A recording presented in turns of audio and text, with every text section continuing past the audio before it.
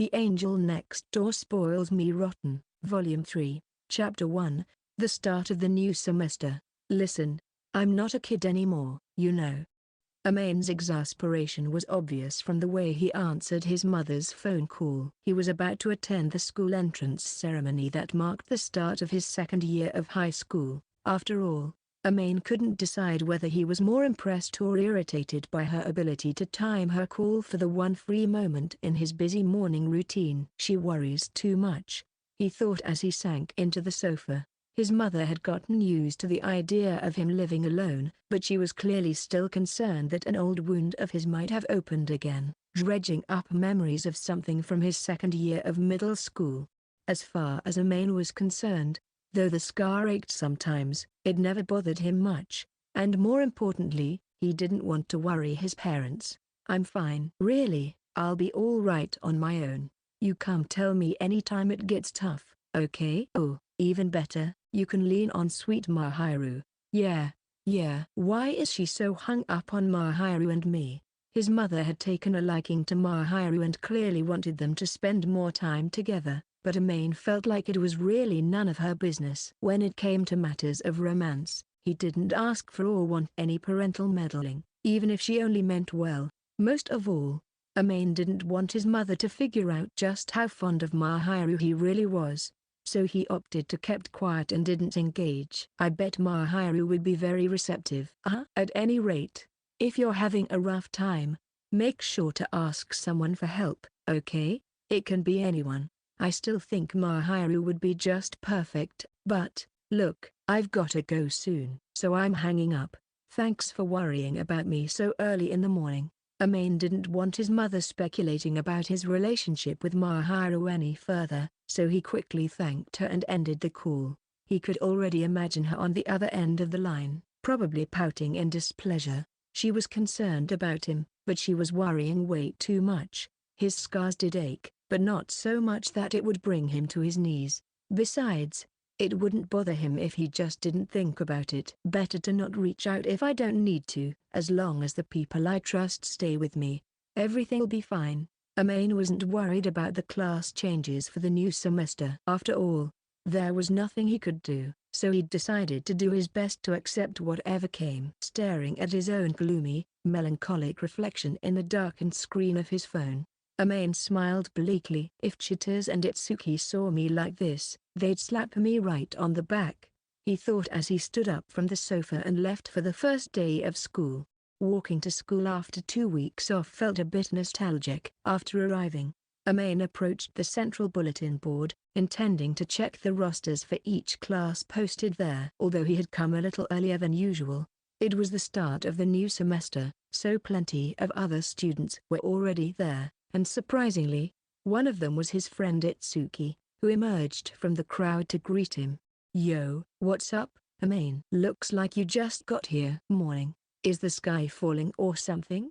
I can't believe you got here before I did." "My dad chased me out of the house," Itsuki replied with a small grin. "He said I should at least be early for the first day." He shrugged, as if there was nothing interesting about it. Itsuki was at odds with his father, as usual. Since meeting Chitters, he didn't seem inclined to do anything his parents wanted. Itsuki's father stubbornly refused to approve of his relationship with Chitters, and ever since then, the two of them never saw eye to eye. Of course, Itsuki's father could be pretty stern. Even before his son had started dating, Amain thought that he was overall an earnest and sensible man, and a decent parent.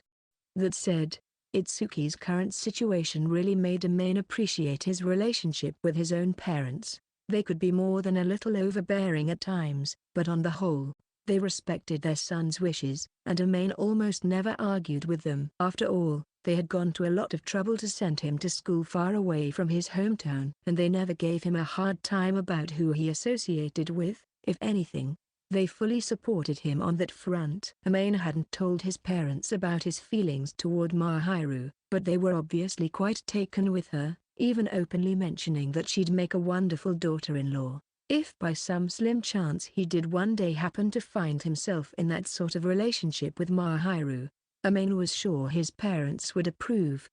Amain was well aware that he was blessed with a loving family, considering Mahiru's situation.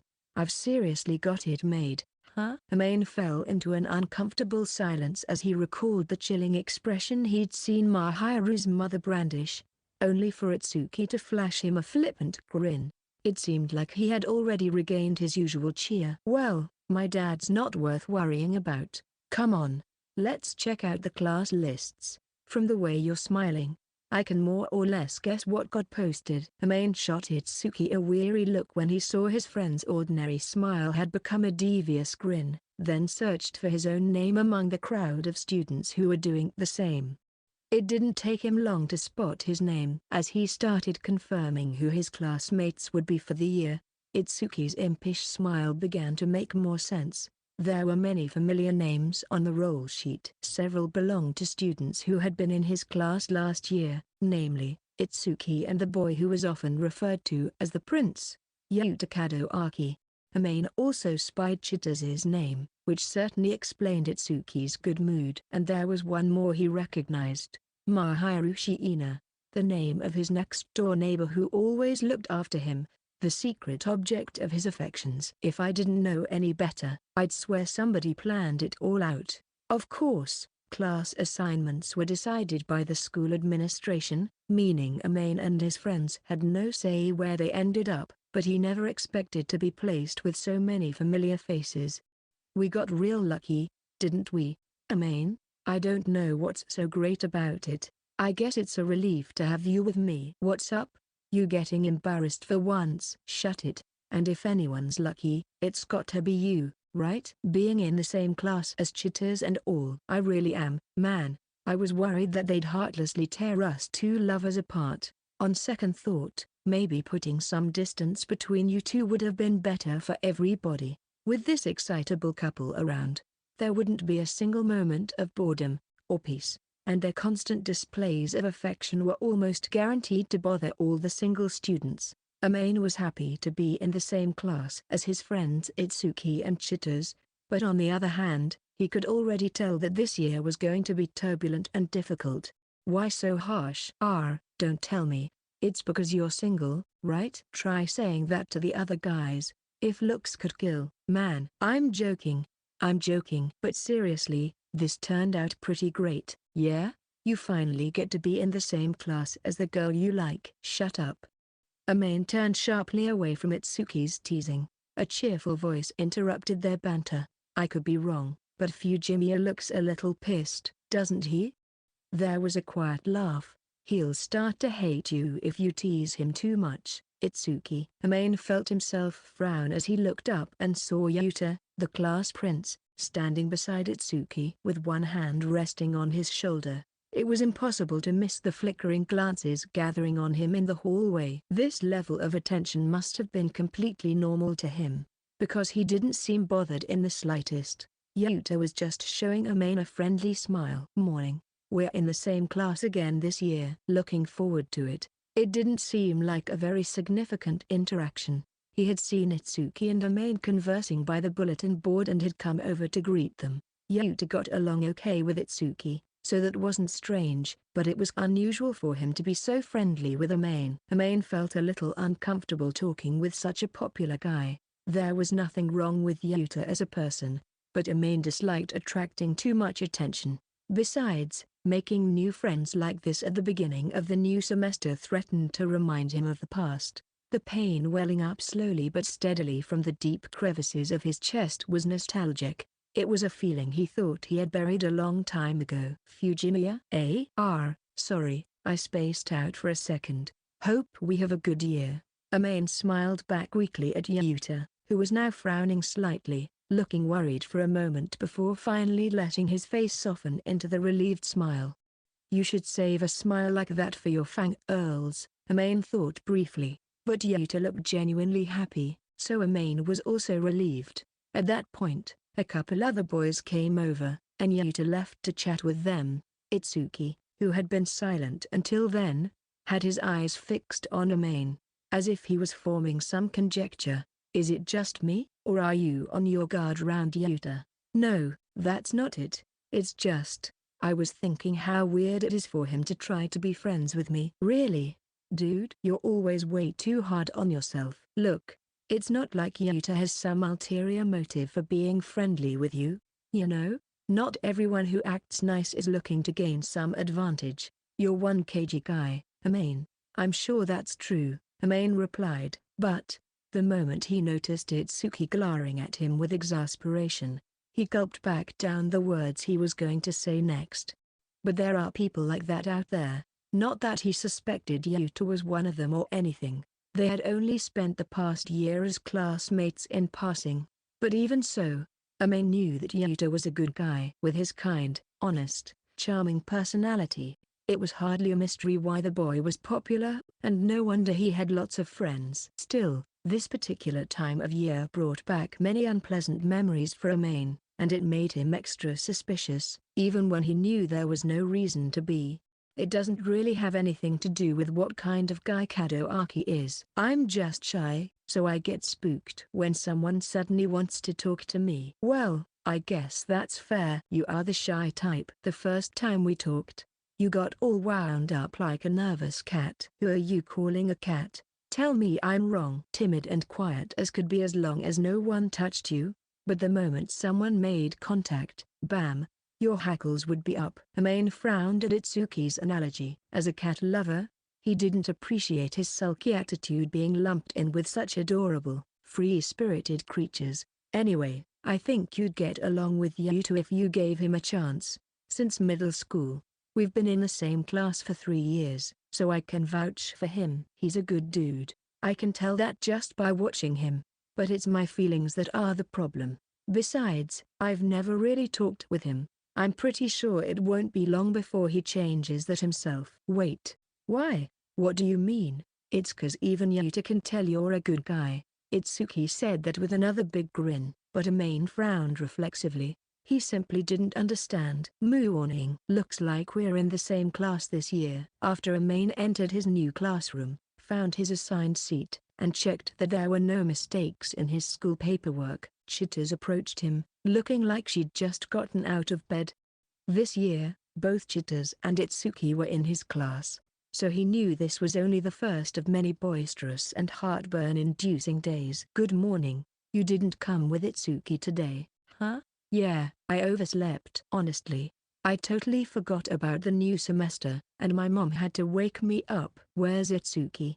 He went to the vending machines a minute ago. Gotcha. Guess I'll message him and ask for a milk tea. Mahiran, we're in the same class this year. I can't wait. Waving her hands excitedly, Chiters, who wasn't bashful around anyone, bounded over to Mahiru, who had just entered the classroom.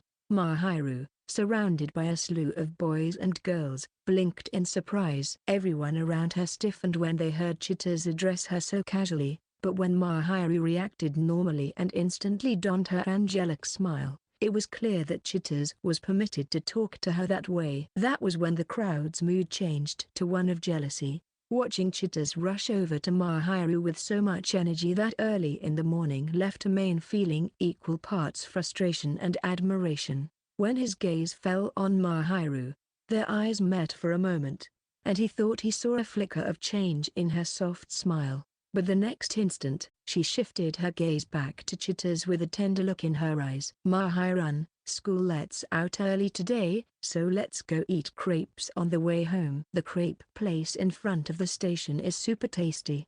That sounds nice. I'd like to go if you really don't mind.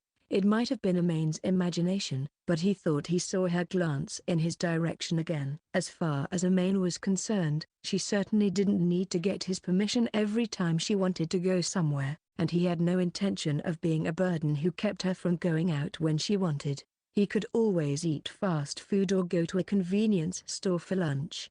Mahiru was cultivating a budding friendship, and Amain was happy for her. Chiters was very good at connecting with people like that, so he hoped they would have fun together, and that she would show Mahiru, who didn't typically hang out with many other people, a good time without wearing her out too much.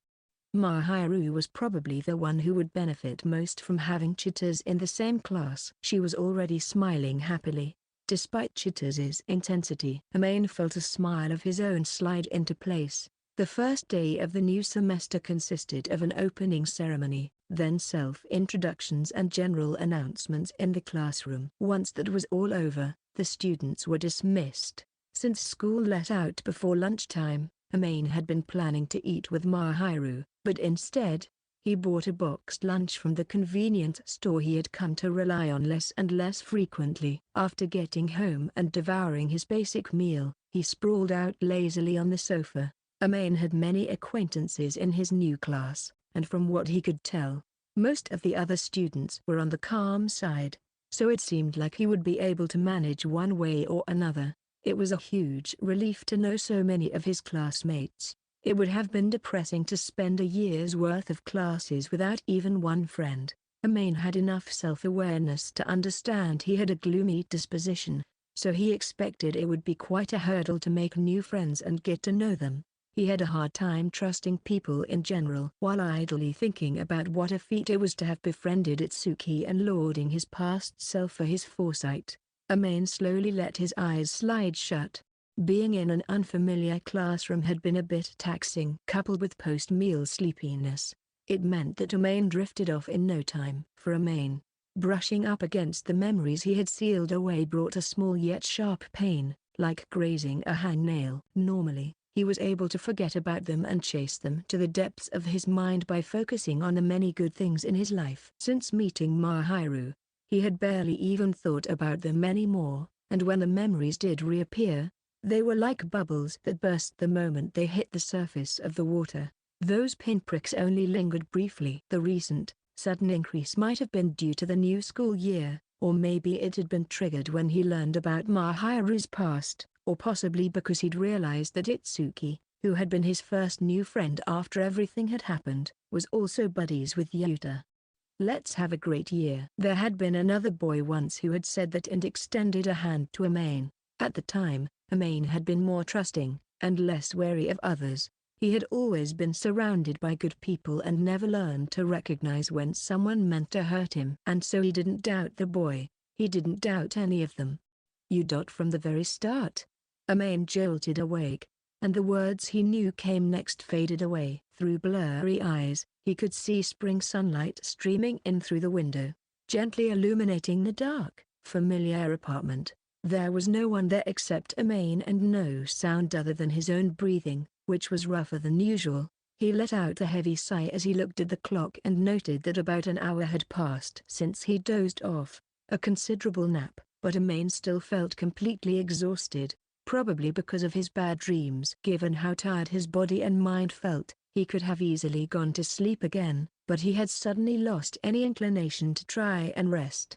"I should at least wash my face and clear my head," hoping that a little fresh water might wash away any lingering dregs of melancholy. Amain headed for the sink. "You don't look so good, Amain." Although he had washed up, the hazy feeling in Amain's chest hadn't cleared up. It had only receded just enough for him to stow it in the depths of his heart and wait to forget about it again. He thought he'd managed to wipe any traces of it from his expression so he wouldn't arouse Mahiru's suspicions, but she was very perceptive and wouldn't be fooled so easily. She had come by after her outing with Chitters, and when they had settled down after dinner, she studied Amain's face and questioned him. "Are you feeling sick?" "No, nothing like that." "Ah, it's just that I took a nap, but I had kind of a bad dream, I guess." "Oh, you had a nightmare?"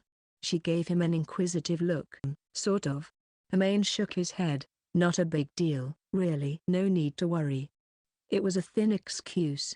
"Mahiru is sharp. She'll leave it at that if it's clear that's what I want. She's the type to let up if she knows I don't want to talk right now." Amain didn't want to shut her out completely, but it was still a sore spot for him, so he kept her at a bit of a distance. He knew Mahiru wouldn't press the issue.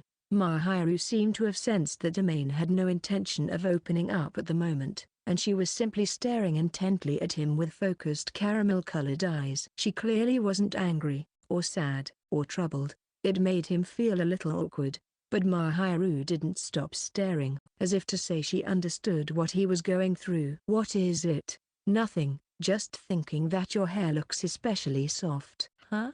He had been on his guard, wondering what she was going to say next, so this sudden non sequitur caught him by surprise.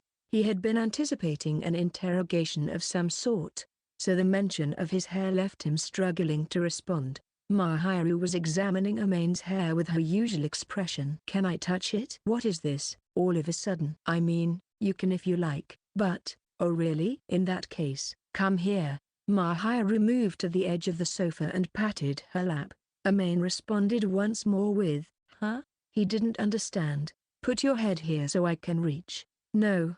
No, no." Mahiru stared quietly at Amane, who shook his head sharply at this incredibly unusual development. Amane was extremely confused as to why she had suddenly proposed such a thing. Mahiru, on the other hand, seemed perfectly calm, which only heightened his confusion. "Is there something wrong with my lap?" "No, that's not." He quickly shook his head when he detected the displeasure in her voice. "The opportunity to rest your head in the lap of the person you like is a rare moment of exceptional good luck." But whether he should simply go along and accept the favor was a different question entirely. No matter how much physical contact they'd had before, laying his head in her lap was a whole new level of intimacy. There was a good chance he would die of embarrassment. Their hug the other day had been urgent and for the sake of soothing and comforting Mahiru, so he hadn't felt too self-conscious then. But this was a whole other matter. "It's fine, just get over here already." No. That's Amane. "Fine." He had been trying to resist, but his willpower crumbled the moment Mahiru called his name with a smile. Her latent powers of persuasion revealed themselves once again as she invitingly smoothed the fabric of her skirt, wiping out all remaining pockets of resistance. "Thank goodness she's wearing a long skirt," he thought from the bottom of his heart as he hesitantly went to lie down on the sofa to rest his head in Mahiru's lap. He had his back to her, looking out over her knees, as he felt the firm softness of her thighs. Her slim legs, lean but still undeniably feminine, supported the weight of his head perfectly. Her lap was at just the right height, and he could smell her faint, sweet scent and feel the heat of her body. The last of his willpower dissolved as she brought a hand down and gently brushed his cheek. "What would you do if I did something really rude while I was down here?" he muttered in a brusque voice, making his final attempt to put up a fight. He heard a quiet laugh. "I guess I would stand right up and then stomp on you." "Sorry I asked." Recently, Mahiru had been a bit more reserved, so hearing her tease him after so long was almost nostalgic. Amane apologized right away, in case the threat was serious. But Mahiru was smiling in amusement at Amane's reaction. "Well, I know you wouldn't do anything like that. You don't seem to have the courage or the energy." He had some complicated feelings about being called a coward so casually, but the truth was that he did not, in fact, have the nerve to try anything because he thought Mahiru would hate him if he did, so she wasn't exactly wrong. "Well, why don't you just relax instead? It'll be easier to reach you if you settle down." Amane didn't have much reason to refuse as she gently ran her white fingers through his black hair, so he kept his mouth shut. She must be worried about me. This was probably Mahiru's way of cheering him up. Amane guessed that she realized he was feeling stressed lately and decided to help him decompress. He wasn't sure why her first thought was that it would be relaxing for him to lie down on her lap like this, but it was actually surprisingly comfortable. So he wasn't going to complain. And his heart wasn't pounding as hard as he'd expected, possibly because he was so worn out. A pleasant drowsiness washed over him. He had no idea it could feel so nice to have someone gently comb their fingers through his hair. It had been a long time since he had been spoiled by someone like this, and he wasn't sure what, if anything, he should do. He could feel himself sinking gradually into a deep sea of happiness and contentment. It probably wouldn't be long before he was on the cusp of sleep. Just as soft slumber was about to completely overtake him, Amane heard Mahiru say, "Well, doesn't the young gentleman have a single thing to say about what it's like to lay his head in a young lady's lap?" His eyes snapped open as he exhaled sharply.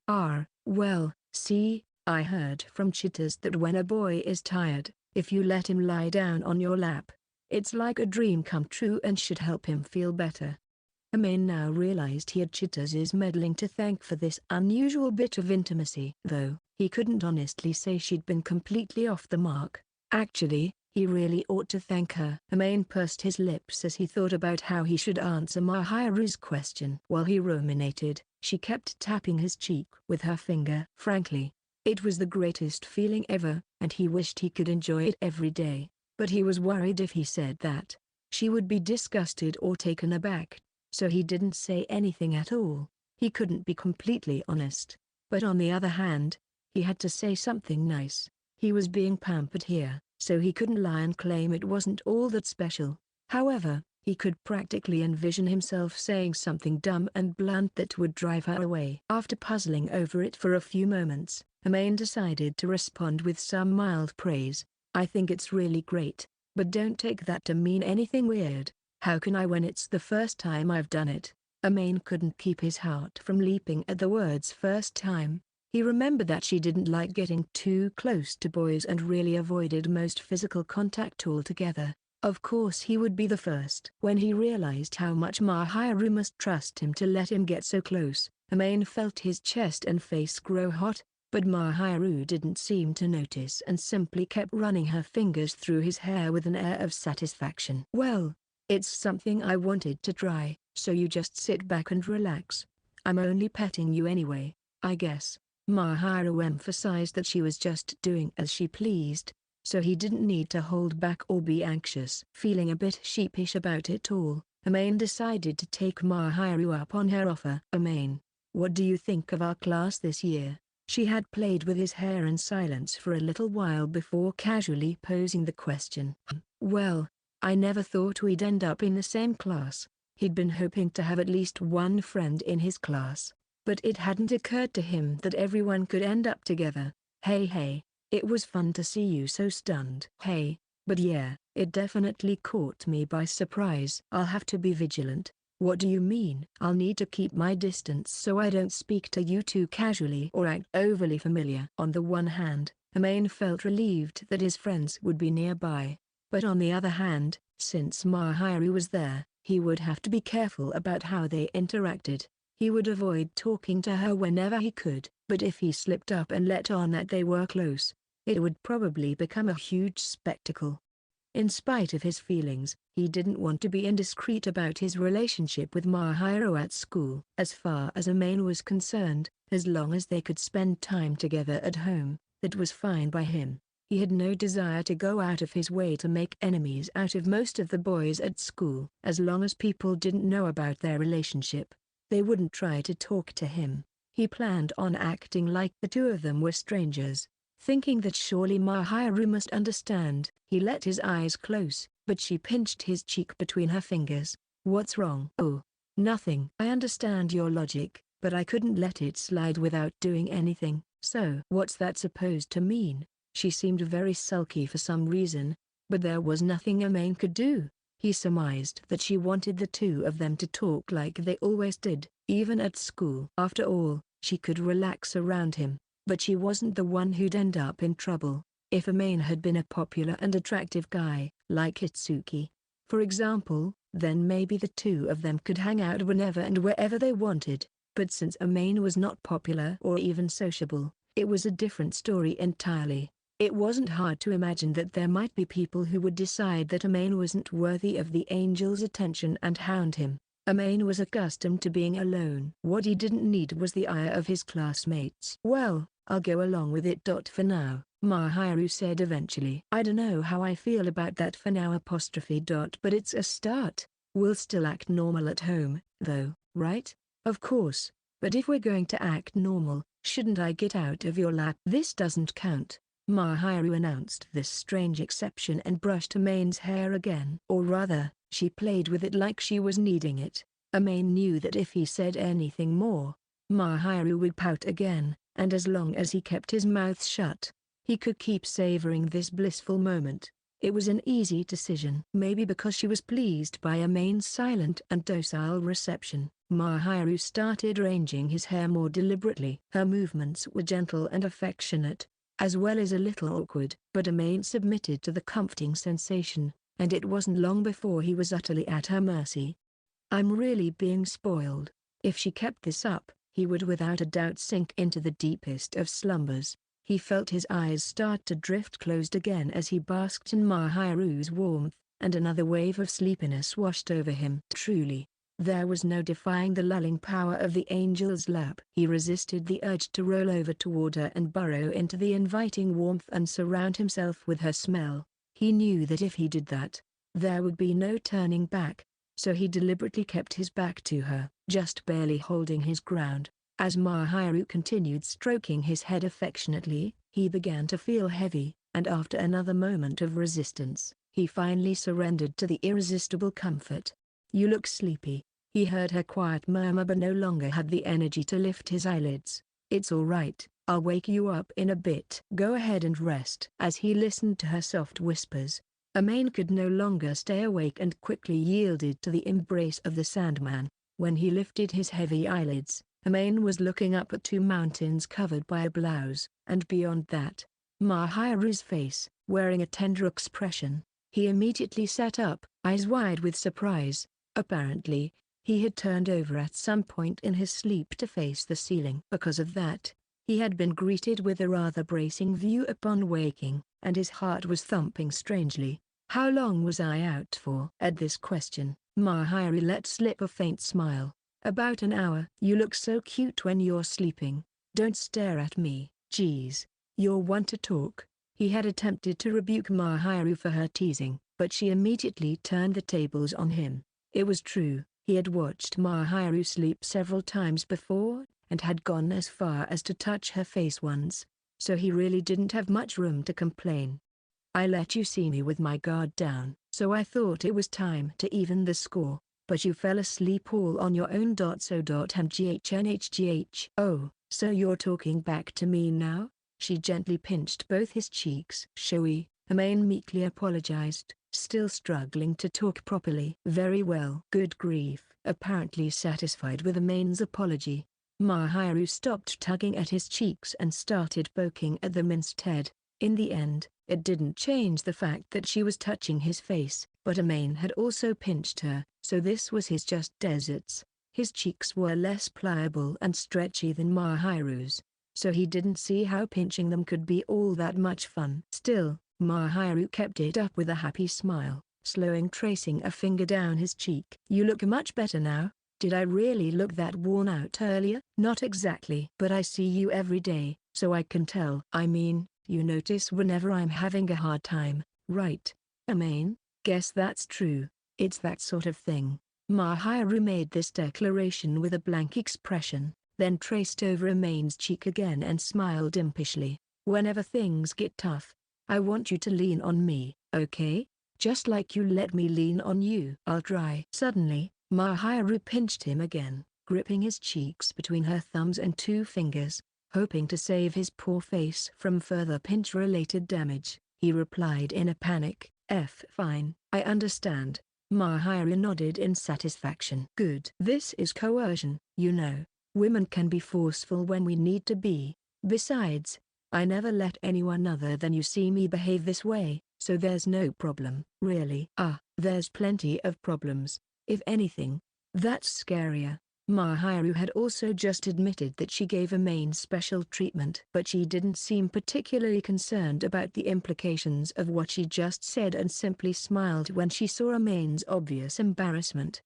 "You dummy," Amain muttered, turning away in a weak attempt to hide his chagrin. Chapter 2, Contact with the Prince. Even though he and Mahiru now had class together, Amain's daily life had hardly changed at all. He diligently attended school like a good student, ate lunch with Itsuki in the cafeteria, and went home afterward because he wasn't in a club. He almost never interacted with Mahiru. Everything was as it should be. One thing that had changed a little bit was that he'd started talking with Yuta more than during their first year. That said, it wasn't Amain's idea. Rather, Yuta often approached him, and Amain did his best to handle the attention despite his obvious confusion. The day of the opening ceremony, he had felt for an instant that the events of the past might be repeating, and that had naturally set him on edge. But Yuta was clearly a different kind of person than his former friend. Amain was still slightly on guard, but that didn't mean he wanted to awkwardly keep Yuta at arm's length, and as they spent time together, Amain began to recognize that Yuta was a cheerful, honest, and compassionate young man. Above all, he had Itsuki's seal of approval, so Amain didn't think he was someone who demanded his suspicion. After attending his first week of school as a second-year high school student, Amain noticed that the pain he had been harboring for so long began to fade. "Hey, are you cool with this?" Sitting across from Amain, Itsuki said that as if he had suddenly remembered to ask. At the moment, they were having lunch in the cafeteria just like they had done since their first year. Sometimes Chitars would join them, but today she was off eating with Mahiru. Amain was glad the two of them got along, even in public. Cool with what? I mean, keeping things as they are with you-know-who. There's no need to go out of my way to talk to her at school. By which I mean, if I speak to her, everyone around us is going to stare and wonder where I got the nerve. It wouldn't do for meek, unfashionable Amain to be seen approaching Mahiru. Dude, she's just itching to talk to you, and it shows. Yeah, I noticed. Mahiru seemed to be doing her best to ignore Amain, but every now and then she would slip up and stare over at him glumly. So far, she'd only done it when nobody else was looking, but Chitars had taken it upon herself to start giving Amain dirty looks on Mahiru's behalf, so it was becoming harder and harder to endure. You need to transform. There's no other way. No way. Dressing up like that is a huge pain. And you know I don't like the attention. Besides, even if the rumors had settled down for the moment, some people had seen him out and about with Mahiru, even if they hadn't recognized him. If people made the connection that Amain was the mystery man, things would probably get so hectic it would derail his whole high school career. Why are you like this? And honestly, you could be so popular. That makes no sense. Amain couldn't imagine changing his hair a little bit and suddenly becoming popular, but Itsuki seemed convinced for some reason. I think you've got the kind of personality that girls want in a boyfriend. You've got a cynical side, but you're also sincere, and you're the type of guy who treats girls well. Isn't that normal? I think there are a lot of guys who can't even do that much. Like, you're the type who can figure out what a girl wants and then make it happen. You don't make a big deal out of it, you just pay attention and then act on what you see. You sound awfully sure about this. If you weren't that type of guy, do you really think that a cautious girl who's always hiding behind a guarded smile would have ever gotten attached to you? When he put it that way, Amain couldn't refute his friend's theory. He bit his lip hard as he mulled it over, and Itsuki laughed. Also, can I say one thing?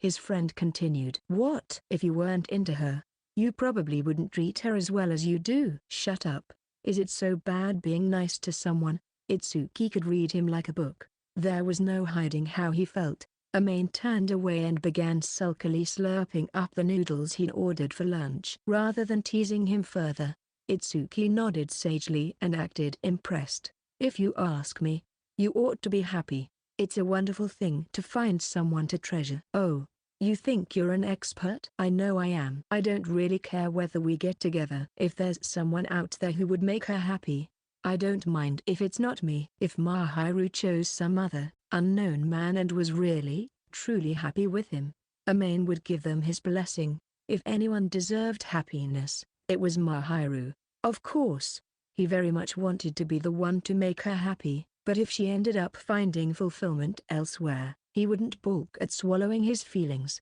You're such a wuss. And you're a jackass. Look, I do want to make her happy. I do, but then just tell her that already. I can't just come out and say it. You moron.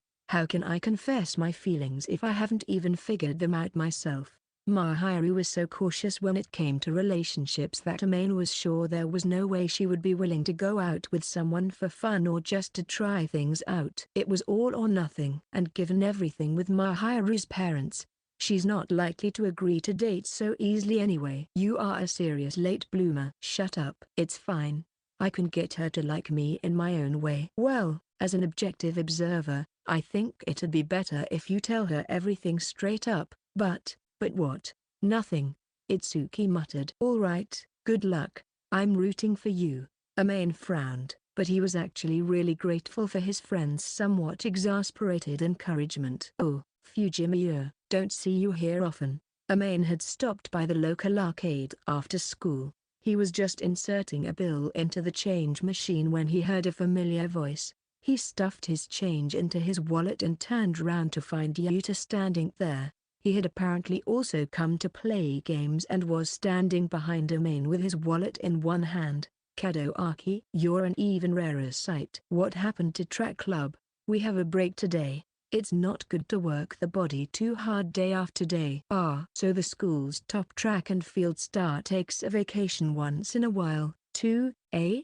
Amain stepped back from the machine, and Yuta inserted his bills and waited for the change. Once he deposited about 2,000 yen worth of coins back in his wallet, Yuta noticed Amain staring at him and smiled. I'm surprised to find you in a place like this, Fujimiya. You don't seem like you would appreciate the noise much. I hit up game centers like everyone else. I just don't like to waste money, so I don't go that often. Well, what did you come for today? I wanted to check out the crane games. I got an order to pick up a stuffed animal. Actually, it was more like Chitters had shown him the new arrivals page of the game center's website and pointed out which ones Mahiru might like. So he had decided to get one as a present for Mahiru, since she had seemed a little down lately. Also, as he had seen in the infamous photo Chitters had sent him, Mahiru's apartment was quite sparse. So he was hoping to win a cute friend for the teddy bear he'd already gotten her. Do you think you can win a stuffed animal? It's kind of my specialty. The crane arms at this particular arcade were stronger than usual, so it was easy to pick up the toys as long as he accounted for the balance and position of the stuffed animals when controlling the crane. It was surprisingly easy to snag a prize. It was actually his mother who had taught him how, way back in elementary school. This one, you see, if you bring the arm down right here, you can get it no problem. And this one is good, too. Just hook the tag with the arm. It was one of many pointless talents that had rubbed off on him. Yuta was giving him an incredulous look, so Amain led his classmate over to the corner crammed with all the crane games. He decided to try his luck on a machine in the new arrivals section filled with stuffed rabbits. Amain casually put a coin in the slot. Judging by the placement of the stuffed animals and the size of the crane arm, a single coin would be enough. Some prizes took a lot of money to win, but one of these stuffed rabbits, a character Amain didn't recognize, should be easy. He aimed the crane at the place where the rabbit's head and body met and skillfully guided the arm into place, catching the head and avoiding the body. As the crane came back up, it brought the prize with it, secured by the head. When he took his hand off the lever, the stuffed rabbit tumbled down the prize chute with a plop. Amain casually pulled it out and turned to show Yuta, who looked impressed. Wow, the crane arms at this game center are strong, and the staff are friendly. So if you get stuck, they'll show you how to win. It's a good place for beginners, too. So that's why Itsuki and the others said this place would be good? I see now. Yuta nodded. By the way, is that a gift for someone in particular? Yeah, someone who takes good care of me. I want to show my appreciation. Well, it's not a lie. I just conveniently left out the fact that I'm talking about Mahiru. It's true she takes care of me, and I am grateful for what she does every day. He also quite simply thought Mahiru would look adorable surrounded by stuffed animals, so his choice of gift was not entirely innocent. You're a really thoughtful guy, Fujimiya, but I knew that already. What do you mean? You knew that? Well, you're sensitive, and you always act like a gentleman. Plus, you help people out without making a big deal of it. Sometimes, I guess. Even if it's only sometimes, you helped me. Like with the bags and stuff, that was a big help. Yuta thanked him again with a bright smile, and Amain felt slightly embarrassed. It really wasn't a big deal, but apparently Yuta still remembered it. Amain usually had shopping bags on hand anyway, and it hadn't been his intention to make Yuta feel indebted to him. Oh yeah, did you eat all that Valentine's chocolate, Kadoaki? Amain asked, trying to move past the awkwardness he felt when confronted with Yuta's overflowing gratitude. Yuta's expression grew cloudy. Can you keep a secret? I only ate the store-bought ones. You didn't eat the handmade ones? The handmade chocolates are, how do I put this? I'm sure there are some girls who can make them well, but they're bad? No. It's just, sometimes they have hairs in them or other things that clearly shouldn't be in there. Are we still talking about chocolate? Finding out that something like that had accidentally gotten mixed in would have been bad enough, but from hearing his voice, Amain suspected that Yuta had discovered intentional adulterations on more than one occasion. He remembered reading somewhere that, long ago, people had believed mixing a part of the body into someone's food could work like a magic charm to make them fall in love. The person who consumed the secret ingredient was supposed to be helpless to resist the effects. I accept the gifts, even if they've got stuff in them, but that used to happen a lot, and I'm still afraid it might happen again, so I tell everyone ahead of time that I won't eat any handmade chocolates. The ones who give them to me anyway. Well, I appreciate the thought behind the present, and I do still pay back every gift. Unfortunately, some of them try to disguise it as store-bought chocolate, but what can you do? And of course, if it happens more than once, I never accept chocolate from that girl again. So, Yuta trailed off, looking sad and lost. Amain couldn't help but feel bad for him. I guess even popular guys have it rough. Meanwhile, everybody is so jealous of me. I feel like I can't complain, but it's not like I want to be popular. Honestly, it's miserable. I'd give it all up if I could. Sounds serious. Amain nodded. I mean, yeah, it's disturbing. Girls give me sweets or food with weird stuff hidden in it, smiling the whole time. It was only reasonable to be apprehensive. Ordinarily, most boys would treasure a girl's handmade food, but for Yuta it was a potential threat. Going through something so awful so many times must have been terrible. Sometimes I think it would be easier if I went out with someone, so the other girls would stop flirting with me. But I'm afraid whoever I picked would end up getting bullied. Jealousy's a scary thing. Yeah.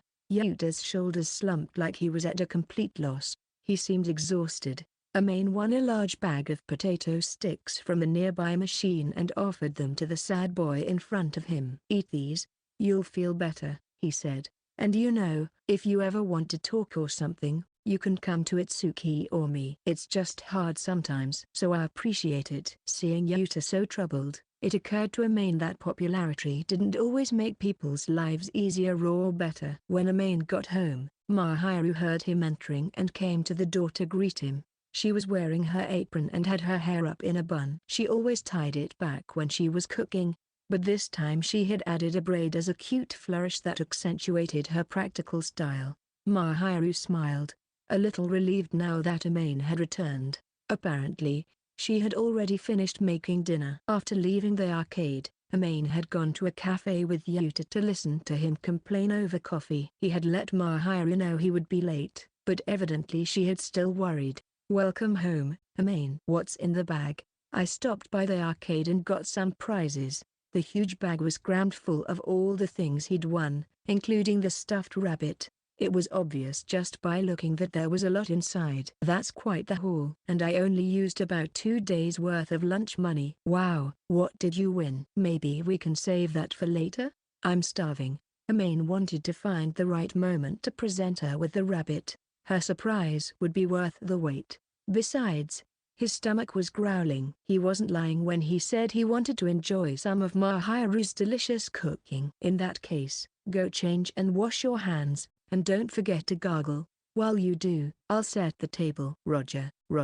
He didn't really need the reminders, but it still made him happy to hear her concern for him. She was maybe even acting a little maternal, but he didn't say that out loud and instead headed to the bathroom as instructed. So what did you bring back that needed such a large bag? The prizes must have been on Mahiru's mind. After dinner, she glanced over at the bag sitting beside the sofa and asked about it again. Stuffed animals. Amain had no intention of hiding it, so he picked up the bag and set it on his lap, then peeled off the tape keeping it closed. Stuffed animals? You like them, right, Mahiru? Why yeah, I do, but I saw a few I thought you might like, so I got them for you. Here. The best prize among the day's winnings had to be the stuffed bunny that was about the same size as the bear he had given her before. It was pretty large, and he had won it with only a single coin, so he decided it was all right to feel a little proud. He pulled out the bunny and set it on Mahiru's knee. where she could get a good view of its white fur and big round eyes. He didn't really know anything about the particular mascot. He had simply picked it out because a bunny seemed like something Mahiru would like. She stared at the stuffed rabbit sitting on her knee. "You don't like rabbits? It's cute. I'm glad." Mahiru wrapped both arms around the stuffed rabbit and squeezed it tight against her cheek, just like she always did with her favorite cushion. For a second, Amain thought about getting out his phone for a picture but ultimately decided against it. She was smiling softly, so he captured the scene with his mental camera and pulled another stuffed animal from the densely packed bag. "There's more. I've got cats and dogs and..." Thanks to the crane arms at that game center being relatively strong, Amain had been able to get most of the prizes for very little money. So he had picked up toy after toy, grabbing any and all he thought Mahiru would like. As he added a beige and white stuffed cat that looked sort of like Mahiru's style and a plush Shiba Inu dog, she looked at him with bewilderment. This many?" I hope they won't be in the way." "No, not at all. I don't have any decorations in my apartment, and they're very cute. I'm happy." "That's great." As he had imagined, Mahiru looked adorable surrounded by a small herd of stuffed animals. She was still hugging the bunny, but she looked back and forth restlessly between the cat and dog, wondering which to hug next. Amain couldn't help but smile, and Mahiru must have noticed him watching her, because her face turned bright red, and she tried to hide behind the stuffed rabbit. The contrast between the rabbit's white fur and her blushing cheeks was striking. Mahiru's eyes, peeking out from the gap between the bunny's ears, were a bit teary, which only made her more adorable. Finally, overcome by embarrassment, she leaned over and buried her face in Amain's shoulder. "Don't grin at me like that. I wasn't. You were. You were smiling, laughing at me for being childish." "That's not why I was smiling. It's because you're cute. So you were smiling after all, weren't you? You got me," he said teasingly, flashing her another big grin. This time, Mahiru slapped his thigh, so he rubbed her head in an attempt to pacify her for the time being. Mahiru seemed to settle down, and when he grinned at her again, he did his best to make sure she didn't notice. "I feel like this is all a trick or something. It's only your imagination." "Well, just for today, I'll play along," Mahiru muttered disapprovingly. Amain decided not to point out that she was still smiling. Looking at the cat that was in Mahiru's lap and the bunny she was holding, he thought she reminded him a little of both of those animals as he continued stroking her hair. Mahiru suddenly sat up. Her cheeks were still flushed, but Amain could see a new tinge of protest in her eyes. "I'm always on the receiving end." Apparently, all the gifts were making her uncomfortable. "I'm just doing what I want to do, so don't worry about it. But I'm always getting things from you.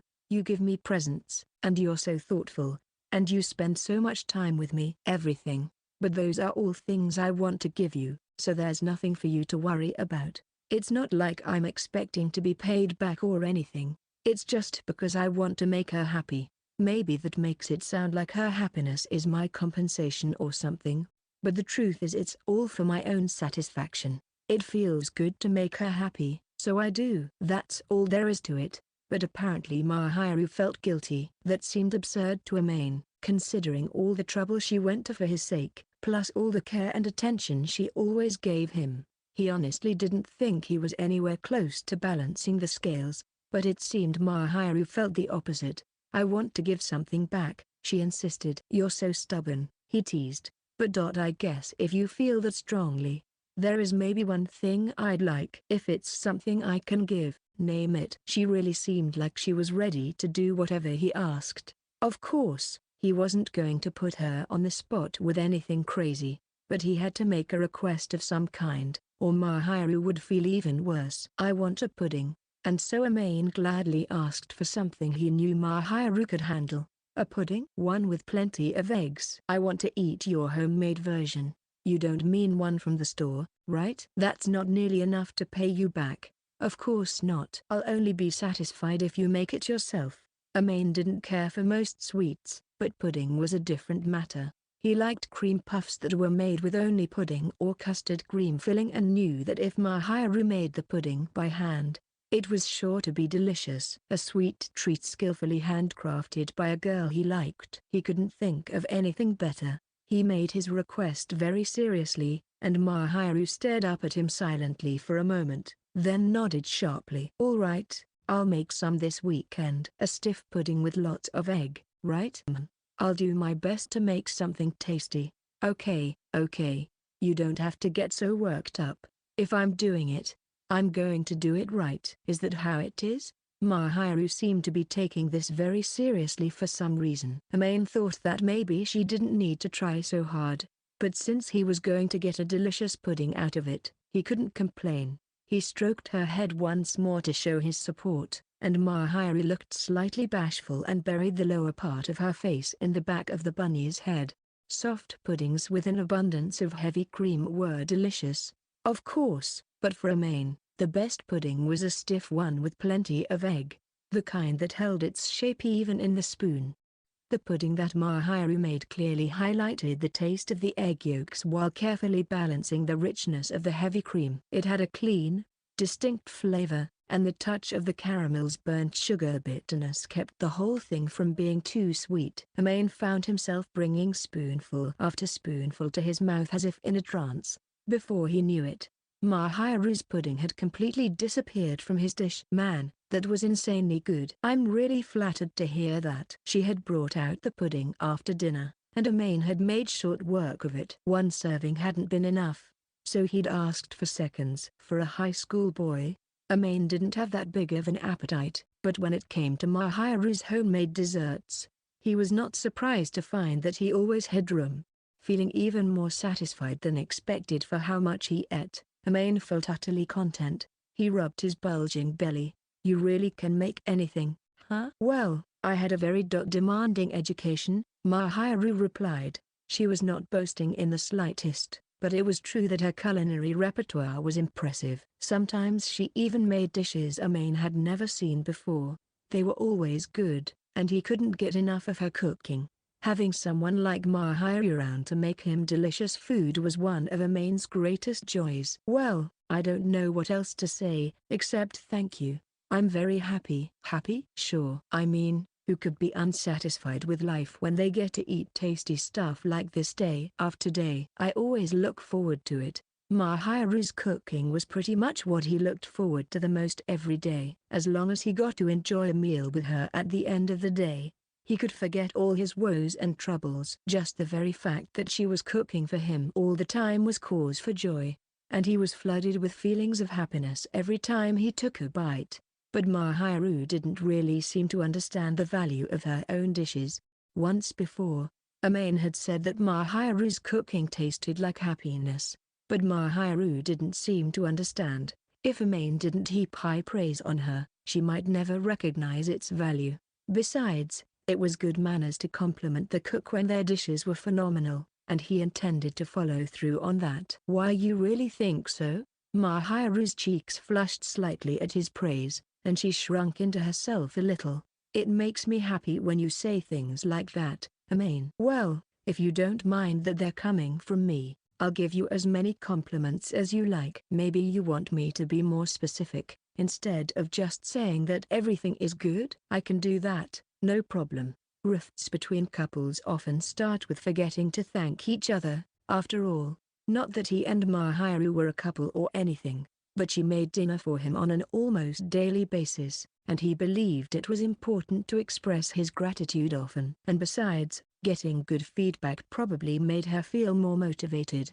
So if she wanted, he was prepared to present detailed notes. But Mahiru shook her head, directly rejecting that idea. Please don't. I'd die if you did." "That's a little extreme, isn't it?"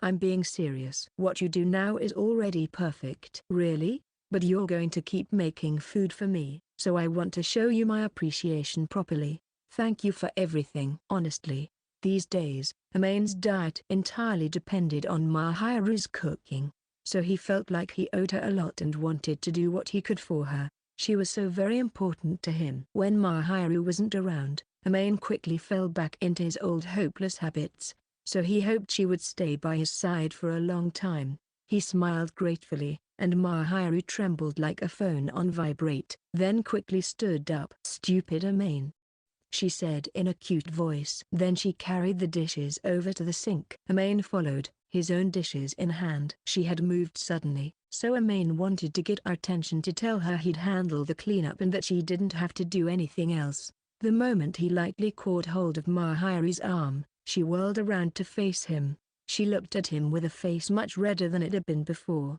She seemed like she really couldn't stand being there a second longer. I'll do the cleanup. You can go hang out on the sofa." "Okay?" He ruffled her hair once and chased her from the kitchen. Groaning softly, Mahiru rushed for the couch and sank into the cushions. Amain was caught off guard by her sudden lack of composure. As he washed the dishes, Amain couldn't get her bashful expression out of his mind. He switched the tap to cold water, hoping to cool his head off a little. Chapter 3, The Angel and an Unwanted Imposition. Their classmates often called Mahiru an angel. Based on how gentle and modest she was, her kind personality, the fact that she was accomplished in both academics and sports, plus her unparalleled beauty, Angel did seem like the appropriate nickname for her. It was no surprise then that she was very popular. During her first year of high school, many boys in many classes had confessed their love for her, and she said that turning them all down was not a point of pride for her, but an annoyance. She did not appreciate strangers approaching her for dates. So as popular as Mahiru was, after about half a year of stubbornly refusing every suitor, she had finally dissuaded the student body. By the time she met Amain, though many boys were undoubtedly still interested in her, the spate of romantic confessions had more or less abated. But that also meant they had not ceased entirely, as Amain came to realize. "Please go out with me." It happened after school, when Mahiru had stopped by the library to return a book before heading home. The library room wasn't in Building 1, where their classroom was, but in Building 2, meaning she had to walk through a connecting corridor to get there. Building 2 was basically full of classrooms, and it was deserted after school let out, save for the occasional student heading for a club meeting. Accordingly, there was very little pedestrian traffic, and it was quiet, so the boy's request was perfectly audible. When Amain heard the voice coming from below him as he walked down the connecting corridor on the second floor, he tried to step lightly. He wasn't one to stick his nose in strangers' love affairs. Those were private matters, and he didn't have much interest in other people's romances anyway. So not wanting to eavesdrop, Amain tried to briskly move along without making any noise. "I'm so sorry, but I have to turn you down." However, after hearing a very familiar voice, his body immediately went rigid despite his best intentions. It was a gentle, soft voice that was usually very pleasant, but it had an unmistakable edge to it now. Even though he knew he shouldn't, Amain crept to a nearby window and peeked over the lip. There on the first floor were Mahiru and a male student who might have been a classmate. Luckily, neither of them seemed to have noticed him. The boy had his back to Amain, so his expression wasn't visible, but Mahiru was looking at her suitor calmly. The graceful face of the class's angel was contorted into a somewhat apologetic expression, showing she had no intention of accepting his offer. "Why? I don't know you. I'm very sorry, but I cannot return your feelings. We can get to know each other once we're going out. I think that dating is something people should do after they've already built a relationship of mutual trust and affection. I'm not interested in going out with someone on a whim. A shallow relationship like that would only do a disservice to everyone involved." Mahiru had never appreciated shows of affection from boys, especially boys she didn't really know, and considering her home environment, the thought of dating a stranger probably made her very uncomfortable. So she was obviously not going to easily agree to go out with anybody who bothered to ask her. Mahiru's voice was gentle, but her refusal was firm. There was nothing more to discuss, so she nodded once and turned to leave. But the would-be suitor grabbed her hand. Mahiru's lovely voice came out in a small cry of distress. She turned around, frowning nervously. "Excuse me. This is not okay." It seemed like she found his grip on her hand painful. "Sorry, but I can't just give up. I am not going to go out with you. Now please, let me go." Though she spoke more forcefully this time, and with an undeniably disapproving expression, Mahiru nevertheless maintained her angelic composure to the very end. Still, the boy pressed her once more as he continued tugging on her hand. Now Mahiru looked frightened, afraid of what the boy might do next. Amain decided he couldn't let this go on any longer.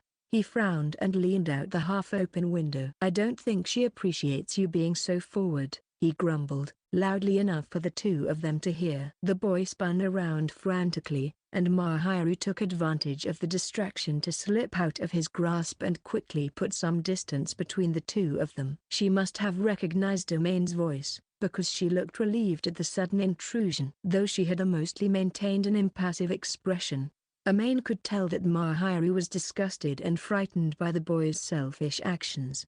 This must really bother her. Amain glared at her boorish suitor with a mixture of anger and disgust. Understandably, the other boy's expression stiffened, which Amain took as a sign of a guilty conscience. "Sorry, I wasn't trying to eavesdrop, but I just happened to be passing through and saw you two were having some kind of trouble, that's all. Plus, it sounded like Shiina was in pain." Amain gestured to Mahiru, who was rubbing her hand where the boy had grabbed her. "Are you really hurt?" the boy asked, looking even more unwell. "You were awfully rough when you grabbed me. And anyway, it's wrong to touch a girl without her permission." Mahiru had regained her composure. Rather than just angry, her voice was icy cold. "So she says." Amain nodded. "You should watch it." The male student bit his lip hard. "Sorry" was all he said before hurrying away, relieved that the other boy had finally run off. Amain turned toward Mahiru. She smiled at him faintly, still defensively clutching her hand to her chest. Seeing that made his heart ache, and he almost wanted to reach out to her, but they were still in school, so Amain couldn't carelessly make contact. Mahiru must have understood that. She bowed sharply and turned to walk away. Somehow, she looked even more delicate than usual, but all Amain could do was anxiously watch her go. "Thanks for earlier." That was the first thing Mahiru said to Amain once they'd gotten home. She was wearing a troubled smile. Mahiru must have been thinking about the incident, too. She sat down on the sofa next to Amain, looking a little tired, and leaned back on the cushions. Normally, Mahiru sat up very straight and proper. She must have been feeling a bit worn out. "Honestly, I was wondering whether I might have overstepped," Amain confessed. "No, you saved me." He wouldn't let go, even when I asked him to. "Everyone knows I've never accepted a love confession, and most guys seem to understand when I turn them down, so they give up very quickly, but he was different." Amain didn't know how many dozens of boys had told her they loved her, but it sounded like a considerable number. Nonetheless, Mahiru had never accepted a proposal. It occurred to Amain that if she ever did start dating someone, their time together would definitely come to an end. "You really are popular, huh?" "Well, I suppose I am. Though it's not something that makes me happy." Typical of Mahiru to openly acknowledge it as fact and then clearly express her true feelings on the matter. "I appreciate that they feel affection toward me, but the sheer number of times this has happened is alarming." Mahiru muttered something else in a somewhat apologetic tone about not knowing how to manage all those expectations, and Amain realized she must have to deal with this kind of thing a lot. Amain didn't interact much with Mahiru in school. Whenever he thought about her, he inevitably looked at her, so he was deliberately trying to limit those incidents whenever possible. That was partly why he had no idea how often she had to field these romantic appeals. "And I'm sure you always graciously and candidly decline, eh?" "Well, if someone comes to me to earnestly express their feelings, of course I'm going to hear them out before I turn them away. It would be rude just to ignore them, after all. Though I don't think all of them are equally serious about their feelings, you know." "Oh yeah? Absolutely. There are some boys who confess their feelings knowing that I'll turn them down, like it's all some kind of twisted game. Others just like the way I look and want me for a trophy. I have no intention of entertaining something so superficial. Of course, I'm surprised there are guys who can muster up the will to confess with such flimsy reasons." He had serious doubts about the first group of guys, and when it came to the second group, well, Amain had always believed that a relationship had to be a serious thing. If someone was going to confess their love, they ought to really mean it, and he wasn't even sure he considered such superficial feelings love at all. Well, I politely send those guys away. Just like all the others. I can't accept any of their proposals on a fundamental level. It's just not possible.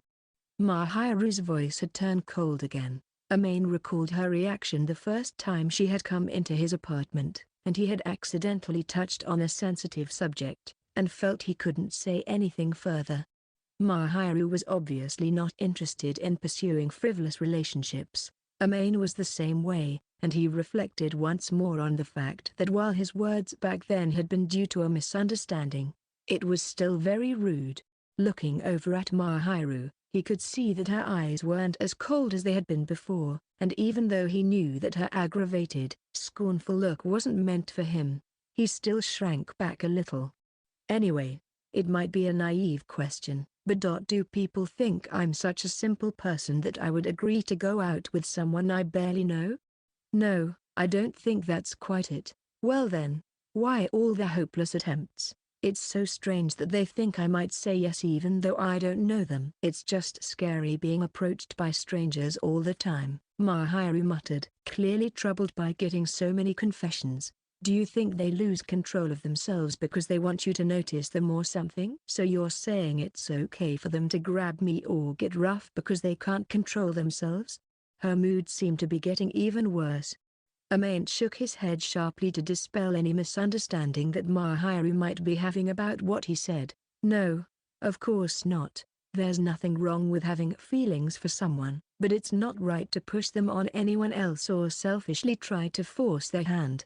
I'm definitely not trying to defend what that guy did. If anything, I'm angry about it.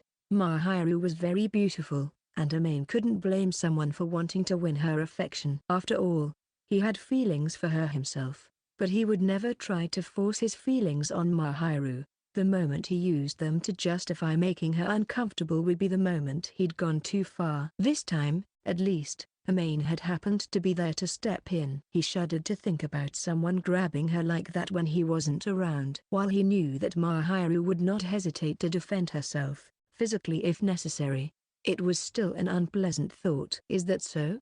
Mahiru asked. 100%. Amain replied. It was awful of him to try to force himself on you like that. Weren't you scared? I was a little scared, but if he had tried to hurt me at all, I was going to kick him right in the crotch with all my strength. Just as he suspected, Mahiru would not have hesitated to retaliate with force. If she was being threatened, anyone would understand it if she defended herself. I think they would have taken care of it, Amain said. Got to admit, just thinking about it makes me a little nervous. Not that I would do anything like that to you, Amain. Well, I hope I never give you any reason to. His parents would disown him if he ever tried something like that, and it was against his own principles to begin with. Forcing oneself on a girl would be a disgrace to all men. Amain thought he had made his position on the matter clear, but Mahiru was intently watching him with a hint of exasperation. Of course you wouldn't. Not Amain, the perfect gentleman. Why do I get the feeling that you're angry at me? Oh, no, I'm just complimenting you. The look in your eyes doesn't seem very approving. Why, you must be imagining things. Both her tone of voice and the look in her eyes were far from amicable. Rather, she seemed dissatisfied. What she was saying and the way she was saying it didn't match, and Amain couldn't figure out what she really meant. His eyes darted nervously around the room as he squirmed under her gaze. Mahiru smiled slightly, as if to say that his discomfort was unavoidable. Well, when it comes to respecting a girl's space, you're perfect, Amain, but you do have one weakness, you know. And what might that be? A weakness to me, am I right? Startled by her sudden impish smile, Amain averted his eyes, but Mahiru didn't seem to notice his discomfort and leaned against him a little bit. She didn't seem to notice his heart threatening to leap out of his chest, either. It might sound a bit presumptuous, but popularity really is its own problem, you know? Mahiru muttered in a hoarse voice. She sounded truly troubled. I'm aware that, physically at least, I'm more attractive than most people. So things like this happen a lot, and I'm tired of it. Sounds tough. It is. Oh, I'm sure there are some girls who might say it would be a wonderful problem to have, but honestly, I wish I didn't have to deal with strangers constantly confessing their love to me and then getting moody when I turn them down, or even worse, latching onto me or flying into a rage. Even at the best of times, it gets exhausting having to reject so many advances, and I feel guilty when I turn them down, too. Mahiru had no mercy for anyone she decided was her enemy. At the same time, she was fundamentally a virtuous and sensible girl and generally treated everyone she met kindly. I don't think it's any joking matter to be in danger just by being myself, Mahiru muttered. It's not like I worked so hard to improve myself simply to be somebody's accessory. Mahiru sighed audibly. She sounded truly fed up and exhausted. Popularity certainly came with its own set of hardships. Amain reached out and gently stroked her hair.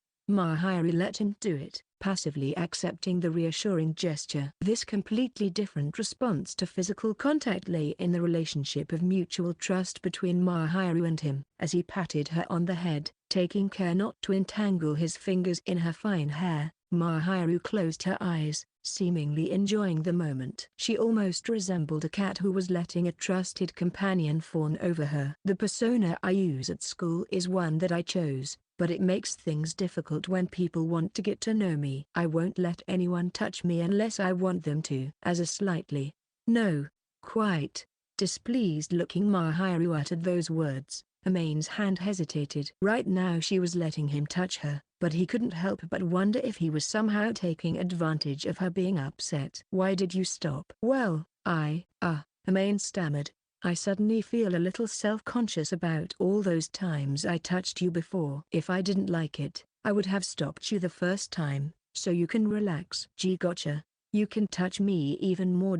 If you want. She peered up at Amain and smiled gently, and in her eyes he could see trust and a glimmer of anticipation. Amain gulped. He didn't know how to reply. I'm just joking. Mahiru's expression returned to normal, and she giggled. Her gaze dropped. But please keep holding my hand. What happened today was a little unnerving. Amain wasn't sure how to respond to her quiet words or to the heart-wrenching distress he could sense welling up inside her. So he just bit his lip and took her hand. Mahiru's fingers were elegant and dainty. As he traced his fingers over hers, he could feel that they were soft but strong, with a slight callus where her pen usually rested. They were not weak in the slightest, but he also didn't think they were strong enough to fight off a high school boy. Amain wasn't sure whether she hadn't been trying to shake him off or wasn't able to. Either way, she had obviously been rattled by what happened. Amain gently rubbed and massaged her hand, trying to help relax the fear that was coiled up inside her. Mahiru smiled, looking a bit better. It's strange, when you touch me, all I feel is comfort. Part of me wishes you'd retained a bit of that caution you had when we first. He looked into Mahiru's eyes, asking silently if it was really all right to let him touch her like this, and she answered with a beautiful smile. Oh, you're not satisfied with our current relationship? It's not that I'm not satisfied. But, how do I put this? If I wasn't all right with it, I wouldn't be hanging around inside your apartment in the first place, and I wouldn't be letting you touch me. I also never would have allowed you to rest in my lap. You probably shouldn't have let me do that. Even though you thoroughly enjoyed yourself, it was hard for Amain to argue that particular point. He had happily laid his head down on Mahiru's thighs and fallen into a deep sleep, so his insistence that they not do it again rang a bit hollow. Even if Mahiru had been the one to propose it, he'd eagerly gone along with the idea in the end. And so when Amain replied by averting his eyes somewhat and saying that was that, and this is this, he received an amused laugh. Ha ha. Very convenient. I'll have to remember to use that one later. But please relax, alright? I'll let you lay your head in my lap anytime you're tired. I think I'll refrain. Amain knew if he let himself get accustomed to such a wonderful experience, he'd never be able to go back to being on his own.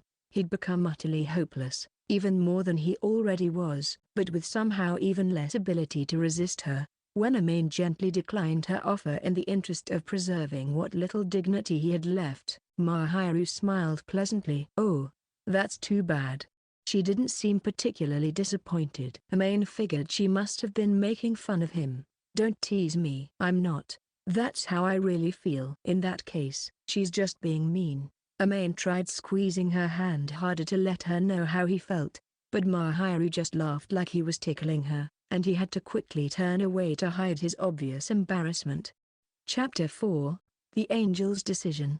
Itsuki, Fujimiya. Let's eat together. It was lunchtime at school, and Amain was on his way to get lunch with Itsuki as usual, when a voice he had recently gotten used to hearing called out to him. As expected, it was Yuta Kadoaki, one hand waving in the air, exuding his bright and amiable smile as always. Normally, Yuta ate lunch with other friends, but apparently today was different. As he approached them, wallet in hand, Yuta had been speaking to them more frequently since they started their second year. But they still weren't especially close or anything. But thanks to Amain listening to Yuta's troubles the other day, an affinity had grown between them, and more importantly, Amain had realized that Yuta was actually a pretty nice guy. In fact, he kind of reminded Amain of Itsuki. It's fine with me, Amain said. Well, you don't mind, do you, Itsuki? Why do you assume I won't mind? I mean, I won't. But, then it's all good, right? Yeah. It's cool. Like, this guy here might have been sorta suspicious of you for no good reason, but he warmed up to you pretty quick. And looks like you've gotten pretty attached to Amain, too, Yuta. Attached? Amain muttered. He's not a dog, but Yuta is kinda like a dog. He's the type where, once you win his trust, he'll always stay close by. Wagging his tail off. He's like, what's the breed? Like a golden retriever. You geese shouldn't call people dogs right to their faces, Yuta scolded, but sure enough, once Amain pictured him as a golden retriever, he couldn't help but laugh. Yuta noticed Amain's shoulders shaking with mirth and made a sour face, but Amain could tell that the teasing didn't really bother him. Don't laugh, Fujimiya. Haha, sorry, Amain was thinking the same thing. I knew it. I mean, it was a pretty accurate description. Oh come on, not you too, Fujimiya. Look here, I only wanted to be your friend because I thought you were a decent guy, you know? Well, I guess it's a good thing Amain is finally getting a little recognition, Itsuki said. Anyway, come on, have a seat. Geez, who do you think you are? Amain retorted, slapping Itsuki playfully. Kadoaki obediently sauntered over, and when he made eye contact with Amain, he broke into a beaming smile. If he had pointed that smile at any girl, she would have been out cold. Amain smiled dryly back. Can I ask you something? He asked. Do you really want to be my friend? Amain inquired. I mean, I can't really imagine what you'd get out of it, you know? He hadn't intended to say such a thing, but it slipped out of his mouth before he could stop it. Yuta was almost certainly trying to be Amain's friend because he liked him, but Amain's memories of what had happened in the past might have been clouding his perception. Yuta looked puzzled by Amain's question. You don't hang out with your friends because of what you could gain or lose, do you? I guess not, but...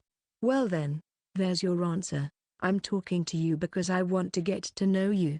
Yuta's smile was like a bright sunny day. Amain squinted at how dazzling it was.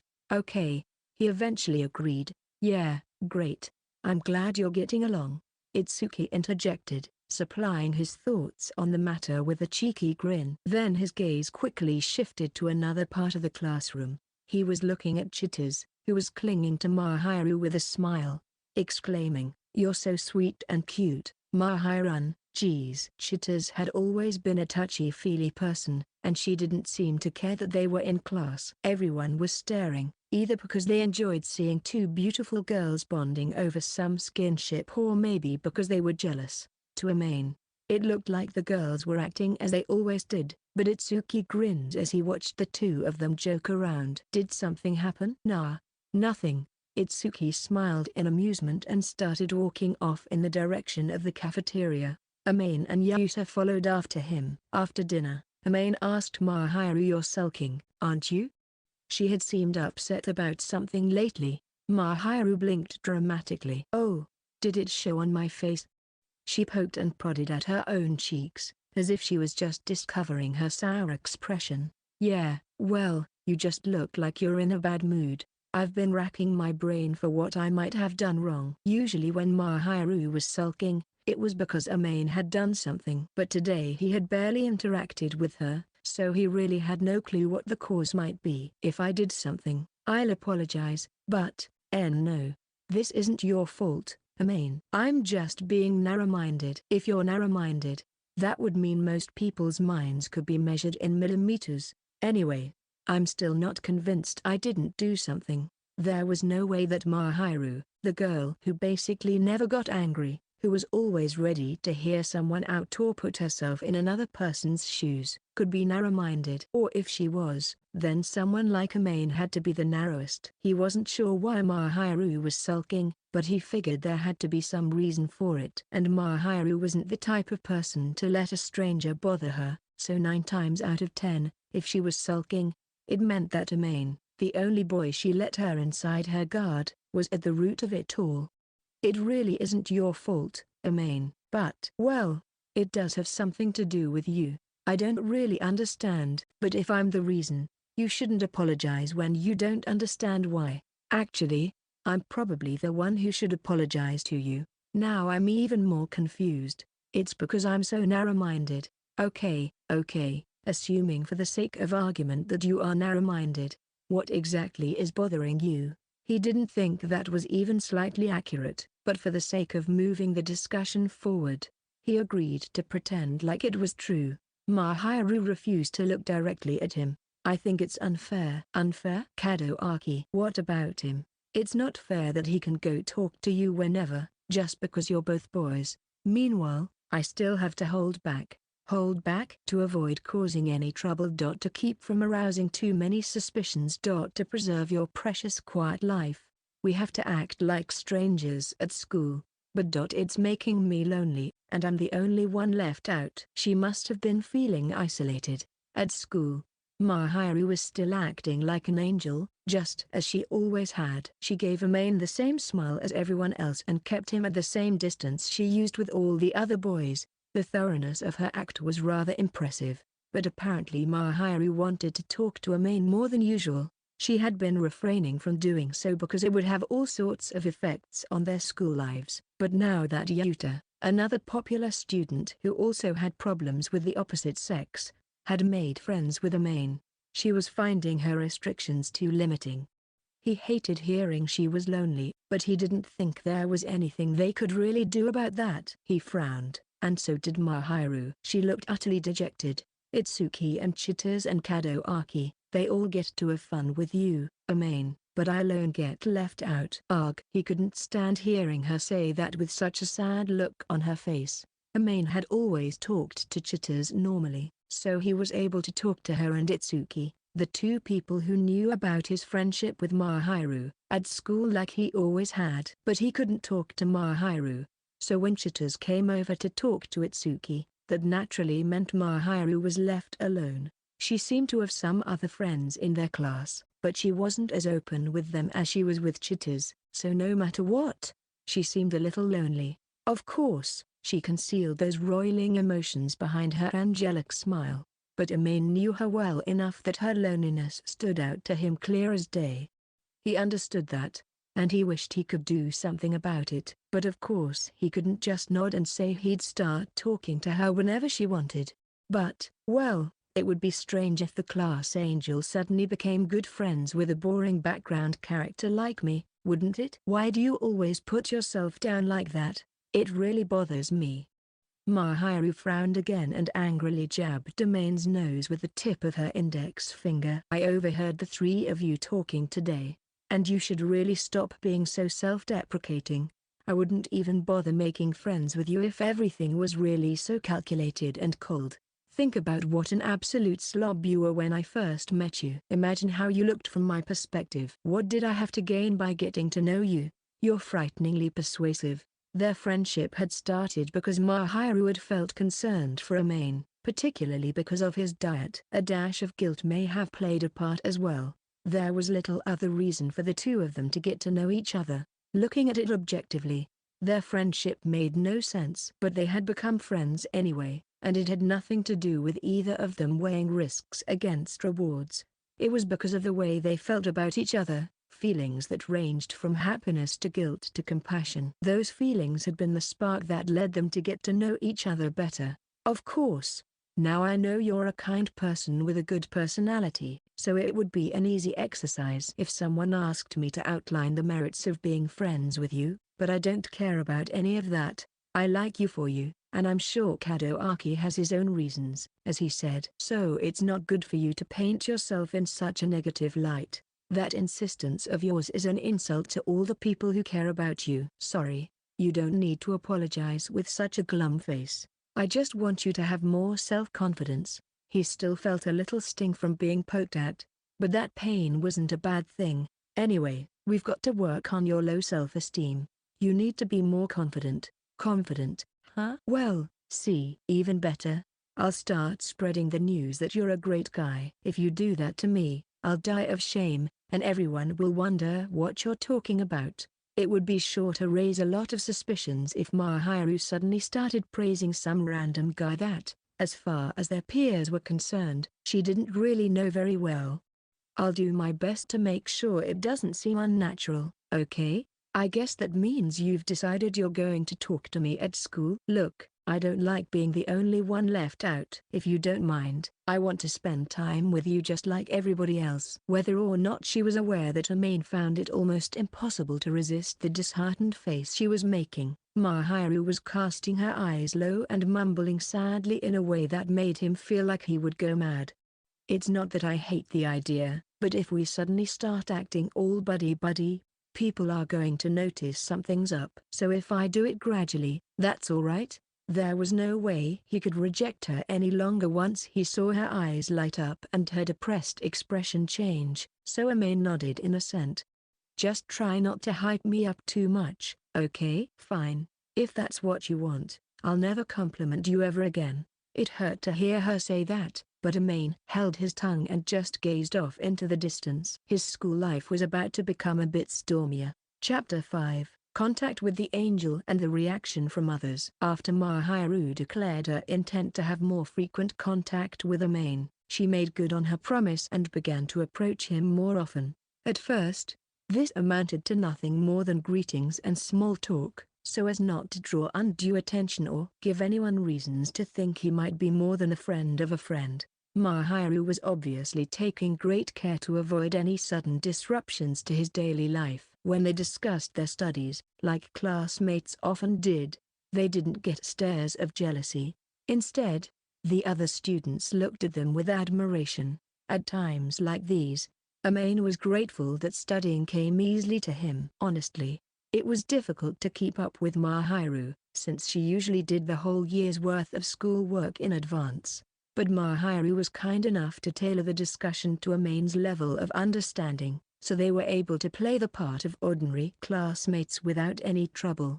It also helped that Chitose and Itsuki, and sometimes even Yuta, were usually with them. In the way that all people ease into gradual change, Amain got used to having light conversations with Mahiru about daily life or their mutual friends or their classes, and any looks of jealousy that might have been directed at him from other boys faded into the background. Only the boys in love with Mahiru continued giving him sharp glares. Why Fujimiya? Amain was in his seat in the classroom, staring at his textbooks, when he happened to overhear some boys sitting near him whispering in resentful tones. Until just a moment ago, Amain had been discussing the previous class's homework with Mahiru, and apparently the boys had spotted them. As for why Mahiru had chosen to have that discussion with Amain, it was because there simply weren't that many people who could keep up with her on that topic. Chitose, her closest friend, never prepared for class, so there was no way she really understood everything they were supposed to be learning right now. Chitose's boyfriend, Itsuki, was the same, and so when it came to academic topics, it was easier to talk to Amain. He'd always had an easy time with schoolwork, and now that he had Mahiru's guidance, he'd become an even better student than before. This was the power of Mahiru the Angel. What do you mean, why me? Amain answered loudly. I happen to be able to follow along with what she's talking about. It's not like we were having some hot and heavy conversation over here. When it came to interactions with Mahiru at school, there was some occasional small talk, but it was mostly about their studies. Mahiru seemed to be taking her time approaching him, so no one would suspect anything, and was careful not to talk about anything normal classmates wouldn't share. Rather, they had been having conversations befitting exemplary students, serious conversations that left no room for doubt. I guess that's probably true, but if you've got a problem with it, you guys should get to studying and come join the discussion, Amain continued. Having you guys look at me all jealous is a real pain. Studying is what we're here to do. Huh, no way. I don't get that stuff. I already have no idea what you two were even talking about.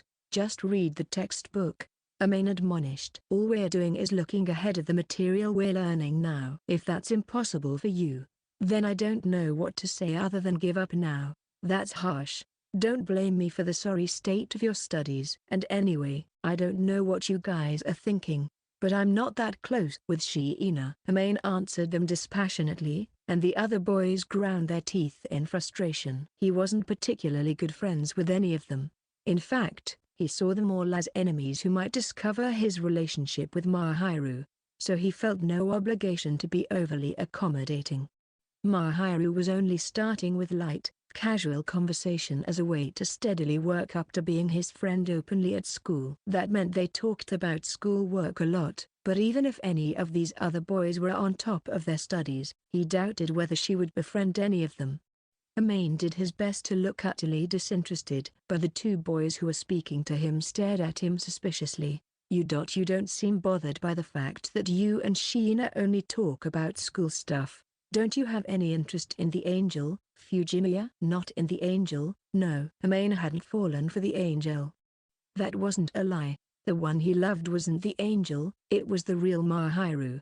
The side of her she only let him see. He loved the Mahiru who could be infuriatingly stubborn and sarcastic but was also tender-hearted and shy, the one who tended to indulge him, who had a penchant for feeling lonely, and who sometimes looked so fragile he worried she might break into a million pieces.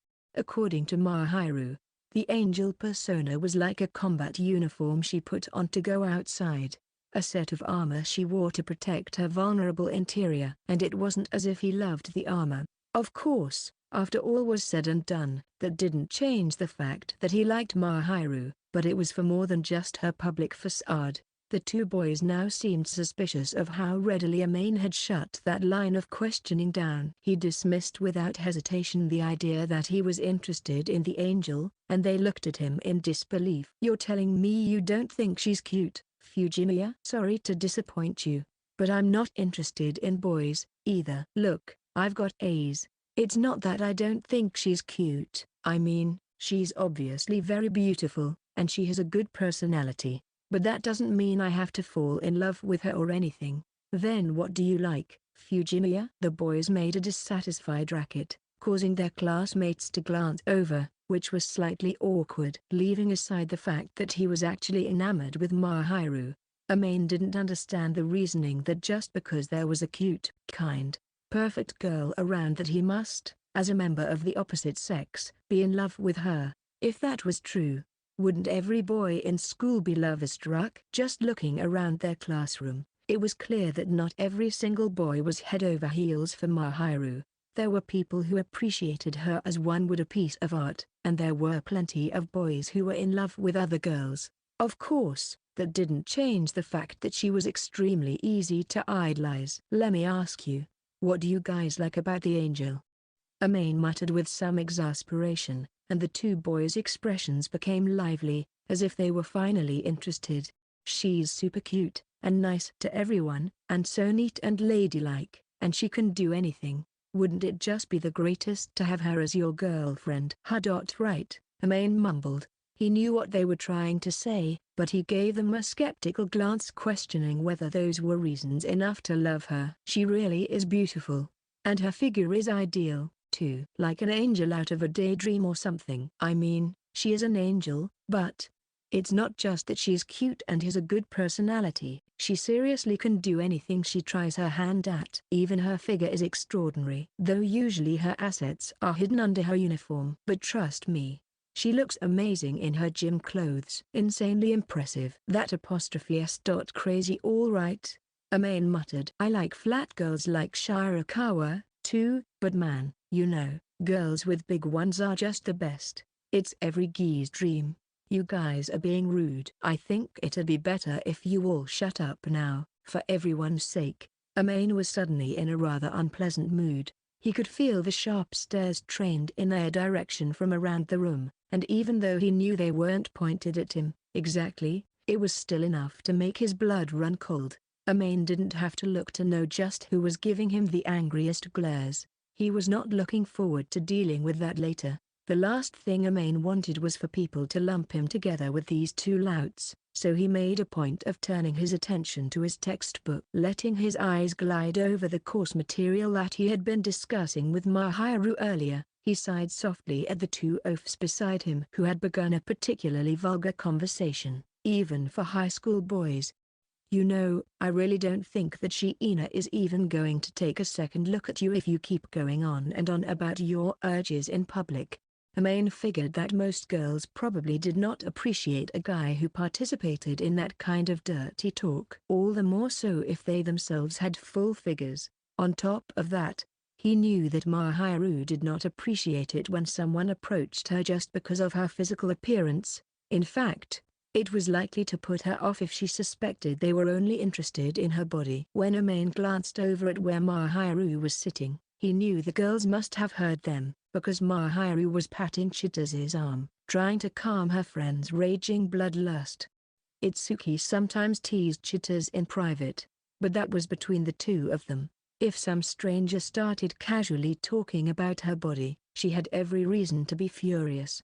Mahiru's angelic expression never faltered as she comforted her friend, but Amain got the feeling that she, too, looked angry somehow. I didn't say anything, though. In his mind, Amain offered this explanation to Mahiru, then shut out the conversation of his two annoying male classmates by focusing on his book. The pair didn't seem to mind all the dirty looks they were getting, and Amain felt no obligation to step in. Or more accurately, he had already tried to stop them, and they were continuing nonetheless. Amain quietly let out another heavy sigh when the boys started talking about how great the angel was. The angel is probably only the angel because guys like you act like that. He didn't voice the thought. The words just rolled around in his mouth and vanished without ever coming out. Miss Shiina? That evening, Mahiru had gone to Amain's apartment as usual, but she was wearing a stormy expression. She was acting so differently that he unintentionally called her by her last name. What is it? Her reply was curt. She was definitely mad about something. Seeing the fundamentally gentle and tolerant Mahiru so bothered gave Amain a bit of a stomachache. What's got you in a bad mood? I am not in a bad mood. No, you definitely are. I'm not. Mahiru was sitting next to him on the sofa, her expression unchanging. It wasn't exactly obvious that she was angry, more like she was oozing displeasure. It might have been more accurate to say that the air around her felt prickly. Amain struggled to think of what might be aggravating her.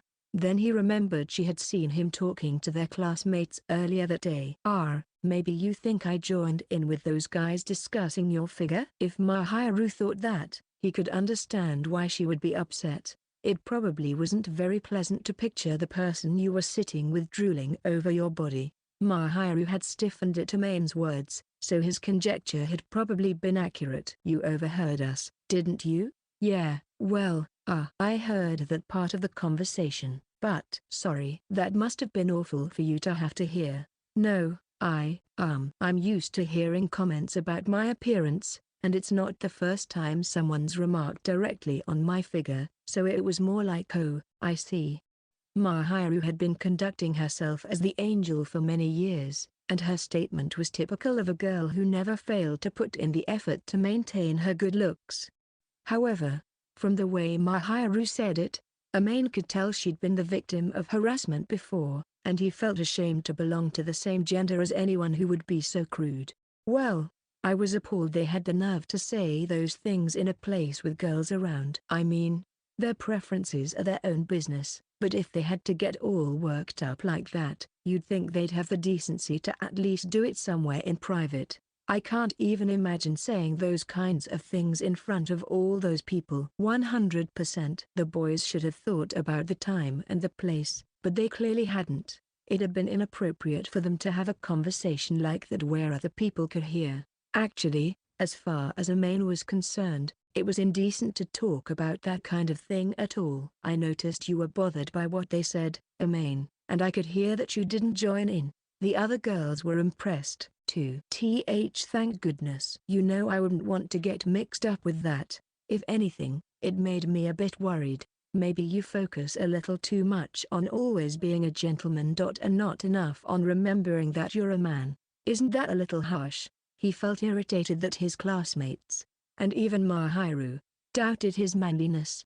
It's the truth, she said, turning away. She was still giving off hints that she was a little upset about something, and when she noticed Amain frowning, she hugged a cushion to her knees. Apparently you don't consider me very attractive, which hurts my confidence. And just what, exactly, brought you to that conclusion? You apparently aren't interested. For one, she must have heard him say he had no interest in the angel. Wait, what I said was that I don't have any interest in the angel. The angel is the character you play at school, right? What I meant was that even though I'm interested in Mahiru, I don't have much interest in Mahiru masquerading as the angel. I think it looks like a tough gig, that's all. So you do find me attractive, then? I'd have to be blind to think otherwise. You're incredibly beautiful. As the person most often by your side, I can assure you of that. Amain couldn't imagine how anyone could see it any other way. After spending so much time with Mahiru, he had gotten to know many different facets of her personality and had come to regard her with great affection. His love for her only increased and never diminished. That alone was proof that she was appealing. As Amain spoke, Mahiru began nervously pinching and tugging at the fabric of the cushion she was clutching. She couldn't seem to look him in the eye. If that's true, then it's fine. But Mahiru squirmed and nodded like she was hesitating to say something, then buried her face in the cushion. Her ears were bright red, poking out from beneath her blonde hair, and it was very obvious she was embarrassed. When she got like this, he knew the only thing to do was give her some space, so Amain turned away, leaning against the sofa's armrest. He knew if he didn't cool off, Mahiru would be sure to see it in his face when she recovered. If it embarrasses her so much, she could just not say anything. As the two of them both considered their words, Amain let out a sigh too quiet for Mahiru to hear. Chapter 6. The Angel in Cooking Class. I'm looking forward to working with you. Amain was normally never on the receiving end of Mahiru's angelic smile, so when she turned it on him, it made him want to groan. Same here, he responded in a quiet voice. As a rule, Amain never approached Mahiru at school, but he didn't have much choice if she was the one who approached him. But this time, it wasn't Mahiru's fault. Instead, it was simply because they had decided to team up as friends. Their home economics class was going to feature a cooking segment in several days, and the students had been given the freedom to form their own teams, as well as the right to choose what dishes they were going to prepare. However, they were required to put together a menu that applied their lessons about nutrition, and they would be graded on that menu, so they needed to take it seriously. There were, of course, many potential suitors hoping to be on the same team as Mahiru, but she formed the pair with her good friend Chitaz, and her partner Chitaz pulled in her boyfriend, Itsuki. Amain, who thought he was paired up with Itsuki, naturally came along with him, so from the outside it looked like he was with Mahiru. They were getting even more stares now, and Amain could already feel a stomachache coming on. Chitaz, the main culprit in a sense, was grinning cheekily as she arranged some nearby desks for them. "Ah ha ha. You look like you swallowed a bug, Amain," she cackled. "And whose fault do you think that is?" Amain replied. Once they had pushed 4 desks together and taken their seats, Mahiru smiled at him apologetically, letting her angelic expression slip just a bit. "I'm sorry for intruding," she said gracefully. "No, this isn't your fault," Amain insisted. "I'm just worried about whether I'm going to be stabbed by those daggers in everyone's eyes." "It's just like Amain not to appreciate his good fortune," Chitaz admonished. "I just don't wanna hog all the good luck, is all." It was probably just his imagination, but he thought he heard displeased voices quietly agreeing. All the other boys must have been clamoring for the chance to eat the angel's handmade food, and he knew they were angry to see it go to a guy who didn't even seem to want it that badly. He was being pierced by thorny gazes full of jealousy and envy. But you know I'll have a hard time if you're not with me, man, Itsuki added. Besides, all the other teams are groups of friends. Amain couldn't argue that point. He wasn't exactly an outcast or anything, but he certainly wasn't popular or charming enough to insert himself into another group of friends and expect to get along well. It would have been difficult for Amain alone to leave his group now that they were assembled. Just give up and accept your fate. Itsuki insisted. If you're gonna whine so much, maybe we never should have been friends in the first place. I don't regret being your friend. Oh, I'm getting all choked up. You know, maybe I'm starting to regret it after all. Amain shot back. Itsuki pressed his hands to his face. A cruel double cross. He moaned dramatically, and then he cackled with cheerful laughter. Amain was not particularly impressed with his friend's performance. He was just starting to think about pinching Itsuki's cheeks when he heard a quiet laugh mixed with a sigh. Mahiru was smiling in amusement. I've thought this before, but you two really are good friends, aren't you? It's enough to make me jealous, I guess. Even though she already knew they were good friends, Mahiru was acting as if it was the first time she had ever mentioned it. Amain felt uncomfortable not being able to respond. He was grateful she was keeping up the act, but when Mahiru pretended they were strangers like this, it also made him feel both embarrassed and frustrated. Chitters had been listening to their exchange, and with a grin, she patted Mahiru on the shoulder. Join in if you like, Mahiru, she said. Hey, stop that, Amain scolded. Don't try to get Shiina involved in your wild antics. You're bugging her. No, that's not the case at all, Mahiru insisted. See? Don't get carried away. Chitters liked the idea of getting Amain and Mahiru together. Actually, she more than endorsed it. Whenever she got the chance to steer the conversation, usually she made every attempt to push them together. That was fine when they were at Amain's apartment, but they were currently in school, and he wanted to avoid doing anything that might draw attention. All right, enough with that stuff, Amain declared. We've got to choose our menu. They only had a limited time to decide on a menu before they would have to present their choice, so he insisted on making a quick decision in a bid to show the rest of the class he didn't hold any particular feelings toward Mahiru. Chitters looked somewhat dumbfounded. You can't cook, but you're taking charge? Rude, Amain said, bristling. I can make omelets. You might call them omelets, but what you make is basically scrambled eggs, Mahiru whispered quietly so only the three other people in her group could hear, causing Itsuki and Chitters to burst into a fit of giggles. Amain, still wary about being in public, shot Mahiru a slightly reproachful glance, but she wasn't bothered by it at all. Her expression was too much like her usual angelic smile, and Amain turned away sharply. Chitters and Itsuki grinned once more at his reaction, which was even more unbearable. How about you, Akazawa? Mahiru asked. How is your cooking? Me? Well, it's good enough to keep me alive, he replied. Itsuki can do pretty much anything around the house, you know, Chitters added. Itsuki, who could somehow manage to do most tasks if he put his mind to it, could also whip up a flawless meal. Naturally, it wasn't as good as Mahiru's cooking, but it was plenty good enough to survive. It's 'cause my mum's never at home, thanks to work. I even used to go over to Amain's sometime to make food for him. Don't do that anymore, though, huh? Itsuki glanced over at Amain meaningfully, and Amain frowned, but Itsuki just smiled.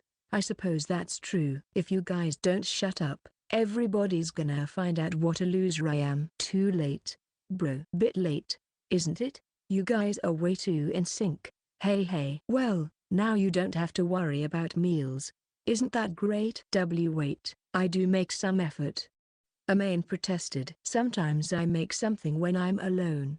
He didn't think it was good to leave everything up to Mahiru, so on the weekends or when Mahiru wasn't around, he did take a stab at cooking.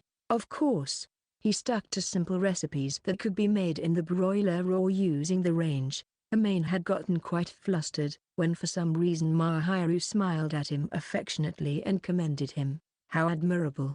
There was a painful amount of meaning hidden in those words. Amain's cheek twitched. She was probably teasing him because she was perfectly aware of how much Amain struggled when it came to cooking. Compared to Mahiru's cooking, his feeble efforts were comparable to a child's. She was probably amused by how terrible they were, but he was steadily making improvements.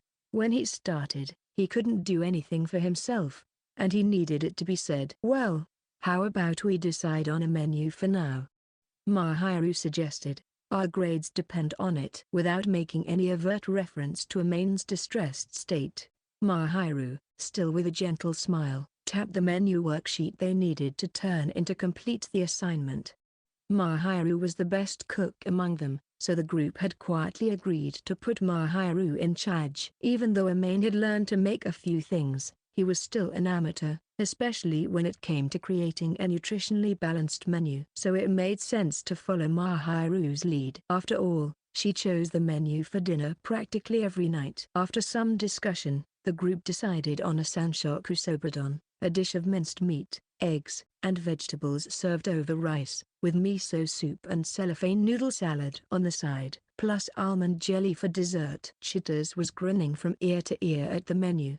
Mahiru had casually included an egg dish, probably because she knew Amain liked them.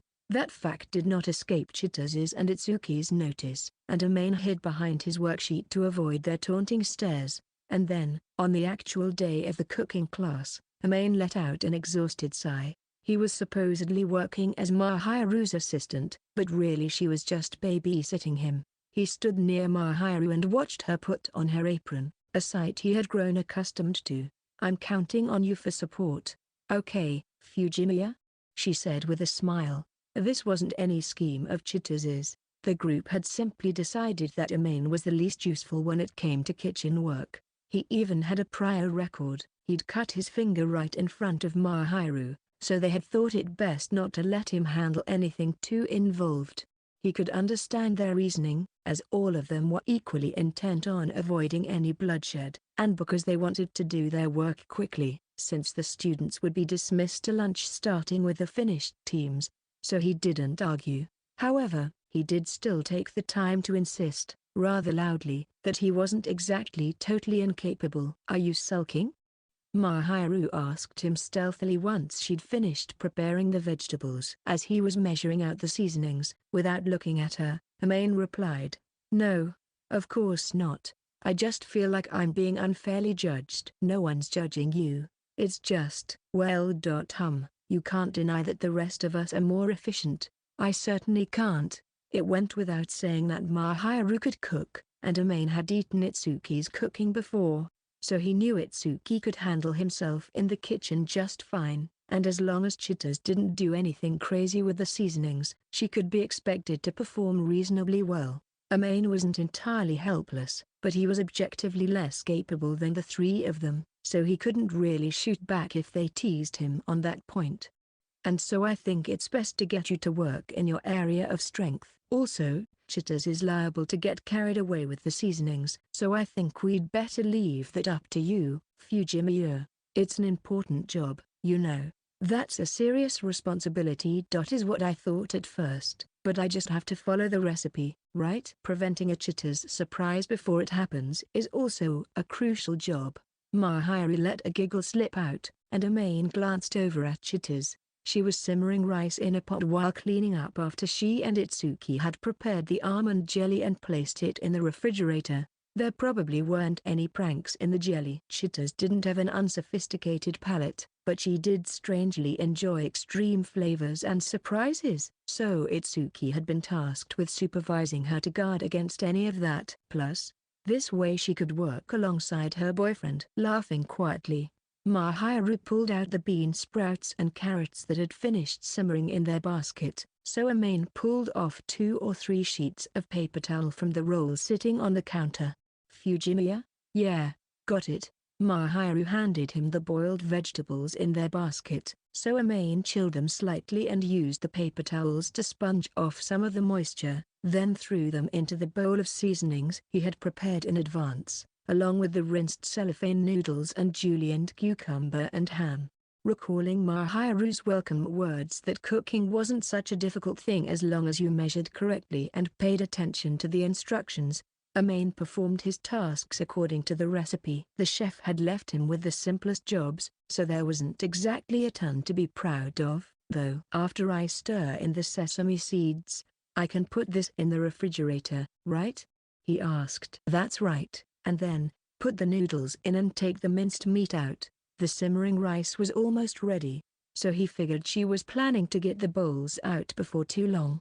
Mahiru watched as he covered the bowl containing the noodle salad with plastic wrap and wrote their team number on it. Apparently, he'd done it right, as she started to ready the frying pan without making any corrections. The vegetables for the miso soup were already done cooking, and they just needed to dissolve the miso paste. Chiters and Itsuki had put the almond jelly in the refrigerator to chill and congeal, so all that was left was to get the rice bowls ready. Taking care not to bump anyone on the way, Amain exchanged minced meat for noodle salad in the fridge and returned to their station. As he was walking back to his own group's station, he took a sidelong glance at the other teams. Some were doing all right, while others were bickering. One of the teams made up of all boys was playing around and wasting ingredients, and the teacher who was overseeing this exercise in student autonomy was glaring sharply at them.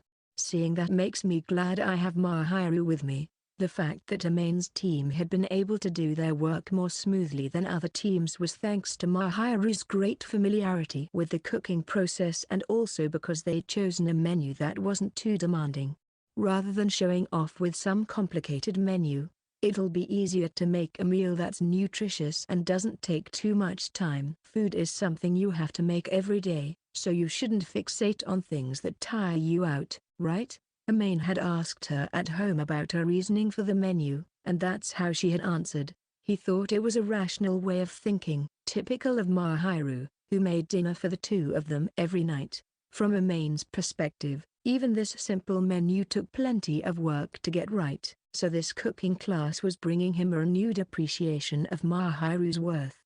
Musing seriously to himself that the people in charge of the kitchens of the world must have a hard time making every meal, he returned to their counter, where Mahiru was giving Chitter's instructions. Itsuki was nowhere to be seen, but Mahiru must have understood his unspoken question from the look in his eyes, because she promptly informed him. I asked Akazawa to go fetch the dishes from the other room. She continued. All right then, I'm entrusting the meat to you.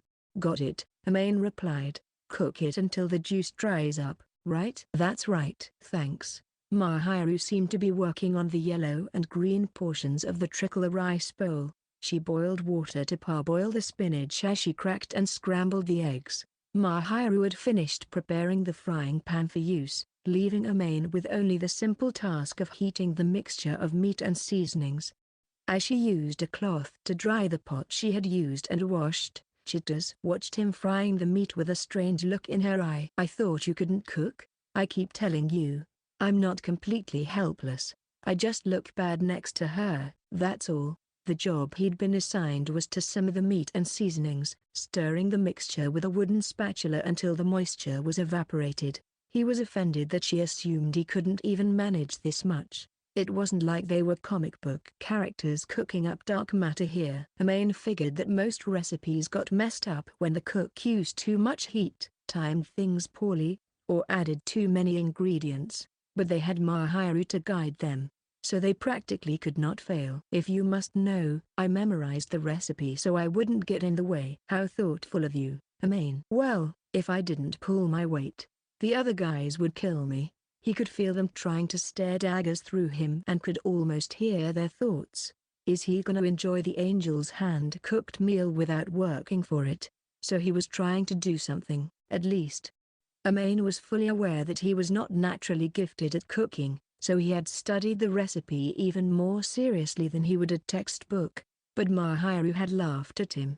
You don't have to take it that seriously, she had said at home, but he knew he ought to be ready just in case. Amain checked that the meat was browning and it started giving off a salty sweet aroma, and he stirred it appropriately with the wooden spatula so it wouldn't burn.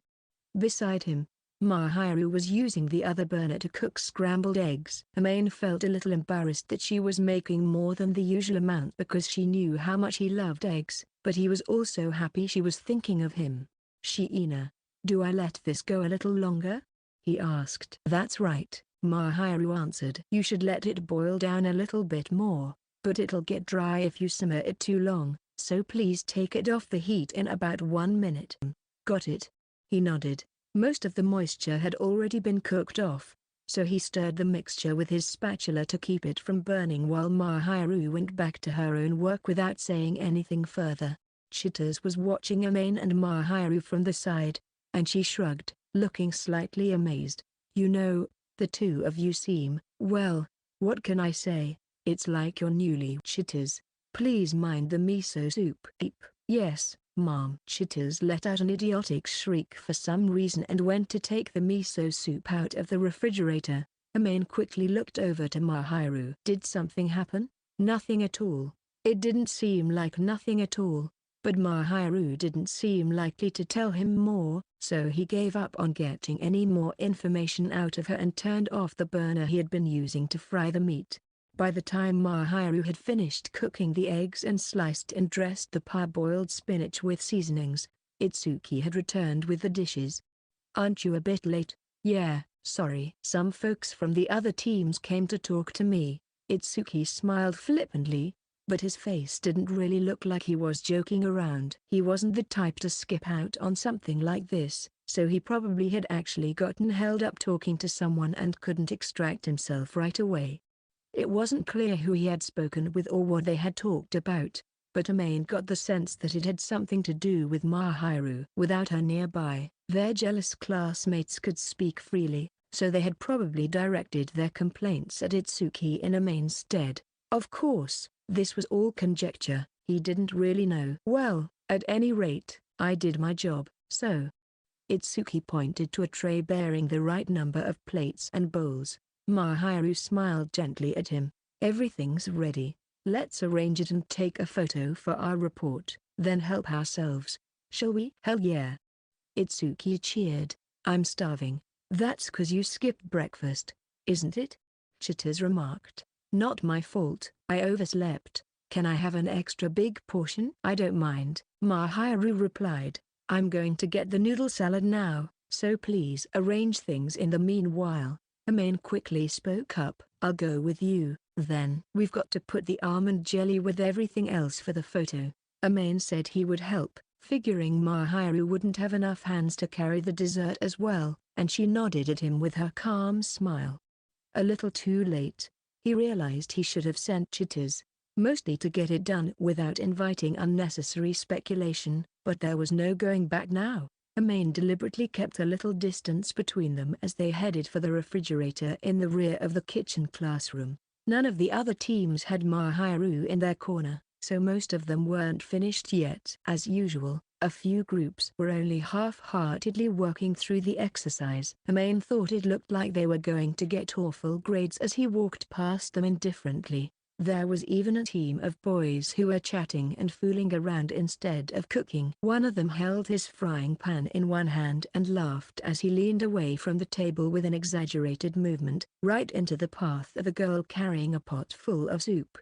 In that instant, Amain sensed impending disaster and pulled Mahiru out of the way. A few seconds later, he heard a loud splash followed by the faint, permeating smell of milk as hot steam whirled around him. The girl must have been making a cream soup, given the half a cup or so of thick white liquid that was currently spreading across the floor. He peeled his eyes away to confirm that none had splashed on Mahiru. "Shiina, are you burned?" "Ah, no, it didn't hit me, but..."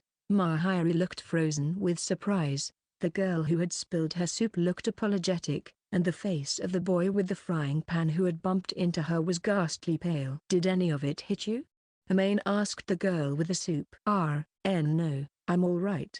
Sorry, it's okay, none of it hit me or Shiina, either." Luckily, he had been quick to notice the danger, and neither Mahiru nor Amain was injured. He was quick to wave his hand and reassure his female classmate, who had set the pot on a burner for the time being, to apologize, while shooting a glance over at the boy who had collided with her. As one would expect, the other boys who had been joking around with him kept their mouths shut, maybe because they felt guilty. They were looking practically everywhere except in Mahiru's direction. "Look, guys, it's fine to live it up a little, but you can't mess around in a place with fire and knives and stuff," Amain said. "If someone got hurt and it left a permanent mark, you'd never forgive yourselves. Thank goodness nothing happened this time, but what would you have done if you'd hurt one of the girls? Could you take responsibility for that? It would be no laughing matter if someone got burned, or cut with a knife, and came away from the incident with a scar. Amain wouldn't mind if he got hurt a little bit, but it would be a serious problem if he injured another person, especially a girl. Many girls, and even a lot of guys, would be pretty upset if they were left with a nasty injury. And if someone got seriously hurt in a stupid accident like this, it wouldn't be strange if they held a grudge. Whether the wounded party was Mahiru or the other girl didn't matter. Someone acting irresponsibly in a way that could cause injury to another person made Amain angry, and he felt compelled to speak up. Amain was usually very quiet and mostly kept to himself, so when the guilty boy, who looked like he didn't expect to be told off, saw his narrowed eyes and heard his sharp tone, he quickly tendered a disheartened apology. Sorry. Realizing that if he spoke too forcefully, he was likely to cause a fight, Amain switched to a more mellow tone of voice. "You don't need to apologize to me, but you'd better apologize to Yamazaki, who you ran into, and to Shiina, who nearly got splashed. Anyway, be more careful next time. The kitchen can be a dangerous place." Then he looked at Mahiru. He'd had one arm wrapped around her the entire time, and Mahiru's face had gone slightly red. Though he felt some regret over touching her like that, it was too late to worry about that now, so he gently released her and, taking care not to make any strange faces, pointed toward the refrigerator. "Shiina, I'm sorry for touching you without your permission. Please, go ahead and take the salad over to our team. I'm going to help wipe up here." "It's alright. I might have gotten jostled, but I'm the one who spilled everything," Yamazaki, the girl with the soup, stammered. "Well, anyway, I was involved, too, and all my team has left to do now is eat. It won't take long, so don't worry about it." She had only spilled a little bit, so cleaning it up wouldn't take that much time. After reassuring his distressed classmate, Amain got the teacher's permission and pulled off several sheets of paper towel from the roll on the counter and mopped up the soup. The small amount of liquid was quickly absorbed by the handful of towels. Right as Amain was thinking that all he needed to do now was wipe it down with a wet towel, Mahiru appeared from somewhere with a damp cloth in hand and did just that. "It'll go faster if we work together," she murmured. Then she gave Amain an angelic smile from up close, which was deeply unsettling for some reason. "Welcome back." After they finished cleaning up, Amain and Mahiru returned to their table carrying the noodle salad and almond jelly about 5 minutes later than expected, and Chiters greeted them with an impish grin. Amain's and Mahiru's portions, minus the salad and jelly, were already laid out on the table, so Amain divided everyone's share of cellophane noodle salad into the salad dishes and let out a sigh. "I'm so tired," Amain groaned. "You looked pretty cool back there, man," Itsuki remarked. "And bold. For once, it's not like I was trying to cop a feel or anything," Amain insisted. "I had to get her out of the way of the soup, that's all." He hadn't set out to embrace the angel or anything, and even though no one had criticized his split-second decision, several other boys did give him jealous looks that made him uncomfortable. As for Mahiru, she frowned at him just the slightest bit when she heard what he said. Only someone who knew her well would have noticed this. "Well, I feel like you really saved me. Thank you for holding me. I only did it because your apron or uniform might have gotten dirty, or even worse, you might have been burned." That guy seemed sorry, too, so that's good. As one would expect, the boy who had caused the collision received all the blame. After all, they were in a place where a single misstep might result in a serious accident. At the moment, the boy in question was getting a serious tongue lashing from their teacher. Amain was satisfied since ultimately no one had been hurt and he hadn't been put at risk, either. Yes, he had touched Mahiru where everyone could see, which could have turned out worse than getting burned by hot soup, but judging by the atmosphere around the classroom, he seemed to have been forgiven for that slip-up. So if you can be that brave in the face of danger, Itsuki remarked, then why are you usually such a weenie? I'm sorry, did you say something? It was clear from the look in Amain's eyes and the tone of his voice that he was not interested in hearing whatever rude thing his friend was planning to say. Nothing at all, Itsuki grinned. At any rate, we finished making our lunch without incident, so let's take that photo, yeah? He quickly occupied himself by fiddling with the camera on his phone. The students needed to check recipes and send in their photographs, so they were being allowed to use their phones in class, but not for playing around. Itsuki was obviously pointing his camera lens at people and not food, so Amain gave him an exasperated look, but Chitose excitedly pushed her way into the camera's view. You too, Mahiru, she urged. Get in, you guys. Amain groaned. Mahiru blinked dramatically, then drew her seat over slightly closer to Amain's with a little smile. Etu, Mahiru? Amain thought. He was surprised to see her flash him a quick, impish little grin, just for a second, before she donned her angelic smile again. Come on, you two, Itsuki, Chitose insisted. Wait, but who will take their— Oh, perfect timing. Yuta, come take this picture. Huh? What's this all of a sudden? Yuta just happened to be passing by, probably on his way back from the refrigerator, carrying a tray of thinly sliced pork. Itsuki pressed his smartphone into Yuta's hand, then circled around behind Amain and flashed a peace sign. Yuta looked surprised by the sudden request, but when he saw the completed dishes lined up in front of Amain, he seemed to understand. With a laugh, he said, guess I've got no choice, and readied the smartphone. You guys sure finished fast, huh? Okay, I'm taking it. That's 'cause we got hustle. Man, but you hardly did anything, Itsuki, Chitose ribbed. Come on, don't say that. You promised. Amain laughed at his friend's ridiculous protests. Then he heard the sound of the camera shutter. He froze. Yuta had taken the picture before he'd had time to compose himself. That's a good picture, Yuta said, before handing Itsuki his smartphone and leaving. Wow, it's not every day I get a picture with Amain smiling, Itsuki remarked. That's 'cause he usually has a sour face on, right? Chitose said. Send the picture to me, too, please. Hoge Shiina. You get it from Chitose, okay? Mahiru had already exchanged contact information with Itsuki, but in this situation, with people all around them, it was probably best not to say that out loud. More importantly, it bothered Amain that Itsuki was sending the photo to Mahiru before letting him check it. He shot a look over at Mahiru and got an adorable, albeit restrained, smile in response, so Amain could do nothing but groan and watch them quickly share the photo. No one cares what my face looks like, so we might as well eat, Amain muttered, hoping to end the conversation there. Itsuki gave him a big grin, so before his friend could return to his own seat, Amain poked him and turned away in a huff. After that, Amain stuffed his face with the contents of the rice bowl Itsuki and Chitose had thoughtfully served up with heaps of egg, and he quickly forgot the shame of being photographed with a big grin. Mahiru just wore a happy smile, not paying Itsuki or Chitose any attention.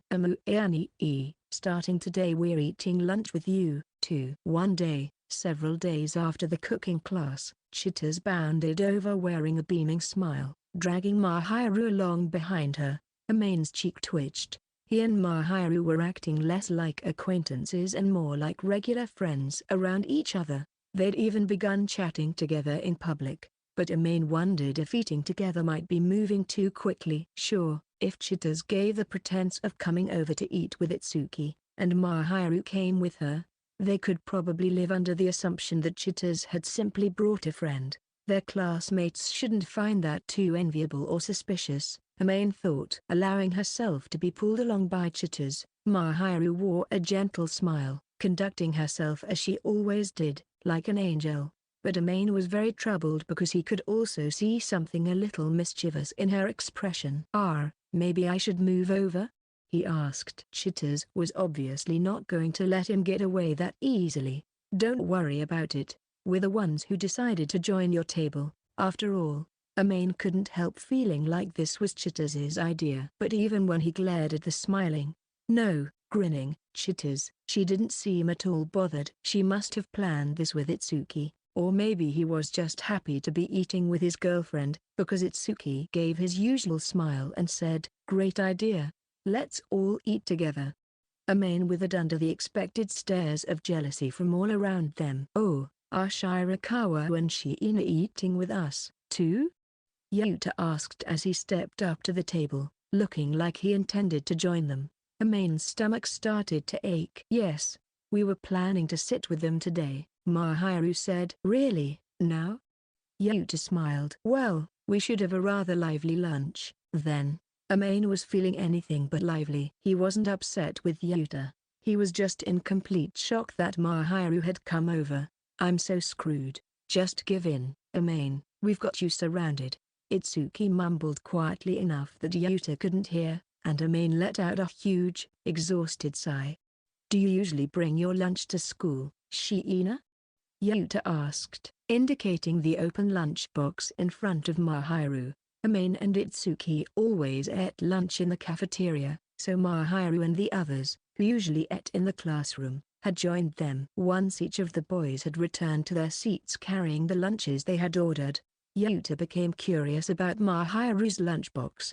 Incidentally, Mahiru was sitting straight across from Amain. Chitters had encouraged her to take that seat, and there hadn't been an opening for Amain to escape. Yes, but usually it's just full of leftovers from dinner. On weeknights, Mahiru often cooked things that would pack well into a lunchbox, separating the leftovers into one portion for Amain's breakfast and one portion for her own lunch, so that it was what she had packed today as well. He could see that the box contained the teriyaki chicken meatballs they had eaten yesterday. Wow, a homemade meal? Yes, but really, it's nothing special. Mahiru, it's not nice to lie. Chitters interrupted. You're super talented at cooking. How about apprenticing with Shiina? Itsuki added. Chitters pouted. Itsuki, you're so mean. You just need to get her to teach you how to season things. You can cook the dishes themselves, but your seasonings are strange. As she clearly demonstrated during the cooking class the other day, Chitters was actually a fairly accomplished cook. It was just that her desire to cause mischief often led her to experiment with unorthodox flavors. Itsuki often complained that everything would be fine if she just didn't have that bad habit. Okay, I'll get Mahiru to start a one-on-one cooking class. We'll get Amain to be the taste tester. I don't think so, Amain replied. Besides, that'll make a lot of trouble for Shiina. Don't be so quick to say stuff like that. Actually, I don't think it'll be any trouble at all, Mahiru said. I think I'd enjoy cooking with Chitters again. Yay! Mahiru, I love you. It'll be so much fun. Leave your calendar open, Amain. Chitters was sitting beside Mahiru, clinging tightly to her with a wide smile. Mahiru was smiling, too, as she nodded in agreement. Amain felt deeply moved to realize they had become very close friends. Chitters just set up a date with Mahiru, right here in front of everyone, just like that. Whether it was part of a larger plot, he couldn't say. But when he looked at Chitters, he could see that she and Mahiru were smiling pleasantly at each other. Amain's face twitched as he noticed all their nearby classmates had their ears pricked up, emanating waves of unvoiced jealousy. Hey, Itsuki? Amain asked. You think I have any chance of surviving this? You'll be fine.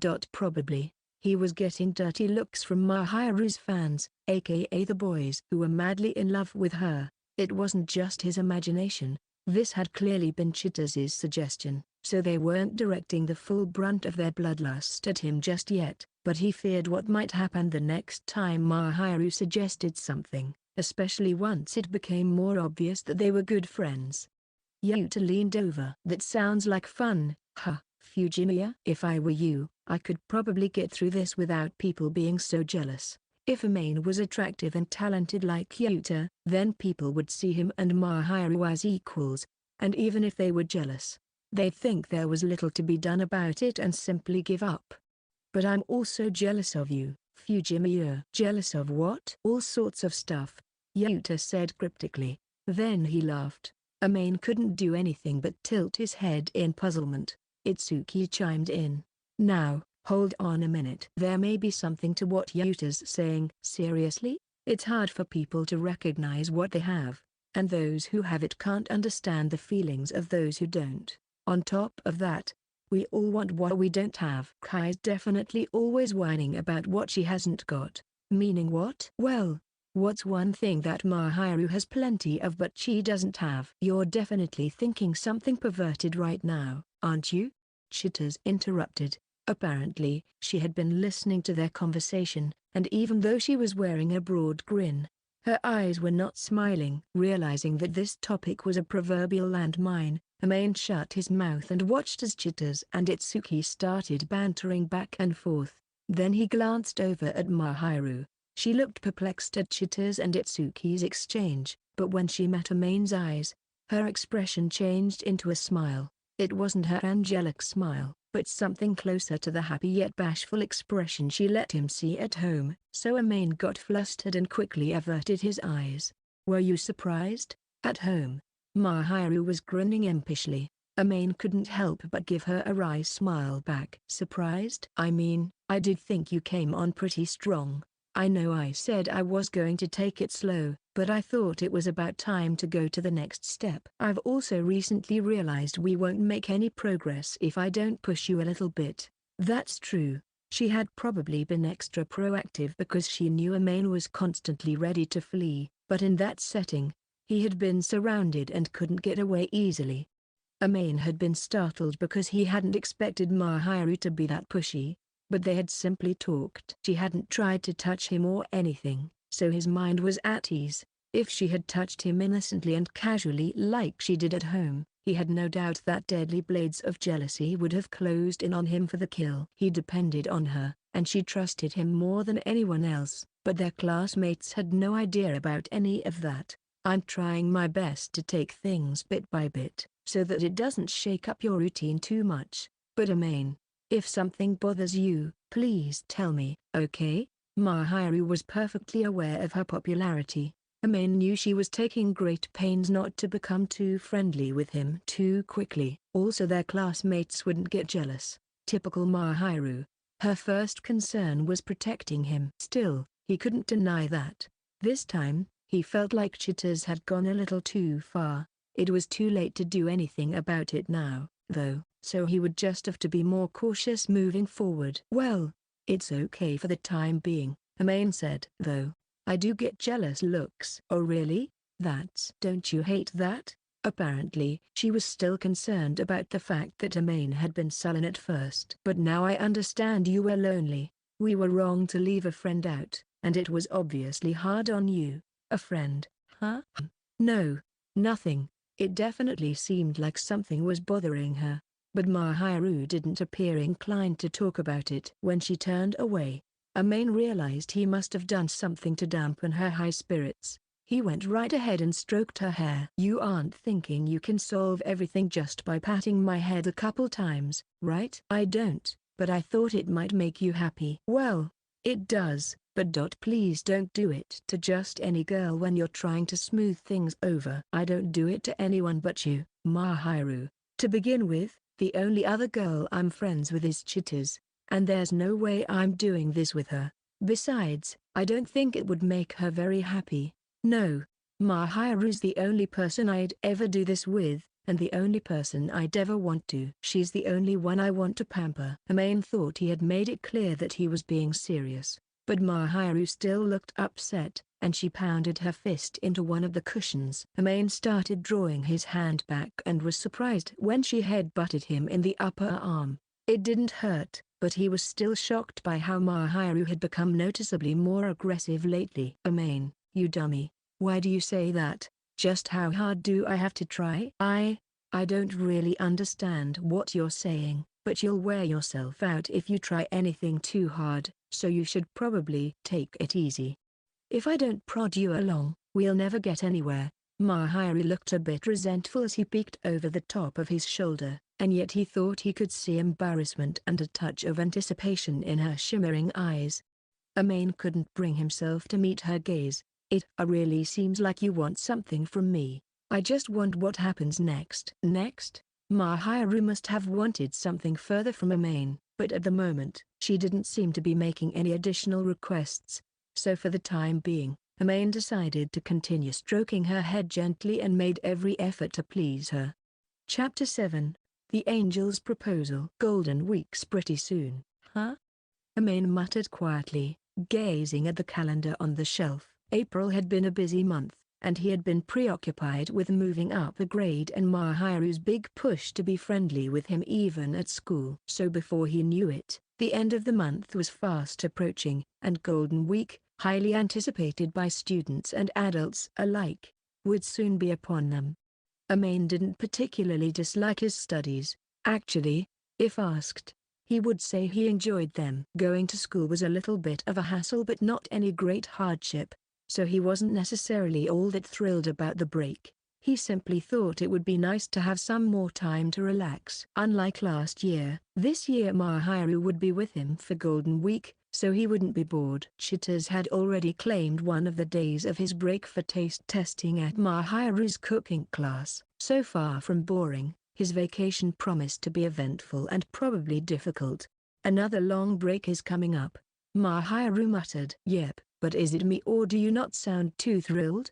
It's not that I don't like breaks. I was just wondering how I'll kill the time. Apparently Mahiru felt similarity. Both of them were homebodies, and they hadn't made any plans to speak of. Yeah, I mean, I'm happy enough to get a break, but I don't really have anything to do. Amain hadn't fallen behind in his schoolwork or anything, so he didn't feel like he needed to go out of his way to pack his vacation with studying. He didn't have an especially strong desire to partake in his hobbies of walking or reading, and it wasn't like he needed to make plans for those anyway. Same with video games. He really didn't have any plans. Amain, are you free over the break? I guess I am. As things stood, all he had planned were his day as a taste tester for the impromptu cooking class and going to karaoke at some point with Itsuki and Yuta. The break was a whole week long, so his schedule was still wide open. He was about to say he'd most likely be relaxing at home, when he noticed Mahiru staring up at him. What's the matter? He met Mahiru's gaze and saw that she looked like she had something to say. She reached for her smartphone, which was on top of the table. More accurately, she reached for the phone case. Mahiru's phone case was the wallet type with spots to keep cards and such, and from one of the card slots, she pulled a small plastic bag with a zipper. Inside it were a number of folded slips of paper, and Mahiru took one of them out and opened it up to show Amain. Before he even had time to recognize it, he was looking at one of the Do Anything You Say coupons he had given her a little over a month earlier. Mahiru held out the coupon, decorated with an illustration of a bear that Amain personally thought he had drawn quite well, and looked up at him pointedly again. Can I use it? You can ask me to do anything you like. Over Golden Week, I want one day with you, she said timidly. I want to go shopping, and hang out, and whatever else I request. Alright? Amain let out a quiet laugh. Come on, I would go shopping and stuff with you if you asked. You don't really need to use a coupon for something so simple. She probably wanted him to get all dressed up to take her out, but he would have done that for her anytime. So he didn't think she had to go to so much trouble.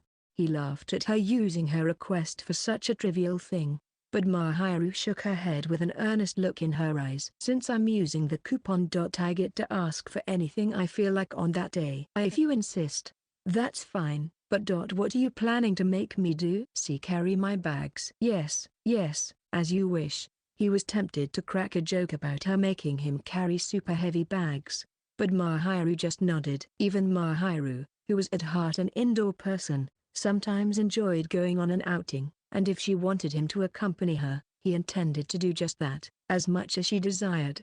Besides, it was sure to have its benefits. Although Amain would have preferred not to start a fresh wave of rumors about Mahiru's mystery man, life would be dull if the fear of rumors kept them from going anywhere. So where do you plan on taking us? I haven't decided yet, but, you haven't decided? I mean, I'm not sure what kinds of places you like, so.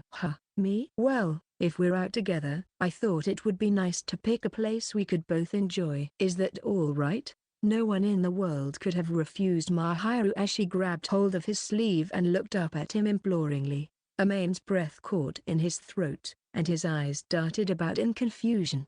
Then he roughly brushed back his hair and let out a small sigh. I was just planning to go along with wherever you wanted to go, Mahiru, but well. In that case, there is one place I'd like to go. It was difficult for him to go in alone, but it was some place he always wanted to try going at least once. Where is that? Promise not to laugh. I won't laugh. A cat cafe. That's right, a cat cafe, filled to the brim with adorable cats. Amain liked animals a fair amount, but of course he wasn't able to keep a pet in an apartment and could only admire animals in magazines or other people's pets. But he was too afraid of what people might think if they saw a single guy going to an animal cafe. He was just too embarrassed to go. However, if Mahiru was with him, he could go without worrying about other people's stares following him. They might stare for other reasons, but he felt like he could at least enter a cafe without reservations if Mahiru was by his side. Besides all that, Amain also thought Mahiru would look very cute playing with cats, but of course he couldn't say that out loud. Well, I thought that if we were together, I wouldn't be embarrassed. Do you mind? No. Not at all. All right then. Let's go together, shall we? Yeah. Amain couldn't hide his nervousness. He felt both grateful and awkward that Mahiru had accepted his request. She giggled softly, and heat began to creep up Amain's face. Quickly, he changed the subject. What should we do after the cafe? After that, we'll go shopping together, and I want to try going to an arcade. I've never been to a place like that. Amain was not surprised to hear that the aristocratic Mahiru had never been to a game center, but she was apparently interested. So in that case, he was more than willing to take her to one and teach her the ropes. The last game center he visited would probably have gotten a new shipment of stuffed animals she would like by now, and it would be fun to win them together. All right. Sounds like that'll be good. We'll go to a cat cafe, eat lunch, go shopping, and go to a game center, okay? Amain sighed with relief once they had settled on their schedule for the day, and Mahiru looked up again so he could see her face. Yep. I'm really looking forward to it. He nearly stopped breathing when she looked at him so bashfully. I can't wait for the break to be here, she added quietly. And to Amain, it sounded like she was looking forward to their outing from the bottom of her heart. She hugged the cushion tightly, clearly in a good mood. Amain was momentarily stunned by her sweet smile. He could feel his heart pounding. Me too, he managed to reply hoarsely. The surprise attack from the angel really made his heart ache. Chapter 8, Fooling Around in the Angel's Cooking Classroom. Welcome to the first ever Mahiran cooking class. Chitters made this announcement with the rhythm and energy of a television cooking program's intro. Amain shot her an annoyed look. Golden Week had started, and they had decided to hold Mahiru's cooking class on the first day of the break. The venue was Amain's apartment, for the simple reason that it was an easy place for Mahiru and Chitters to meet. Chitters' family was at her house, so they wouldn't be able to get too noisy, and Mahiru had volunteered her place, but Amain had balked at going into a girl's apartment, so they had settled on his. Wearing an apron, Chitters was getting herself all worked up. Yeah, we've invited Miss Mahiru Sheena to be our lecturer for the course. Mahiru, too, was wearing her apron and a wry smile as she stood next to Chitters. You didn't invite her anywhere, Amain insisted. You're also a guest here, you know. And as our taste tester. We've invited the extremely tiresome Mr. Amain Fujimura. Oh, shut up. Also, this my house. He's no fun at all. Amain just couldn't keep up with Chitters' incredibly high-energy personality this early in the morning. It was just past 9. They had planned to finish cooking around lunchtime, so this was the only time they could meet. Amain didn't really mind the hour, but Chitters was a lot to deal with right after waking up. Sorry about this, first thing in the morning, Mahiru apologized.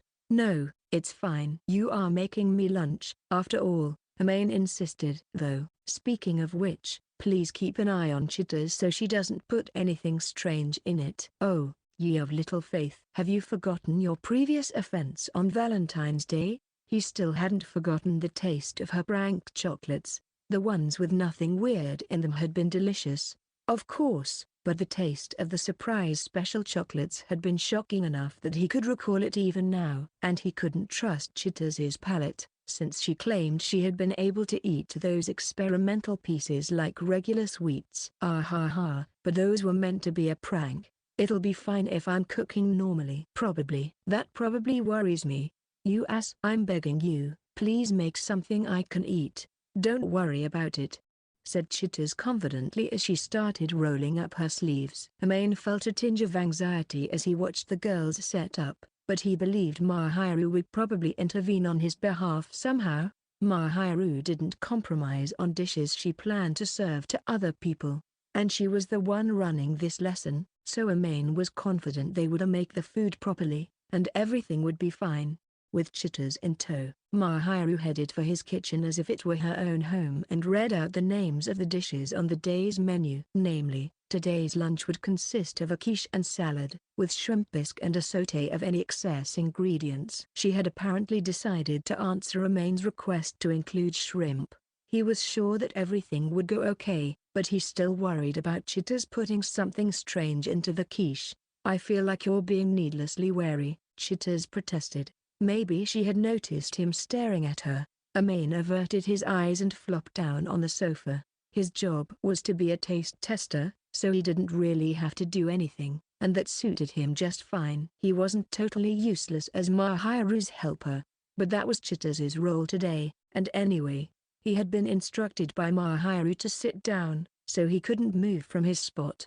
And so he had lots of free time. He looked into the kitchen and saw the two girls in their aprons pleasantly chatting as they started their work. They were both beautiful girls in different ways, and having them both here, wearing aprons and cooking in his apartment, would surely make any other boy in their class drool with envy, Amain mused, as if he were an uninvolved observer. Fighting off a second round of anxiety over whether the practical jokester might pull something outrageous, Amain let his eyes drift closed, unsure of what else to do with his glut of free time. Apparently, cooking class would take several hours, so they probably wouldn't mind if he took a little nap. It was his apartment, after all, so the only one who could blame him for anything was Mahiru. Amain let out a small yawn and made himself comfortable on the sofa. When he came to, Amain detected a sweet scent nearby. It was an aroma he had become used to, a sweet fragrance that was milky and floral, hard to describe but extremely pleasant, so without thinking, he inhaled deeply.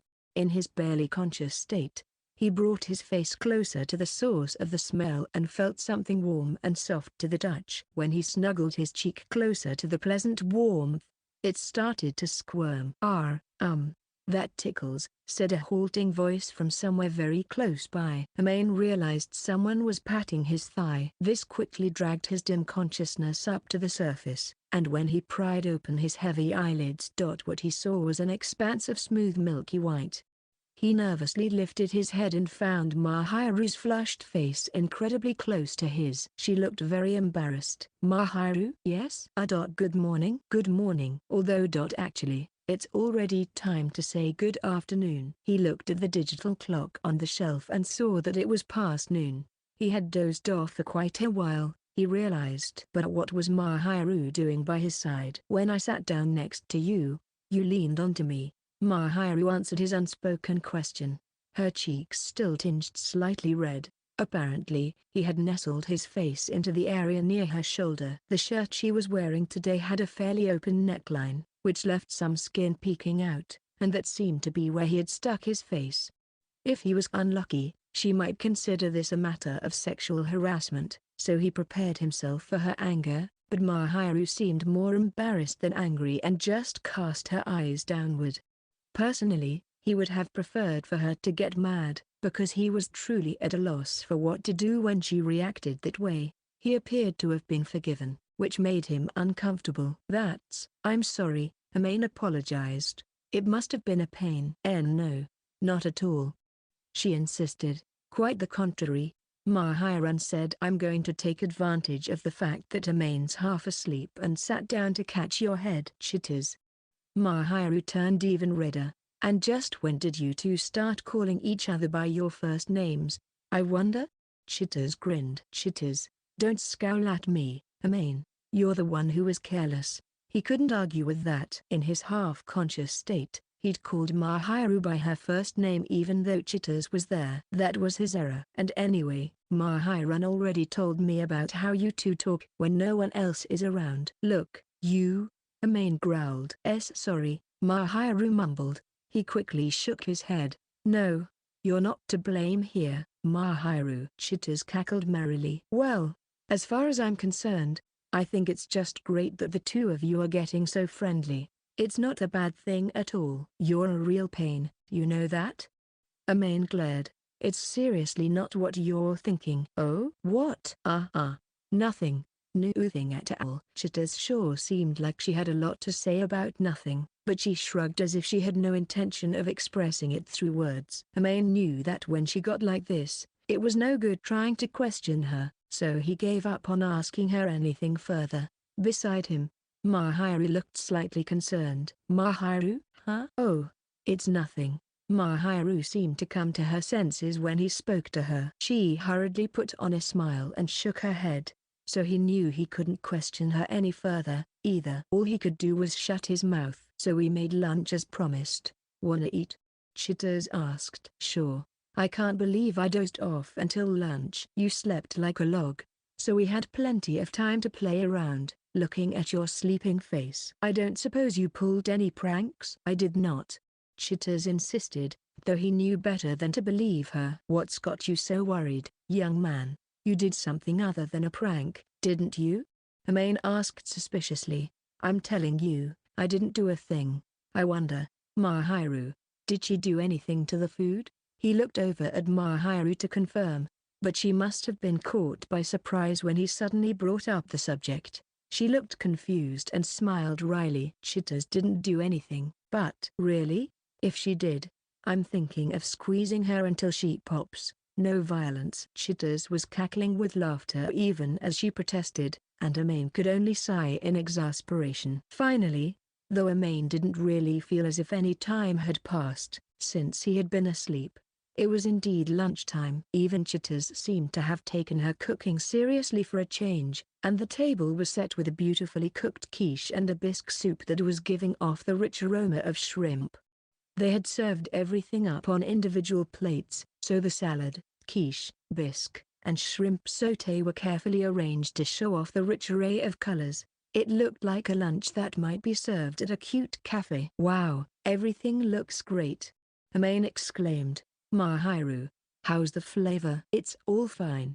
She nodded. Chitters didn't add anything strange, and I tasted everything as we went. Great. You really don't trust me. Geez. I made everything properly today. Too rude. Chitters was in a huff, but she had a history of launching surprise attacks right after saying something similar, so Amain knew better than to let his guard down. This time, though, Mahiru had been there to supervise, so Amain could mostly relax and eat. Mahiru made this quiche. I made one to give to Itsuki. You're gonna give him a whole quiche? It's a little one, about the size of my palm, so it's fine. Hey. I wonder if he'll be happy with it? Chitters was wearing a big grin, and Mahiru was staring at her with a heartwarming smile of her own. As long as Chitters wasn't preoccupied playing pranks or getting up to some other kind of mischief, she was a pretty thoughtful girlfriend. Amain thought it was nice she had made something just for Itsuki, but she did tend to take things too far, so it could be a little dangerous to trust her completely. Amain also smiled a little at the beaming Mahiru, then turned his attention to the plate that had been set before him. He pressed his hands together. All right, let's eat. Go ahead. Enjoy your meal. Chitters looked almost bashful. It was surprisingly endearing, and just for a moment, Amain was reminded that she was a girl, too, after all. I'm sorry. After Chitters left, Mahiru suddenly apologized. Amain wasn't sure why she was apologizing, and he looked with wide eyes at Mahiru sitting beside him. She had her legs drawn in and was fidgeting restlessly, wearing a guilty expression. "Sorry about the pranks." "Pranks?" "Chitters didn't do anything to you." "But well, I did." "Huh, you did?"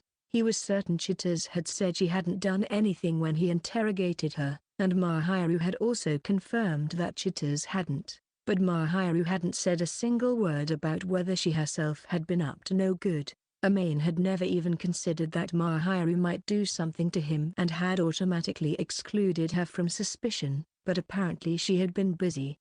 She looked guilty, like she wanted to run away at any moment. "What did you do?" "Well, I squished your cheeks." "Does that really qualify as a prank?" "And then I stared at your sleeping face, and I stroked your hair." "Well, you do like doing that." "Why yes." "So was that all?" "Yes." The way she was acting, she seemed remorseful, but Amain wanted to joke that those things were hardly pranks. What Mahiru had done was less of a prank and more like normal physical intimacy. If that was a prank, then that would mean Amain had also been messing with Mahiru. So he hoped she didn't think of it that way. "I'm not really mad, you know. Like, as long as you are having fun, I guess it's fine. It was just careless of me to fall asleep in front of other people." Thank you. I mean, I don't think it would be much fun to look at this ugly mug, but you looked cute, you know? You're just about the only person who would say a guy like me looked cute. That's not true. Chitters said so. She was definitely making fun of me. In Chitters's case, she obviously said he looked cute because she thought it was funny. That was a different matter than Mahiru finding him cute. As a rule, nobody should ever take Chitters too seriously, he thought. "You really were cute." "Really? I played with your cheeks a lot. I wonder, is it that much fun to poke at a guy's cheeks?" "It's more fun than you realize." Based on his own body, Amain thought guys' cheeks would be very stiff compared to girls and therefore not that much fun to poke or play with. He didn't understand what Mahiru found so great about it, but if it was the very act of poking that she found enjoyable, then he supposed he shouldn't complain. "Well, it's not like I can't relate," he said. "Your cheeks also feel nice to poke at." He had played the same prank on Mahiru before, that said, it wouldn't do to touch her too boldly, so he cautiously, gently poked her with the tip of his finger. Mahiru's cheek was soft and a little squishy and undeniably feminine. She obviously took very good care of her skin, because it was smooth and lustrous. Just touching her like this felt amazing. Telling himself that if Mahiru had touched his face, he should be allowed to touch hers. Amain gently pinched her pliable cheek. Mahiru looked up at him with a bit of dissatisfaction, and he knew he'd better not overdo it. So he stroked the cheek gently with the pad of his finger to mollify her. He moved gently and carefully, just like he would if he were petting a kitten. Before long, the look of dissatisfaction faded and was replaced by a soft smile that seemed to be hiding something. It was such a sweet expression, he wondered if the secret ingredient was plenty of honey. "She looks really relaxed." He was surprised to see how relaxed Mahiru looked while a boy touched her like that. Then it occurred to him that Mahiru never let boys touch her, and he suddenly felt very embarrassed to be receiving such special treatment. It made him want to bang his head on the back of the sofa. Trying to put such thoughts out of his mind, Amain reached his hand under Mahiru's chin, and this time he really moved his fingers like he was petting a cat. "Hi-ah." She let out a small yelp. What was that?" "Practice for when we go to the cat cafe." "What were you thinking? I'm not a cat. I'm a person." "It's because you're so cat-like, but also kind of like a dog and a bunny at the same time." "What are you talking about?" "Exactly what I said." Recently, Amain had made the private observation that Mahiru at times acted like a cat, a dog, and even a rabbit. When he was first getting to know her, she had been a very wary cat. Then as they became closer, she became friendly like a dog. Not exactly the same, but she had definitely warmed up to him. As for the rabbit. For some reason, Amain had gotten it into his head that rabbits were lonely creatures, so he had just thrown that one in the mix for good measure. Amain was glad she didn't hate being doted on, since he wanted to do exactly that. As he scratched under her chin, Mahiru quietly said, "The top of my head would be better, so he obediently switched to stroking her head. He decided not to mention that, at times like this, she was more dog-like. If I'm a cat and a dog and a bunny, in that case, Amain, you're a wolf. Does that mean I attack girls? No, I don't mean it like that. Wolves seem to care about their companions a lot. I've heard they do anything to protect their pack. Well, since their packs are usually formed of family members, I guess it's a little different, but I say that because you take really good care of the people in your circle. Well, I guess you've got me there. Amain's circle of friends was pretty small. Small enough that he could count the people he would call friends on 2 hands. But he always tried to do the best he could for those people and treat them well. If she was going to call that facet of him wolf-like, then he wasn't going to argue. Besides, that's how I want you to be. That's how you want me to be? No, it's nothing. Don't worry about it. Also, your hair is fluffy, which is why you're like a wolf. That's not a trait of wolves. Mahiru seemed like she had been about to say something different, but now she was stroking Amain's hair, so he didn't question her and just let her touch his hair as she pleased. It was the day after the cooking class, and Mahiru apparently had plans to hang out with cheetahs again, so she departed after preparing Amain's lunch. Amain would have been perfectly capable of feeding himself without her help, but she went to all the trouble of cooking for him, so he wasn't about to complain. He saw her off as she left his apartment, looking somewhat restless, then sighed as he wondered how he should spend his free time. It was currently just past 1:30. Mahiru had gone out, and it wasn't a bad time for going out, but he didn't really feel like it since he had nothing in particular planned. If he'd had plans to hang out with someone, he could have probably summoned the willpower to leave the apartment, but if no one waiting for him, then he figured he didn't need to go to the trouble. That left him with the question of what to do with his day. There weren't that many ways he could kill time at home. His most frequent pastimes were games and comics, but he had cleared all the scenarios in his role-playing games and even finished all the speedruns, and it wasn't all that interesting to play party games by himself.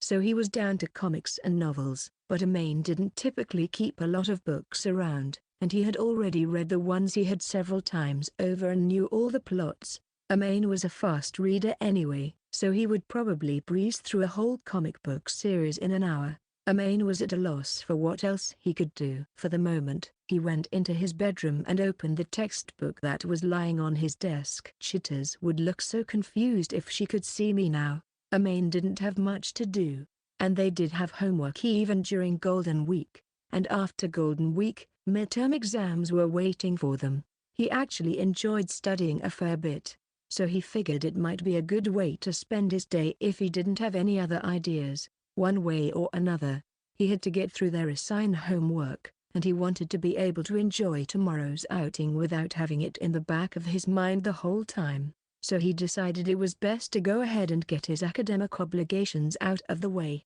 Amain was naturally a serious student, and he pulled himself up to his desk, mechanical pencil in hand, to complete his schoolwork. When he next noticed the time again, it was already past 6 o'clock. Whenever Amain was seriously concentrating, he tended to tune everything else out. As he left his bedroom, rolling his shoulders around to loosen up his stiff body, he smiled at how the sunbeams that were filtering through the window had changed their angle bit by bit. He could see the kitchen as soon as he was out in the hallway, and sure enough, there was Mahiru in her apron. She hadn't been there the last time he'd left his room to take a break. Apparently, she had returned from her outing. He wasn't sure if it was a good thing that he had been so focused he hadn't even noticed the sound of the door unlocking in the entryway, but he knew it wasn't good that he hadn't come out to greet her. "Welcome back." "Sorry I didn't greet you." "No, it's fine. I didn't call out to you, either. I thought you were probably busy with something in your room." "I was doing homework." He had made plenty of progress in the quiet apartment, but he might have been studying too long, because his body was awfully stiff. He regretted not changing his posture a little more often while reading. He did some light stretching while they talked, and Mahiru let out a small giggle. "You're very studious. I'm the type who likes to get my work done ahead of time so I can enjoy myself." "I'm much the same.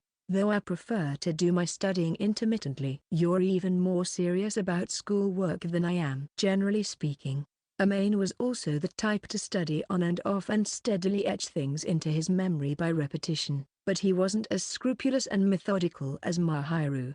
Incidentally, he had learned over the last summer break that Itsuki would finish his work first and then really play around, while Chitose would play first and then drown in her own tears of regret. So he expected the latter half of summer vacation this year to be rough going. Once you make a habit of it, it's really not that much trouble, Mahiru explained. Once it becomes second nature, you don't think anything of it. Impressive. I've got to put in some more work until it becomes second nature. Most people assumed that Mahiru was some kind of prodigy, a genius blessed with a naturally brilliant mind. Those people didn't know how hard she worked. Amain would never deny that she was very smart, but he knew that, above all else, she was a hard worker first and foremost. She didn't show it much on the surface, but behind the scenes, she never failed to put in the effort. That was why her grades and her looks and her athletics were all outstanding. Amain knew how hard Mahiru worked, so he recognized and admired her efforts and didn't begrudge her successes. Mahiru's abilities were earned through being disciplined, and anyone who wanted the same for themselves would have to put in the same labor. Amain doubted he would ever be able to reach Mahiru's level, but as someone who always wanted to improve his grades, he admired her. Mahiru was frowning like something had tickled her. Flattery will get you nowhere, mister. At best, you might get pudding after dinner. Oh, then should I praise you more? How calculated. Mahiru smiled like something was funny. Amain gave her a sidelong glance, but when he opened the refrigerator, he realized there really was pudding inside. It was store-bought, but it came from the patisserie that Chitose liked so much, and it was one of Amain's favorites, too. Though Mahiru's handmade pudding was the best, this was also sure to be delicious. A surge of happiness bubbled up within him. Mahiru giggled when she saw Amain's face light up all of a sudden, so he came back to his senses and felt a bit embarrassed. You really do love eggs, don't you? Yeah, I do. There was no need to hide it in front of Mahiru, who already had a thorough knowledge of his culinary preferences, so he meekly nodded in agreement. Suddenly, Mahiru froze in place, still stiffly holding a potato she had just finished washing.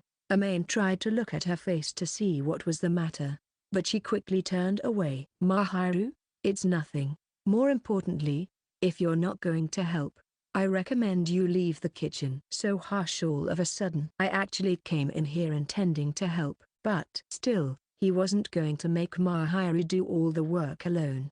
Besides, a little light activity would be just perfect for waking up his stiff limbs. Amain grabbed his apron from the kitchen rack and put it on. Mahiru wordlessly put several washed potatoes in a bowl and handed it to him along with a peeler. She didn't look him in the eye the whole time. By the way, what are we going to make with these potatoes? I was planning to make potato salad, but now they're going to be ingredients for a frittata. Isn't that a pretty big change? It's fine. I'm in charge of the kitchen. You just need to follow what I say. I don't really get it, but you make a good point. This was Amain's kitchen, but Mahiru was in charge of the cooking, so this kitchen was actually under Mahiru's control. After all, Amain didn't know nearly as much about culinary matters as she did, so he was better off obediently following her lead. Mahiru was obviously not in a good mood, and Amain wondered about her cold tone as he washed his hands and began to peel the potatoes. Fortunately, he didn't need to worry about injuring himself with a peeler. Mahiru, meanwhile, had started her own tasks. It seemed like the change in menu had been pretty sudden, but Mahiru knew what was in the refrigerator best anyway, so Amain was sure there was no problem. So what did you do today? The kitchen was spacious enough that the two of them could work side by side, and he wouldn't have minded working in silence, but Amain's task wasn't that hard, so he tried to strike up a conversation. Mahiru's whole body twitched. Well, I got her advice on something, I guess. Oh, was something giving you trouble? Did you sort it out? Honestly, Amain hoped Mahiru would come to him if she ever had a problem. but there were probably a lot of issues only another girl would fully understand. So he wasn't about to complain or anything. Why yeah, sort of. I'll know for sure in a few days. That's good, then. If she had solved her problem, then Emaine had nothing further to say, and he promptly shut his mouth, knowing it would be bad to pry. Mahiru tugged nervously at her apron. Emaine? Emaine. Which style do you like better, simple and clean or more mature? Her eyelashes fluttered as she peered at him with a troubling expression. He didn't ask why she was suddenly asking him such a question. He figured she must be trying to decide what kind of look was best for their outing tomorrow or something. I think it's best when the style suits the person wearing it. He finally answered. I'm asking about your preferences. I don't know what to say. It's nice to see a woman in something that really suits her, but I think everyone should just wear what they feel comfortable in. I'm asking about your preferences. Emaine really thought it was best for Mahiru to wear whatever she liked, but she didn't seem content to take that as his final answer. I really think either style is fine. A simple look suits your personality and looks cute, and a sophisticated look brings out your beauty more. I think either one looks great on you. There's something to like about each of them, but I can't say which look I like better unless I see the actual outfits. Why, you really do just come out and say things like that pretty bluntly, don't you? I mean, you asked. I guess go with a simple look. He was getting the feeling that she wanted him to come out and pick one, so he obliged. Mahiru turned away from him. All right, I'll do that, she answered. I'll do my best to put together a look that will astonish even the calm and collected Emaine. That seems like it won't end up being very simple. Fine, I'll wear something that will make you lose your mind. Don't go too far, I won't know what to do. That's what I'm hoping. Mahiru was being awfully forward today, but it was still adorable, just in a different way. Emaine chuckled to himself and continued peeling potato skins. Chapter 9, An Outing with the Angel. Good morning, Emaine. Most people would start an outing by meeting up somewhere, but Mahiru met him at his apartment. Since she lived next door, they didn't need to go to the trouble of arranging a meeting place. Instead, Mahiru came directly to his door. She certainly did look different. Morning. Oh, you put your hair up today. I thought it would get in the way if we're going to be playing with cats. How do you like it? Mahiru usually wore her long hair down, but today it was braided and gathered up in a bun. It looked like a more complex version of what she did with it when she was cooking. Yeah, it looks good. It's nice of you to say so, but well, if you're going to laugh, just laugh. Okay? What are you talking about? You think it looks silly, don't you? Mahiru was squeezing her arms tightly over her chest. Her outfit showed a little bit more skin than usual. Putting it that way might make it seem like she was wearing a very exposing outfit, but her top was a chiffon blouse with an open collar, and the pure white skin of her neck was peeking out, which just gave the illusion of more exposure. The blouse had a long lantern sleeve with slits in the sides and lace panels that ran along the length so her upper arms were partially hidden but still showed through. It was subtly enticing. Of course, she had an undershirt on, so it wasn't like he was at risk of seeing anything if he looked at her from above, but somehow he found the look both tidy and alluring in the way it enhanced her femininity. On the bottom she was wearing skinny jeans, perhaps because she was preparing to play with cats at the cafe. The jeans fit tightly to her figure, hugging her slender legs. On her wrist she wore the flower bracelet Emaine had given her as a present. He remembered her saying she was going to wear it with care, and he felt a warmth in his chest. I don't think you look silly. In fact, I think you look even prettier than usual. Well, don't you look the part today? Your parents must have raised you to be a proper gentleman. Dad always told me that you ought to compliment a girl when she's all dressed up. Of course, it's not just flattery, you know. I'll believe you. Mahiru's face flushed slightly red, and she held her bag tight. Emaine smiled dryly and almost patted her head, but he stopped himself. He expected she wouldn't be pleased if he messed up her elaborate hairdo before they even started their outing. Mahiru blinked like she'd been expecting it but seemed to understand he was being considerate of her hair, and so she smiled at him. She did give Emaine's hand a bit of a wary look, though. Amain, recently you've been a little obsessed with patting my head.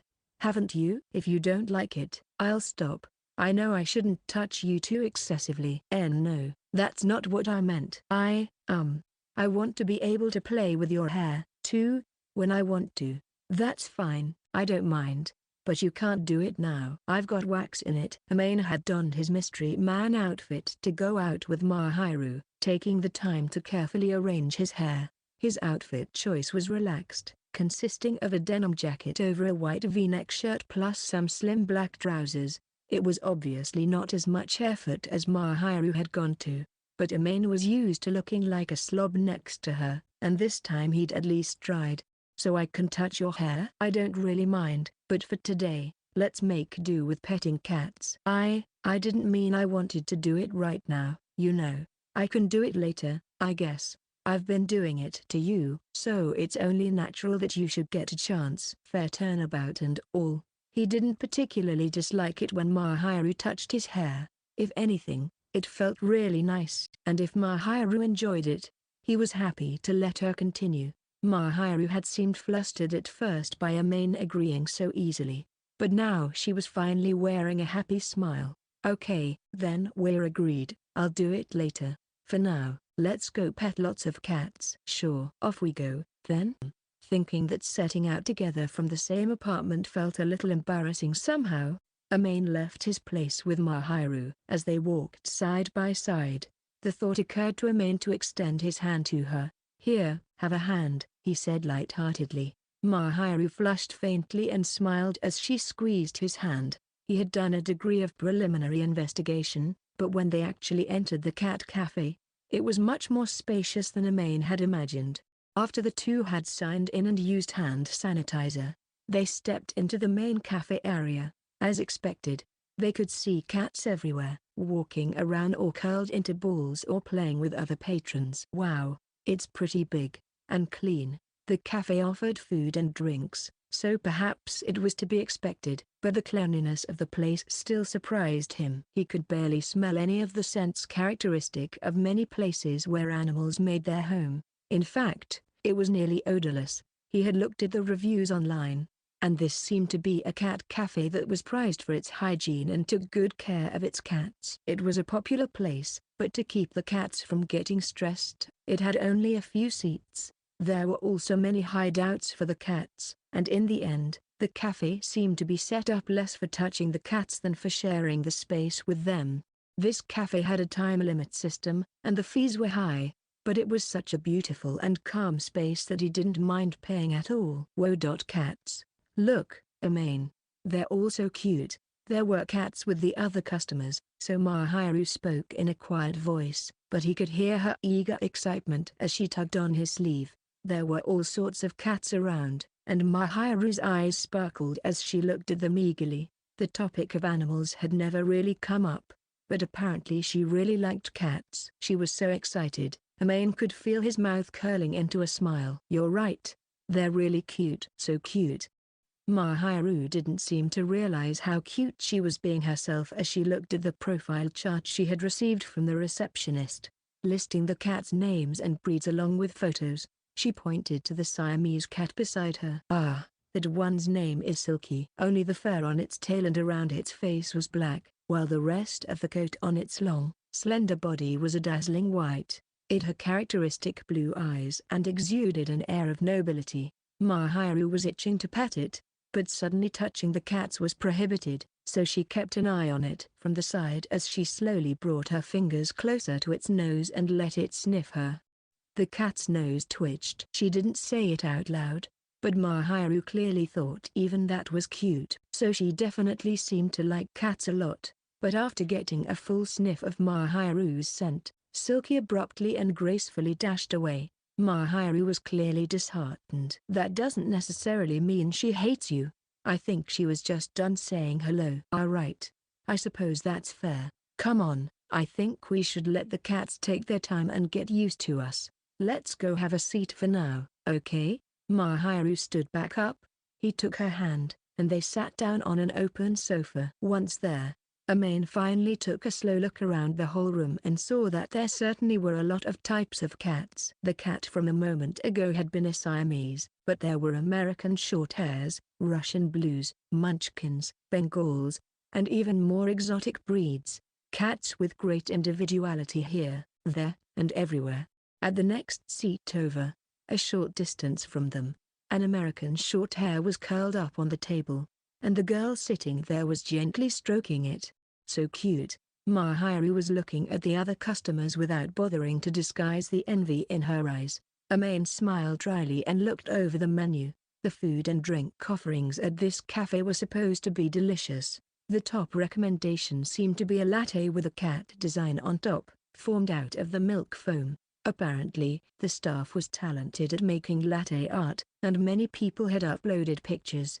Amain left Mahiru to her own devices for a moment, as she was staring at a cat loitering nearby, and he called the waiter over and ordered the signature latte art. "I went ahead and ordered you the same thing as me, is that all right?" he asked when he had finished. "Huh? Ah yes. That's fine." As expected, Mahiru was so preoccupied with the cats that she hadn't even noticed him ordering. Mahiru was the type who could drink coffee or tea, so since this was a special outing, he decided to keep the order a secret and give her a little surprise. After a short while, their order was brought over slowly, so as not to destroy the latte art. Their smiling waiter set the cups down on the table, bowed, and left. Mahiru couldn't take her eyes off the latte art atop her cup. "Is this okay?" "Why yes, it's super cute. I'm glad." On Mahiru's drink, the milk foam had been poured with great care to form a cat that was curled up asleep, its coat pattern and expression drawn with cocoa powder. In Amain's cup, they had drawn a cat leaning against the rim. The cute, dainty depictions of the cats made it easy to understand why the cafe had become so popular. Perhaps to preserve the excitement, Mahiru was taking photos with her smartphone and looking quite pleased, but then for some reason her expression turned. "It's so cute I can't drink it," she muttered. She sounded so serious. Amain couldn't help but laugh. "Don't laugh at me, please. It's just, you're so troubled over something so adorable." It would be such a waste to destroy it when there's such a cute little cat. But it would be even more of a waste not to drink it. Oh no, it wasn't that he didn't understand Mahiru's feelings, but the foam would collapse anyway even if she left it alone, and he presumed that the person who made the coffee would probably be happier if she drank it before it got cold. After sufficiently appreciating his own latte cat, Amain raised his cup without hesitation. He almost laughed again when he heard a murmur of sadness from beside him, but somehow he contained it enough to slowly sip his café latte. Mahiru looked so downhearted that he tried his best to drink without disturbing the cat too much. The latte itself was delicious. The combination of the deep coffee flavor and the rich milk was just perfect. And it wasn't too sweet, so Amain, who drank his coffee black, didn't mind it. "It's good." When he took a break from drinking and made this comment, Mahiru groaned slightly but brought her cup to her lips with some hesitation. She looked funny and cute drinking her latte and carefully trying to not destroy the cat, and Amain's lips must have curled into an unintentional smile. I feel like you're laughing at me, but, you're imagining things. Is it good?" "Yes, it is. Of course." When Amain looked at Mahiru once she had pulled her mouth away from the cup and set it back down, he couldn't control himself, and his shoulders shook with laughter. Why are you laughing?" "Well, you have a white mustache." She must have failed to pay attention to the rest of the milk foam in her efforts to keep the cat intact, for Mahiru's upper lip was now decorated with a white mustache reminiscent of Santa Claus. She looked so extremely cute that he instinctively snapped a photo with his phone. Did you just take a picture?" "Sorry. Do you want me to delete it?" Were you planning on keeping a record of such a shameful face?" "You looked cute, so I just took it." When he said that, Mahiru pressed her lips together tightly, and her face flushed red. In a quiet voice, she grumbled, "You can have the one photo." She was still wearing the white mustache as she told him that, so Amain felt his chest growing warm as he held back a laugh and nodded in agreement. Around the time they finished drinking their café lattes decorated with foam art, One of the cats jumped up on Amane's lap. It was the American Shorthair that had been at the neighboring seat earlier. After checking out the profile sheet, they saw that it said Cacao, female. Amane wasn't sure whether she was friendly or just shameless, but she had suddenly gotten up on his lap, which he found perplexing. He was fully aware that cats did as they pleased, but he was slightly unsettled to be approached so suddenly. The warmth in his lap was more profound than he had expected, as the cat confidently curled up and settled in as if to say this was her spot. This one is really friendly. He looked over at Mahiru as the cat sniffed at his fingers and thought she seemed incredibly jealous. Once Cacao had finished sniffing to her heart's content, she nuzzled her face into Amane's palm, so he figured she was asking him to pet her and started scratching her under her chin like he had practiced on Mahiru. He could tell from the vibration and the sound that she was purring. Feeling relaxed by the presence of the cute cat, Amane ruffled the fur under her chin as he petted her, but he felt jealous eyes on him from Mahiru sitting next to him and chuckled to himself again. "Mahiru, put out your hand." "Huh?" "All right." She obediently stretched out her hand, so Amane removed his own hand from Cacao and, in its place, put Mahiru's palm near Cacao's face. This cat is probably friendly and used to humans, so she ought to allow herself to be petted after a proper greeting. Cacao sniffed at Mahiru's hand, then let out a somewhat listless meow and rubbed her face against Mahiru's palm. Mahiru's eyes sparkled, overcome with emotion. "Amane, she let me pet her." Mahiru smiled gleefully at Amane as she finally got to pet a cat, stroking the fur in the right direction. Perhaps a sign of how carefully the cats were looked after. Cacao's fur was shiny and incredibly soft. She didn't smell bad, either, and had just a faint hint of cat odor. She was obviously treasured dearly by the staff. All the cats had nice coats and looked healthy, and there weren't any that were extremely fat or too thin. And all the lively cats were free to move about as they pleased. So cute. They really are, aren't they? I'm jealous of you, Amane. How about you call Cacao over to you? Tell her to come sit in your lap. The cats couldn't understand words, but gestures seemed to communicate surprisingly well. As a test, Mahiru patted her lap and called "Come here," and Cacao meowed once, then slowly moved over to sit on the offered spot. Mahiru's expression of excitement at that moment was so full of joy that just seeing it was enough to make Amane happy, too. "Look, she sat on me." "That's great." "Hey, she wants you to pet her." Cacao must have preferred Mahiru's soft lap over Amane's hard one, for she meowed even louder than before and pushed her face into Mahiru's palm. Smiling at the beaming Mahiru, who was rubbing the cat to her heart's content, Amane captured the moment with his smartphone. "Is this photo all right?" "This one's okay," Mahiru said as she stroked Cacao. Amane kept smiling at her and stood up. Along the wall were bookshelves filled with magazines and comics, so he intended to bring several of them back to the table. This place was called a cat cafe, but that didn't mean one would constantly be playing with cats. His main goal was to spend a comfortable time in a space where there were cats around, so relaxing with some reading material was also an option.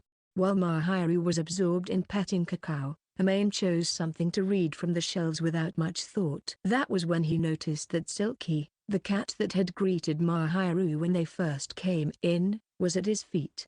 He crouched down and put his index finger near her nose, and as expected, she sniffed him in greeting. This gesture was quite adorable, so his cheeks softened into another smile as he watched her fondly. When she was done smelling him, Silky lifted a front paw and leaned against him, as if she was going to leap into his arms. Silky meowed in a higher pitch than Cacao and touched him again, so Amane sat cross-legged on the floor. The cat had a high-class aura but seemed to be comfortable around people, and she was allowing him to pet her. When he tried stroking her, she put on a very satisfied expression. She was purring and nuzzling him, so he took that as a sign that she wanted him to pet her more. In accordance with the wishes of the noble Lady Silky, he gently and carefully stroked her back. There was a cat at Itsuki's house, so he understood how to do the petting. He watched Silky carefully and adjusted his motions to keep her happy and docile. So cute. He could feel her purring, and another gentle smile soon slipped onto his lips. At first, she had behaved a bit coldly, so he hadn't expected her to be so permissive and fawning. Now that I think about it, she's kind of like Mahiru. Mahiru had also been cold and standoffish at first, but once she let her guard down, she started gazing at him with trust in her eyes, fawning over him, and getting comfortable. In that way, she had reminded him of a cat. Inwardly bestowing Silky with the moniker Angel too, Amain enjoyed petting her. Suddenly, he heard the sound of a camera shutter. He looked up and saw that Mahiru had approached without him noticing and taken a picture with her smartphone. "I thought you were taking a while. So you made friends with Silky, huh?" "I don't know why, but she came over to see me." "You're so stingy. I want to pet her, too." "What happened to Kakao?" "Cats have a mind of their own." Apparently, the cat had gone off somewhere. He looked around the cafe and saw Kakao curled up on the second story of a cat tower. Just a moment ago, she had been sitting with Mahiru, but she must have changed her mind. "Is Silky your favorite, Amain?" "Well, I haven't petted all of them yet to really start comparing, but yeah, she kind of resembles you, so I'd like to keep petting her." "Resembles me?" "I mean, you were pretty standoffish at first, kind of cold and blunt. But once you decided you liked me, you warmed up quickly." Sure, it was cat-like for her to let her guard down and fawn on him, but he thought that the way she trusted him and relished his attention was more dog-like, so he thought of her as a cross between a cat and dog. Mahiru didn't seem to realize just how badly she was spoiling him, which made Amain feel happy yet embarrassed at the same time. "I'm not a cat. Besides, it's not like I get attached to just anyone." "Well, that's because you're very wary." "You haven't been thinking of me as a cat?" I haven't," he answered, stroking the cat in his lap the same way he always patted Mahiru. "Right?" He sought Silky's agreement. Either she was good at reading the room, or it was just a coincidence, but Silky meowed, right on cue, so even Mahiru couldn't press the matter any further. But Mahiru looked at him with a fairly dissatisfied expression, so Amain used his unoccupied left hand to stroke Mahiru's head. "So you do think of me as a cat?" "Sort of. Here, how about you play with Silky? It looks like they'll lend you some toys if you go to the front desk. You're not getting out of this that easily." "So you don't want to play with her, then?" he asked as he teased the cat. Mahiru pouted slightly and grumbled, "You don't play fair, Amain," then headed for the front desk to borrow some cat toys. Amain had been planning to switch places with her and go to the desk himself, so he watched her with wide eyes, then tilted his head in confusion as he recalled Mahiru's expression, which had been a little sulky for some reason. "What does that mean? I don't play fair? Is she talking about playing with Silky?" he muttered as he pondered the reason for Mahiru's sour expression, but the cat just meowed as if to say, "How should I know?" and nestled its head in his palm again. Ultimately, the reason for Mahiru's pouting wasn't really clear, but as she played with the cats, her mood quickly improved, and she was soon smiling at him again. After a certain point, Mahiru stopped paying attention to Amain and focused entirely on the cats. He smiled dryly as he watched her play, but for some reason, the cats kept settling into Amain's lap.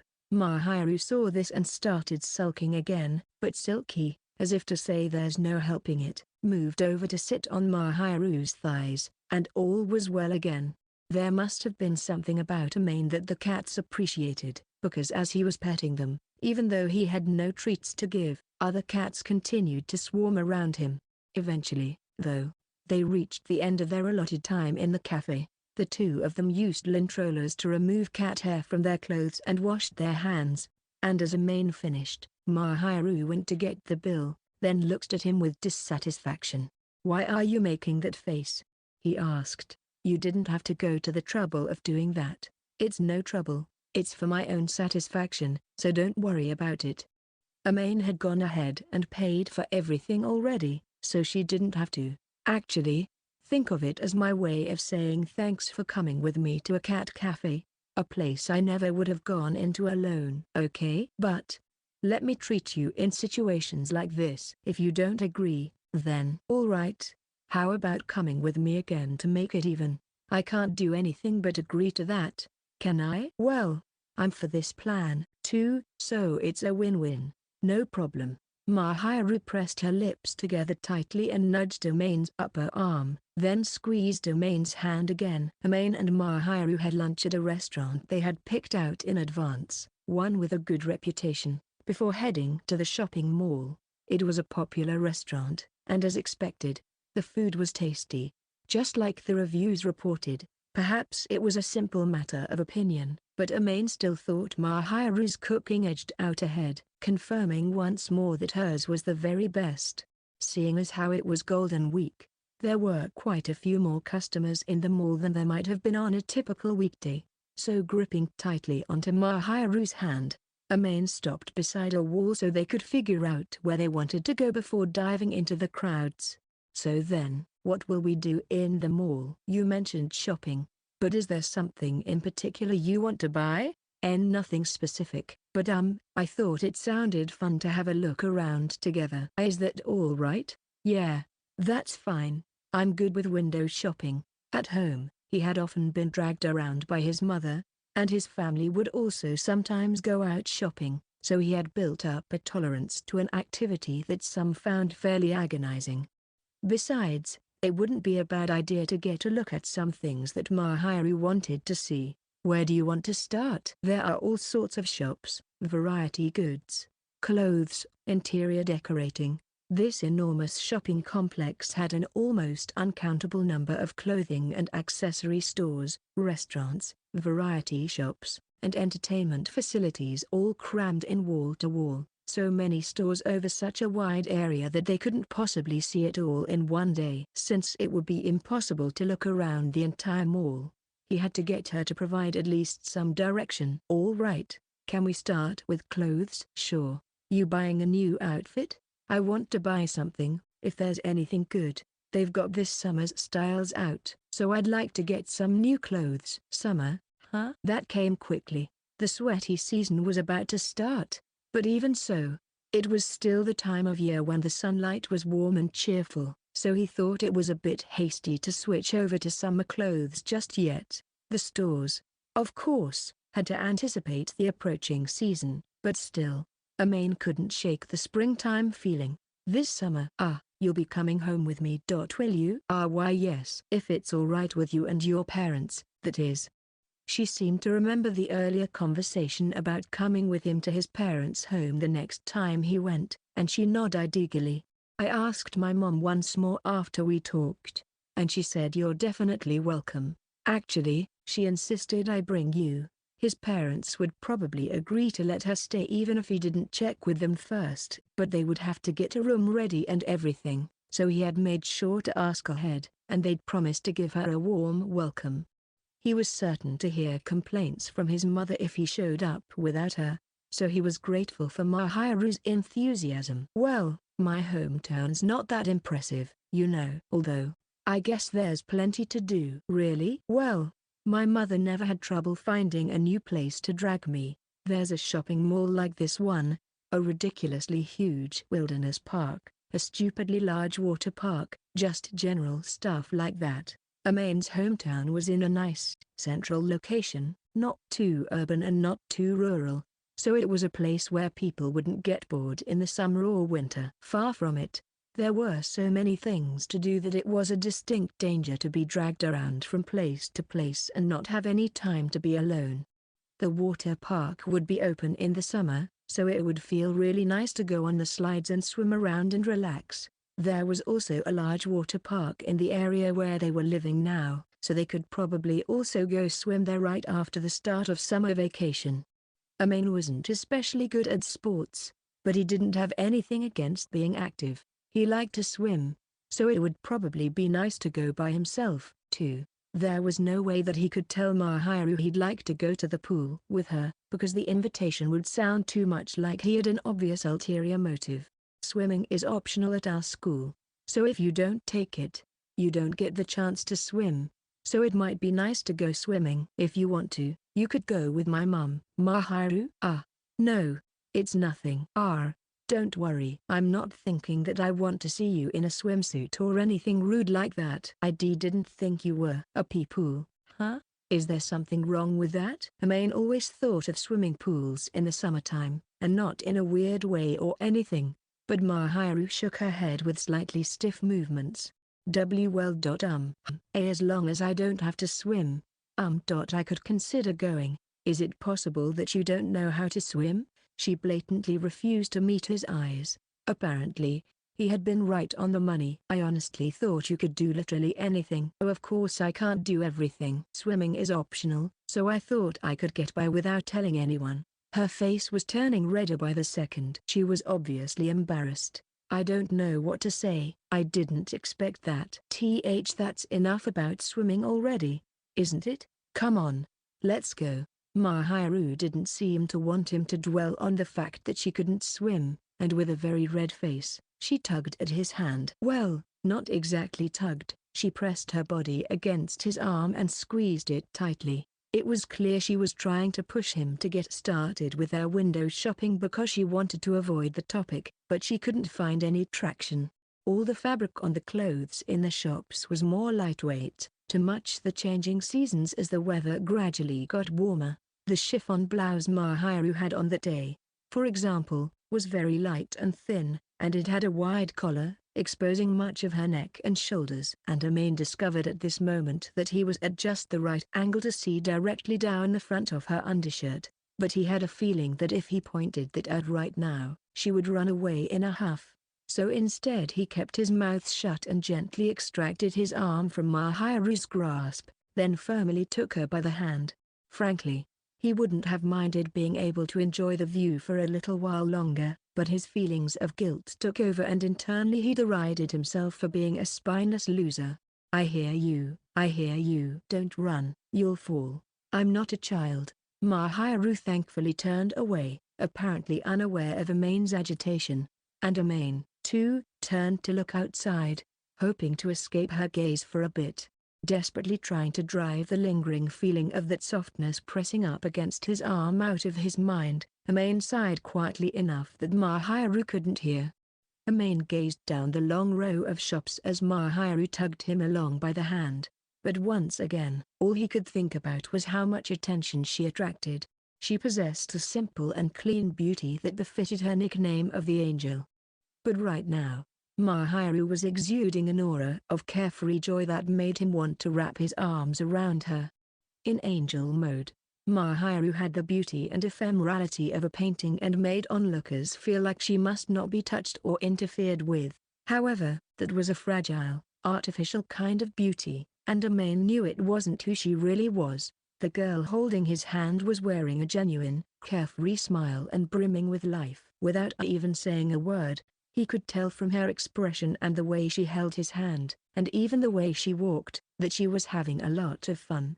Her usual restrained smile was beautiful, too, but he thought she looked much cuter when she let her feelings show on her face and smiled with her whole being, rather than keeping it all bottled up. "Is something the matter?" she suddenly asked. "No," he answered.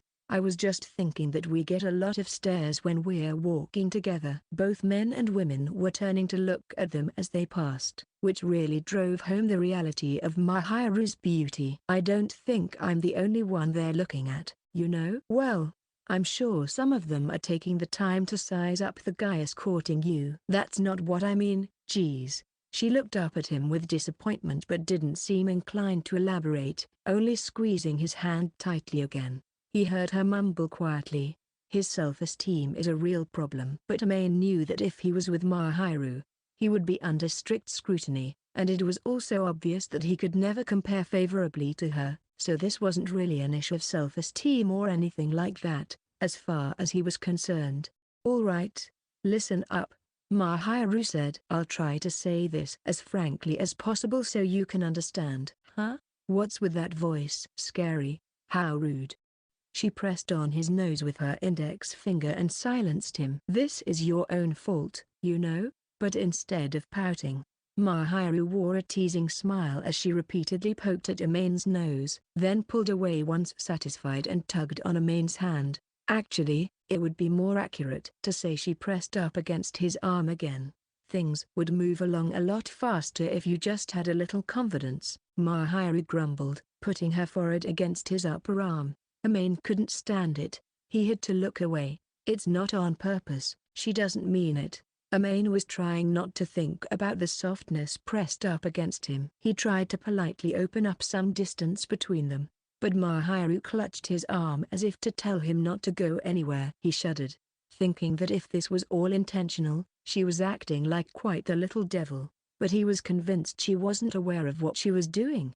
So he shuddered for a different reason. If things continued this way, he was going to blow his top. So Amain somehow turned his conscious mind to other things and took an easy look around at the area. Exactly when he needed it, he spotted a store lined with racks of understated clothes that Mahiru might like. "Hey, the clothes on that mannequin seem like they would suit you. Want to go take a look?" He pointed out the shop with his free hand, hoping to divert attention from the fire currently searing his cheeks, and Mahiru asked, "Are those the sorts of clothes you like, Amain?"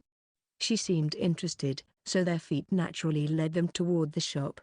"How about this one?" "Yeah, well, you look good and everything, but something like this does seems like it would suit you in particular." The mannequin was dressed in an off-the-shoulder dress with thin stripes on a white field. It was summer clothing, so the fabric was fairly thin, and the shoulders were exposed. It looked cool and comfortable for warm weather outings. This style of clothing looked really good on women who were slender and had pretty décolletage, so he was sure it would look great on Mahiru. He mentally dressed her in the outfit as she stood there next to the mannequin and was immediately able to imagine her looking light and breezy in it. It was a look that would go well with a straw hat. "I'll just go try it on, okay?" Mahiru picked up one of the same from a rack of dresses hanging next to the mannequin, as if she had either decided quickly or had always been planning to try it on. Amain was a bit taken aback by her sudden enthusiasm. He accepted the bag she entrusted to him, and she immediately disappeared into the fitting room. He waited for Mahiru to change clothes, baffled by her excitement, and ended up even more baffled because for some reason he kept finding himself on the receiving end of warm looks from people nearby. It wasn't just the store clerk. The other customers were smiling at him pleasantly, which made Amain extremely uncomfortable. As he waited for Mahiru, he wished from the bottom of his heart that she would return soon. Finally, the fitting room curtain opened, and Mahiru stepped out, but she hadn't changed into the dress. "Welcome back. You didn't put it on?" "No. I put it on and checked the size. But, well, I can't show it to you right now, because I don't have on the right underwear." Sorry I asked. The chiffon blouse she was currently wearing also showed a fair amount of cleavage, but not as much as an off-the-shoulder dress. It sounded like she needed to have on different underthings than usual when wearing clothes that exposed so much shoulder, so she wasn't ready to immediately show him the dress. "But you were kind enough to point out that it would suit me, and I put it on and liked it, so I'm buying it." She took her bag back from him and went to the register with the dress in her arms, so Amain followed her in a fluster. He started fishing his wallet out, thinking he ought to pay for it, since he was the one who said it would suit Mahiru, but she stopped him as she was already groping around in her own bag. "You can't pay. I need to buy this myself and show it off to you." Oh, though I won't be able to wear it until it gets warmer. I'll hold on to it until summer. You can look forward to seeing it." She looked bashful as she finished paying, and Amain shut his mouth tight and tried desperately to resist the urge to collapse on the spot. "Damn it, she's saying such ridiculously cute things. It sounds like she's saying she's going to wear it just for me. My heart can't take this." He caught the eye of the store clerk who was taking Mahiru's payment, and she smiled at him with a truly friendly expression, so Amain couldn't do anything but bite his lip and avert his eyes. Amain and Mahiru had enjoyed window shopping together. Actually, since they'd made a purchase, it was more accurate to just call it shopping at this point, but Amain had temporarily split off from Mahiru and was on his own. That was because Mahiru had gone to buy something she wanted to check out on her own and said she needed to be alone for a bit. This outing had been Mahiru's suggestion to begin with, and Amain figured that girls had all sorts of shopping that they wouldn't want other people to know about, so he readily parted ways and went over to a pillar near the mall fountain they designated as a meeting place. Amain was plenty used to accompanying women on marathon shopping trips thanks to his mother, and he was also accustomed to waiting for them when they dragged him around places. At the end of the day, he didn't dislike waiting quietly by himself, so he did just that, without the slightest shred of irritation. The staring decreased after he split off from Mahiru, which made him a little more comfortable, and this intermission was just what he needed to give his overburdened heart a brief rest. She's so adorable and keeps touching me. I'm not sure how much longer I can hold on. Mahiru was showing a side of herself she usually held back. She was joyful and genuine and unspeakably charming.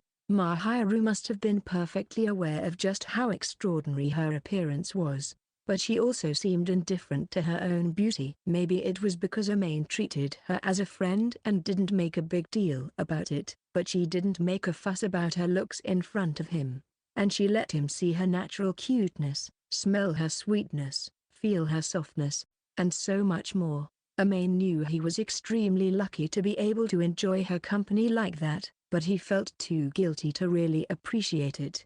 He was racked with shame just remembering it all, but he couldn't let it show in public, so he drew his lips in tight and quietly closed his eyes. All these thoughts were making him restless, so he shook his head slowly to drive them from his mind. Suddenly, Amain heard a high-pitched voice from close by. Excuse me." His eyes snapped open at the sound of an unfamiliar voice, and he looked forward to see two girls smiling at him. They were probably about college age. At least, they looked older than him. They were dressed stylishly for a Golden Week outing and smiling at Amain, who had his eyes narrowed suspiciously. "Excuse me, are you alone? Do you have some free time?"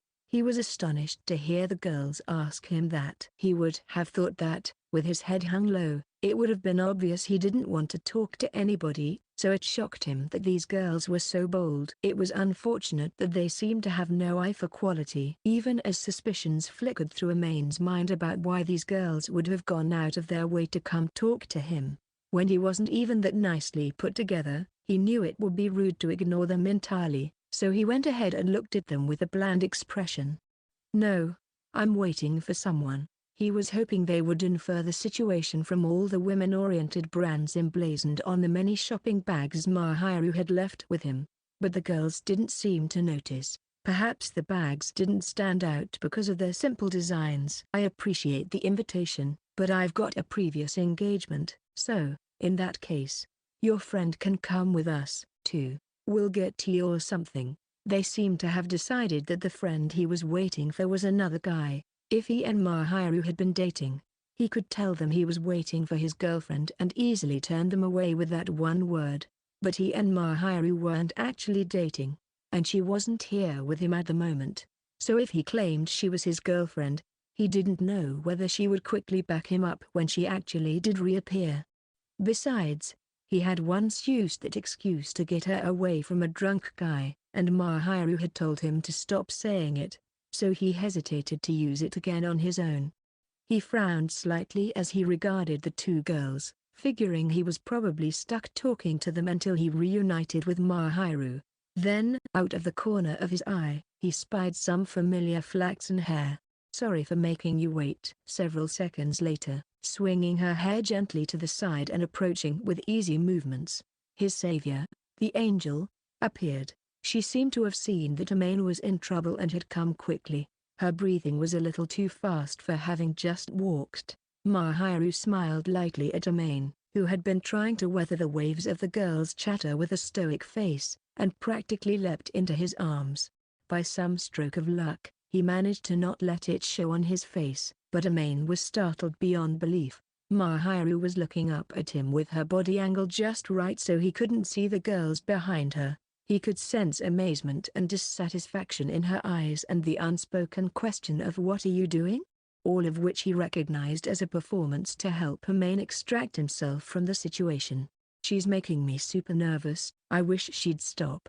This was all Amain's fault. He didn't want to hurt their feelings, but his indecision had been mistaken for an invitation to keep chatting him up. And Mahiru had arrived to rescue him, so he definitely couldn't complain about her methods. But he couldn't deny it was still stressing him out. Amain joined the charade by gently placing his hand on her back. It was a very intimate move to show they had a special relationship.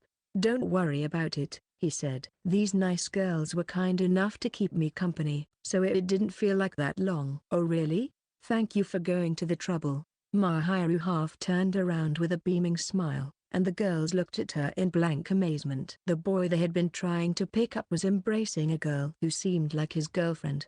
On top of that, she was incredibly cute. Mahiru must have realized why the girls were frozen in place, but her expression was full of goodwill, as if she had no idea. Amain was awestruck by her apparent magnanimity. She really did appear grateful, and her smile was the picture of innocence. But the girls just stared at them, without moving an inch. Amain smiled back, trying his best to act casual.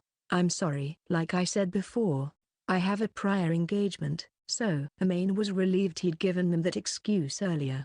He tapped on Mahiru's back impatiently, and Mahiru, who was still wearing a divine smile, entwined her arm with his, seemingly in good spirits. She was nestled very close to him again, and the breathless feeling in his chest returned, but he knew he couldn't allow himself to get flustered now, not after Mahiru had gone to the trouble of putting on this act for him, so he feigned calm and bowed to the girls. Mahiru followed his lead and bowed, too. Then at her urging, they turned and walked away from the girls. Once they had turned a corner and checked to make sure they couldn't be seen, Amain looked at Mahiru and saw her fake smile disappear. What were you doing? She asked in a tone of voice that was suddenly flat and detached as she looked up at him. Without meaning to, Amain chuckled at the suddenness of her transformation. She was still clinging tightly to him, but her expression looked weary and slightly displeased. She had seemed to be in a good mood earlier, but that had evidently been part of the act, for now shades of ill humor were flashing across her eyes. You really saved me back there, Amain said. I take my eyes off you for 1 second. Really? I was only gone for a short while. Unbelievable. I wouldn't have left you alone if I knew this would happen. Mahiru was muttering to herself. With a sudden rush of guilt, Amain noticed his gaze had drifted lower and lower over Mahiru's body. He seemed to be the only one who was agitated by the close contact. Mahiru didn't seem to be paying it any mind. You really don't know how to tell a stranger off, do you, Amain? Mahiru didn't show any sign of being aware of Amain's internal turmoil. She just looked exasperated. Maybe I can't turn them down, or maybe I just don't know how to handle that type of stranger. They were girls, so I didn't want to act rough or use strong language.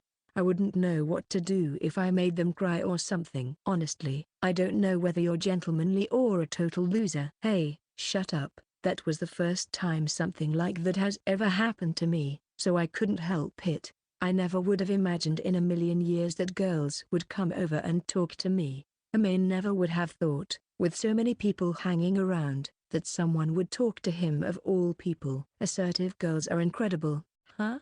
They even approach antisocial guys like me. The way you look now isn't really antisocial. If anything, you look more like a fresh, friendly young man. Those are very nice words that don't describe me at all. Well, a makeover can only go so far. How nice of you to say. Mahiru was right. Even if he looked a little nicer on the outside, there could be no mistake that inside he was as gloomy as ever. Amain laughed despite himself. This straightforward way of speaking was also one of the things he appreciated about Mahiru. He found it very endearing. It was far preferable to being lied to.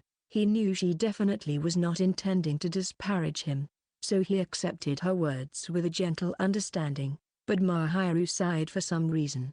Okay, I suppose I have to just tell you outright. You're definitely not bright or cheerful, but I couldn't say you're gloomy, either. To me, you seem calm and composed, and when I'm with you, I feel calm, too. Like I can relax. Even if we're not talking, I feel comfortable when I'm by your side. And I think that's wonderful. Oh, you do? Her compliments were embarrassing, and Amain could only manage a short reply. Mahiru didn't seem satisfied, though. She pressed against his arm again, seemingly unaware of how weak it made him. And how do you feel when you're with me? At home, I feel calm. And now? Now I can't relax at all because someone keeps pressing her chest up against me. That must have been completely unexpected. And she must have been completely unaware of what she was doing. because Mahiru froze stiff and looked down at her own chest.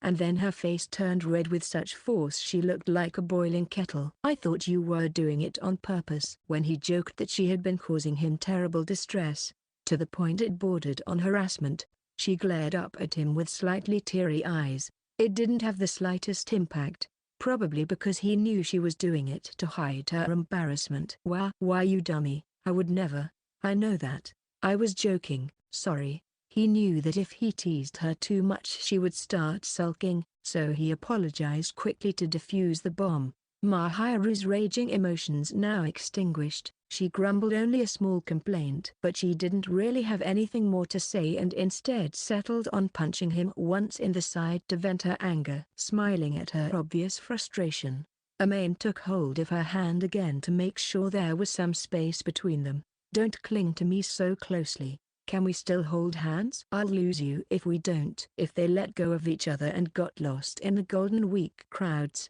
it would defeat the purpose of going out together in the first place. "What would you do if you lost me?" "I would use my phone to contact you and pick a place to meet up, like normal." How pragmatic. Guess so. "Well, I'll try not to let you go." If he let her slip from his grasp and made her wander around by herself, Mahiru was far more likely to get hit on, so he didn't intend to let her look like she was alone.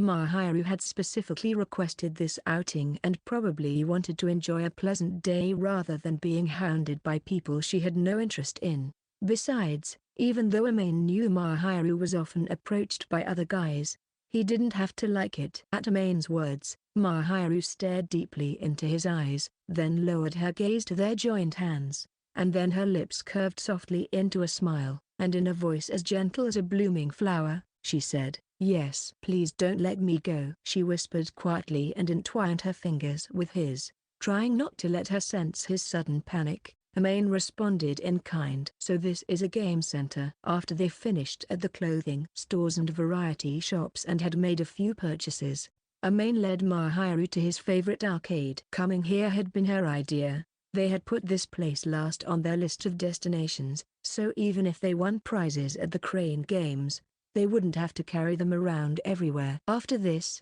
they were going straight home, so they had plenty of time. Finishing the day here had undoubtedly been the right call. Apparently, Mahiru had never come here with cheetahs, either, and she looked adorable, marveling at everything around her. "There really are all sorts of games here."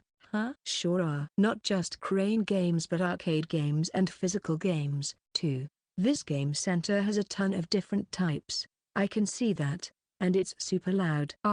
Most places like this are." Mahiru was frowning a little, reminding Amain that the cacophony typical of game centers could be grating to the ears for someone not accustomed to it. He was used to this ambience, so he was fine. The section with slots and arcade games was even louder, so he weaved his way around those areas as he walked through the game center with Mahiru following behind him.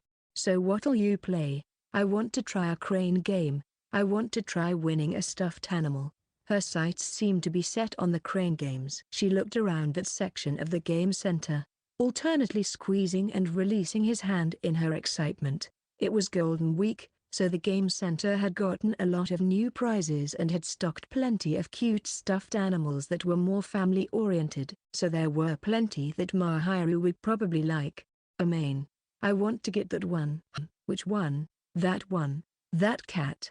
Don't you think it looks like Silky?" The toy Mahiru was pointing at was a cat with white fur that turned dark brown around its face. With its blue eyes, it did indeed resemble Silky, the cat who had first greeted Mahiru at the cat cafe, and she seemed enamored by it. "It really does look like her." "You want it?" "I do. Can I try?" "Sure. I think the machines here are easy to win, but if you can't get it, I'll get it for you. I'll try my best so you don't have to." Eager to take on this new challenge, Mahiru squared off against the crane game, while Amain hung back and watched. If Amain was to take a turn, he could easily secure a prize, but Mahiru wanted to win this one, and it was best to let her tackle the challenge alone.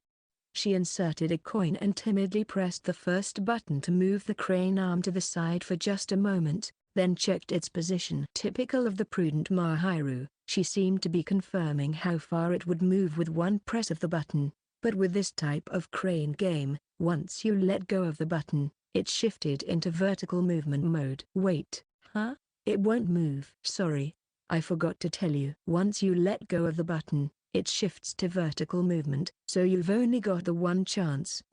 So now, no matter what you do, it won't reach the stuffed animals. The toys were placed in the middle of a wide open space, but the arm had only barely moved away from the drop chute, and all that was left to set was vertical movement. No matter how Mahiru struggled, she wouldn't be able to touch the prizes. This game center also had the type of crane games that were timed and used a lever that could move in all directions, but this particular machine was the button type, so there was unfortunately no going back. This happened to a lot of people when they were first playing crane games, so there was really no getting around it. Well, that 100 yen is gone, but you still have the vertical movement, so you can use this as a chance to get a feel for the speed the arm moves and the lag after you release the button. Then you can use that information on your next try. I'll do that. It's my fault for being careless, she said, then moved the arm with intense concentration, paying careful attention to the speed. Amain felt like he hadn't given her enough warning on her first attempt, so he quietly inserted another coin, which made Mahiru look at him with dissatisfaction. Amain said it's fine and patted her on the back for encouragement. Reluctantly, she returned to her game. She must have more or less figured out the speed at which the arm moved, because on her next attempt, she was able to line it up laterally with the position of the stuffed animals. It was somewhat off-center, but she still had a chance to reach her target along the vertical axis. Even if she didn't grab right in the center of the toys, considering the arm's center of gravity and the force of its grip, plus the timing of when it released, she could still get something. Mahiru was a total beginner, but Amain was impressed with how skillfully she was already playing. She carefully moved the arm along the vertical axis until it was more or less above the stuffed animals, then tried to pick up the stuffed cat. Her aim was good, but the toy was slightly oblong, so when the arm squeezed, the center of gravity shifted immediately, and the cat fell. Almost. Instead of trying to pick up the actual toy, it'll be easier if you move it with one side of the crane arm and take advantage of its center of gravity to make it roll over. Luckily, the partition around the drop chute wasn't very tall, so if she could roll the cat, it should fall down. Mahiru blinked intently, then obediently carried out the movements as she had been told. One thing he appreciated about Mahiru was her ability to take advice without getting angry or stubborn. She made another attempt for the cat, taking into account the position of the arm and the stuffed animal's center of gravity. So I'll do this here. And move the head. Mahiru's serious expression was reflected in the game cabinet's glass. Amain laughed quietly so she wouldn't hear him. After inserting several more coins and trying for a while, Mahiru finally moved the toy into the prize chute with the crane arm. She let out a quiet gasp as the stuffed cat fell with a plunk against the flap covering the end of the prize chute. After a moment of silence, Mahiru looked up at Amain, slightly stunned. It fell. Yeah, good work. Look, it's proof of your victory. Amain retrieved the stuffed animal she had fought so hard for and held it out to Mahiru. The reality that she had finally won the prize seemed to be sinking in. Right before his eyes, an expression of delight transformed her beautiful features. I got it, Amain. You sure did, you did great for your first time. He patted her head for a job well done, and she squinted in embarrassment and tightly embraced her prize, the stuffed cat that closely resembled Silky. She seemed especially happy that she had won the toy by herself and smiled in satisfaction as she rubbed her cheek against the stuffed animal. Amain was feeling a bit jealous of the stuffed cat as she squeezed it tightly with a cherubic smile. He was having a hard time keeping his emotions in check as he watched her celebrate. Mahiru embraced the stuffed animal with an expression of incredible delight, but then suddenly she looked in Amain's direction and timidly held the toy out to him. Will you accept this? Huh, me? Well, you've given me so many, and you seem to really like Silky, so. Amain liked cats, And that cat in particular had been cute in the way she resembled Mahiru. But he couldn't come out and say that. So he just scratched his cheek and nodded. Or you're a guy, so you don't need stuffed animals. Is that it? No, that's not why. I was just wondering if it's really all right for me to take it, since you worked so hard to win it. I was trying to win it for you. I mean, I don't want to sound pushy, but you said it looked like silky, so I thought maybe you liked it. So, if you don't want it, I'll decorate my apartment with it. But she looked up at him uneasily, shoulders drooping a little as if disheartened. There was no way he could turn it down now. All right, I'll take it and keep it in my room. Though I won't put it by my pillow like you did with yours. I wish you'd forget about that. I'll treasure the cat. Amain politely accepted the stuffed animal from Mahiru, grabbed a carrying bag for prizes from the dispenser nearby, and placed the cat inside. Mahiru watched him with a happy smile, and Amain was just about to extend his hand to her again. When, Shiina? A voice called out to her from somewhere nearby, and Amain froze. Mahiru stiffened, too, and they both turned awkwardly to face the direction the voice had come from. Standing there was a young man whose handsome face was both innocent and dignified. Yuta Kadoaki. Kadoaki. At the sight of Yuta, Mahiru immediately put on her angelic smiling face that she displayed at school, but it seemed a little stiffer than usual, probably because she was still struggling to regain her composure. It was Golden Week, so they were well aware there was a good possibility of running into their classmates, but they have never expected to meet someone they had recently started hanging out with. It's surprising to see you in a game center. Did I interrupt something, perhaps? Yuta noticed Amain and looked worried. He didn't seem to have recognized yet that it was Amain, but as soon as Amain spoke, he was sure to be found out. On the other hand, Yuta's attention was focused on Mahiru, so there was a chance that Amain could escape notice. No, not at all, Mahiru said. This is the first I've heard about you having a boyfriend. You know. He's not my boyfriend, we don't have that kind of relationship. Amain felt a twinge of heartache at Mahiru's flat denial, but it was true that they weren't dating, so he really didn't have any right to complain. It would have been stranger if she'd said otherwise. Well, to all appearances. Yuta, obviously bewildered by Mahiru's stubborn demeanor, was about to question her again, when he suddenly focused his attention on Amain. Their eyes met, and Amain's cheek twitched. Yuta stared hard, as if puzzling over what he saw. This was an extremely bad situation for Amain. Fujimiya? Just as Amain expected, Yuta recognized him. They hadn't been hanging out for that long yet, but even so, it was clear that Yuta was perceptive. No matter how differently Amain dressed or styled his hair, he couldn't deceive his new friend. Amain had hoped that maybe Yuta wouldn't look at a stranger so closely, and he did look pretty different today, but Yuta didn't miss the connection. Fujimiya, it's you, right? I can tell now that I see you up close. Could it be you two knew each other long ago and met again at school? No. Well, Yuta seemed to take it as confirmation when he saw Mahiru hesitating to answer. He looked back and forth between Mahiru and Amain, appearing downright astonished. Before he'd started hanging out with Yuta, Amain might have denied everything, but now that wasn't even remotely possible. He sighed heavily and pressed on his forehead, then looked up at Yuta, who was wearing an inquisitive expression. I'm impressed that you recognized me. I knew it.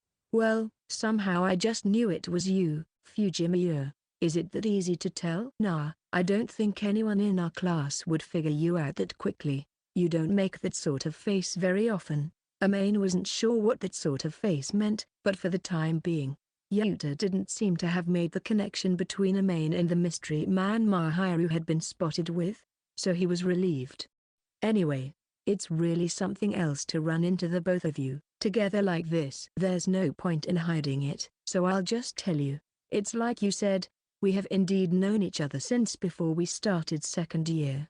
I'll even admit to being good friends, but we really don't have the kind of relationship that you're imagining. Kadoaki. Oh really? Really? Mahiru had not hesitated to deny that there was something going on, so even though it made him sad to say it, Amain was also clear in his denial. It would cause trouble for Mahiru if the misunderstanding went any further or became more complicated. The one who found them just happened to be Yuta, so he wasn't all that worried. But there would be trouble if others became suspicious, and their secret got out. He absolutely had to forbid Yuta to speak of it. Amain adopted a firm stance, and Mahiru grasped his sleeve and looked up at him. She seemed to have something to say but didn't make any move to open her mouth. So for the time being, he didn't press her. Yuta watched Amain's and Mahiru's behavior, and whether he understood or didn't, he shrugged slightly. Well, that's all fine and good. I have to say, it's just like Itsuki said. What did he say? Amain's eyes narrowed involuntarily when he thought about Itsuki having some slip of the tongue. Nothing you need to worry about.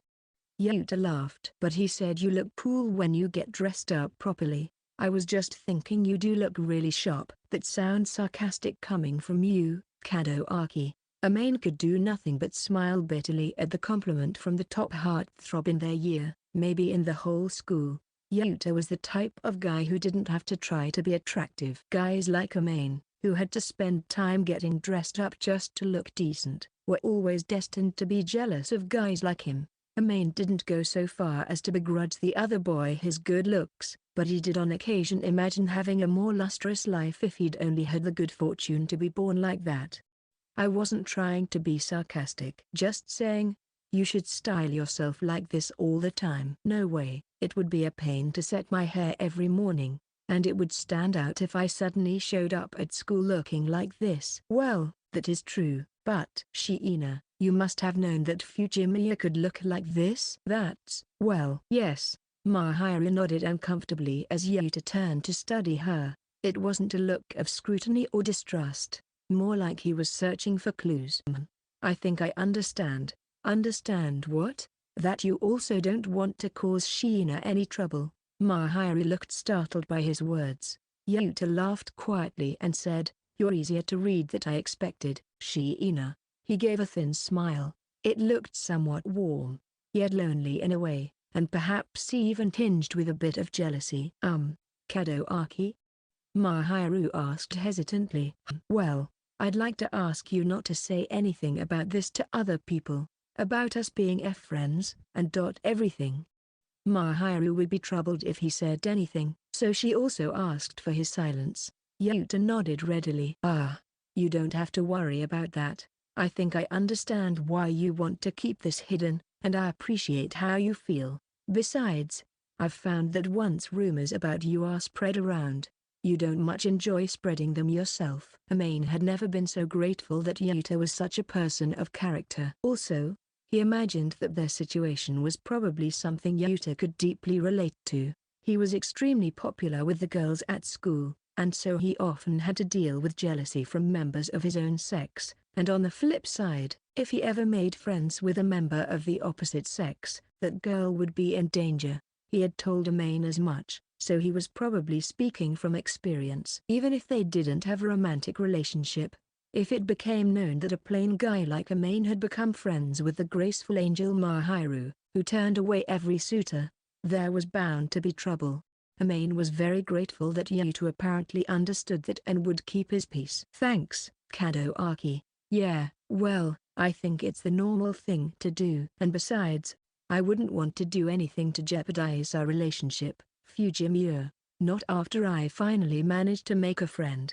Yuta flashed one of his bright smiles at them, and looking at him, Amain keenly understood why this boy was so popular. Even speaking as another boy, Amain thought that Yuta was a friendly, earnest guy, so he could understand how the girls might find him utterly charming. It wasn't just because he was handsome, he was also a good person. The other guys in their class didn't stand a chance. Oh, that's right, Fujimiya.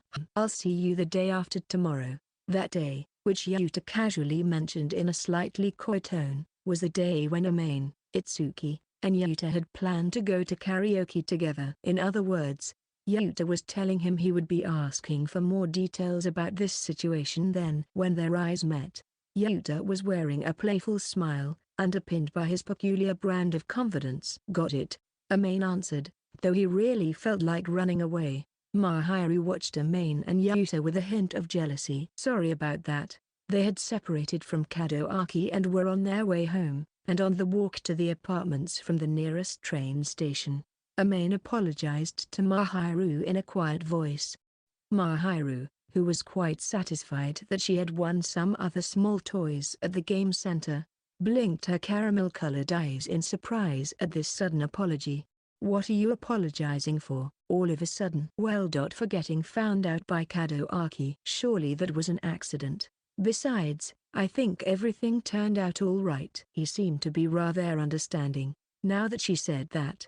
He knew it was true, but even so, he was annoyed that someone suspected that they were dating. Fortunately, Yuta had not hung around long, probably because he could tell how uncomfortable Amain was in that situation. Still, it had tugged at Amain's heart to hear Mahiru deny everything so definitively. Besides, it's not like we weren't aware that something like this could happen when we decided to go out, Mahiru continued. Considering the possibilities, I think we're lucky it was Kadoaki who saw us. You're right. For better or worse, Kadoaki knows, but at least he's being cool about it. He really is a stand-up guy. It's a good thing he's the one we ran into. Amain had resigned himself to being cross-examined later, but when he considered that he would no longer have to feel guilty about continuing to conceal things from Yuta at school, it was actually probably a good thing that they were discovered. Amain had a feeling that Yuta had also discerned how he felt about Mahiru, but as long as he didn't tell Mahiru herself, there would be no problem on that front. He would probably get teased a little bit at karaoke, but Yuta and Itsuki both had some discretion in that area, so he shouldn't get it too bad. Amain, you have quite a high opinion of Kadoaki, don't you?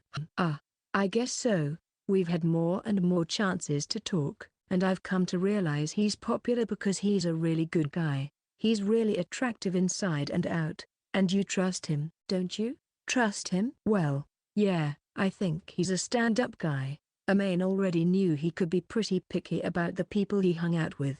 If he didn't like someone's personality, he would naturally keep them at arm's length. But Amain's gut told him that Yuta was a good guy, and that was exactly why he wasn't too panicked at being found out. Alright, well, they do say birds of a feather flock together, Mahiru mused. I don't know if I belong to that flock. You're putting yourself down again, Amain. Kadoaki decided to be friends with you because he liked your personality, right? Isn't that the same thing you thought about him? And Kadoaki, who you think is trustworthy, recognizes something good in you, so you ought to have more confidence.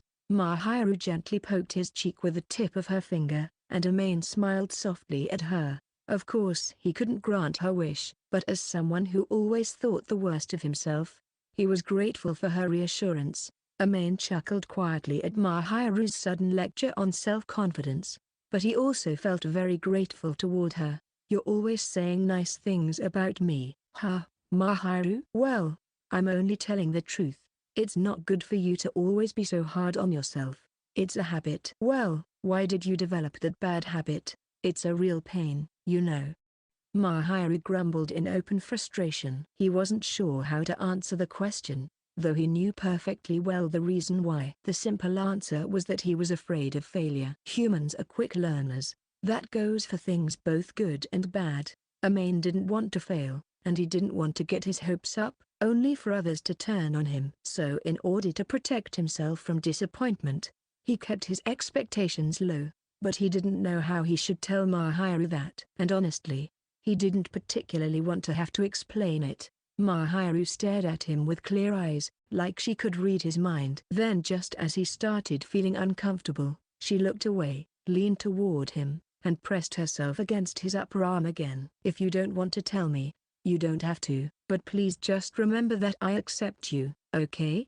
It's not good to be so hard on yourself. Sure. If I need to, I'm going to praise you until you beg me to stop. Whoa, scary. You say it like that, but I really do want you to stop. I can't take it anymore.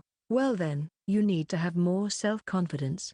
Mahiru smiled faintly and squeezed his hand. Feeling heat gradually surging up through his chest but not wanting to destroy this pleasant moment, Amain didn't let go.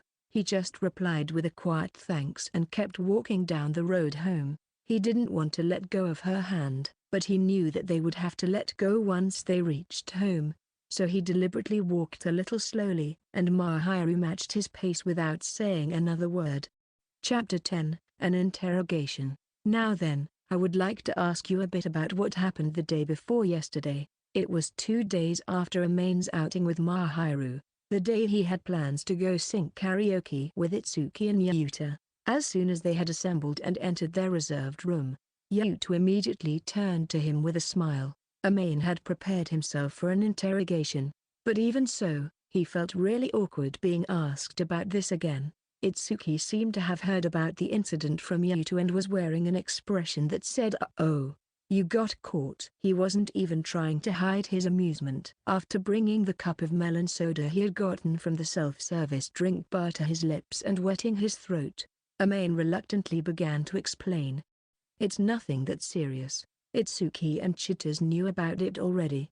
Mahiru and I live next door to each other." That was honestly a total coincidence. And well, a bunch of things happened, and we got closer, I guess, thanks to Chittas.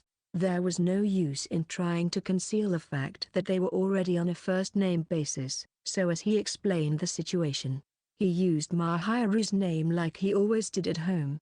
"You got to know each other, and then you went out together?" "Yeah, they were obviously more than simple acquaintances. In the best-case scenario, they looked like friends, in the worst, lovers. But as far as Amane was concerned, for the sake of Mahiru's honor, he had to flatly deny everything. "It's definitely not the kind of relationship you're imagining, Kadoaki," he reasserted. "And I have a feeling it's not quite what you're describing, Fujimura. Come on.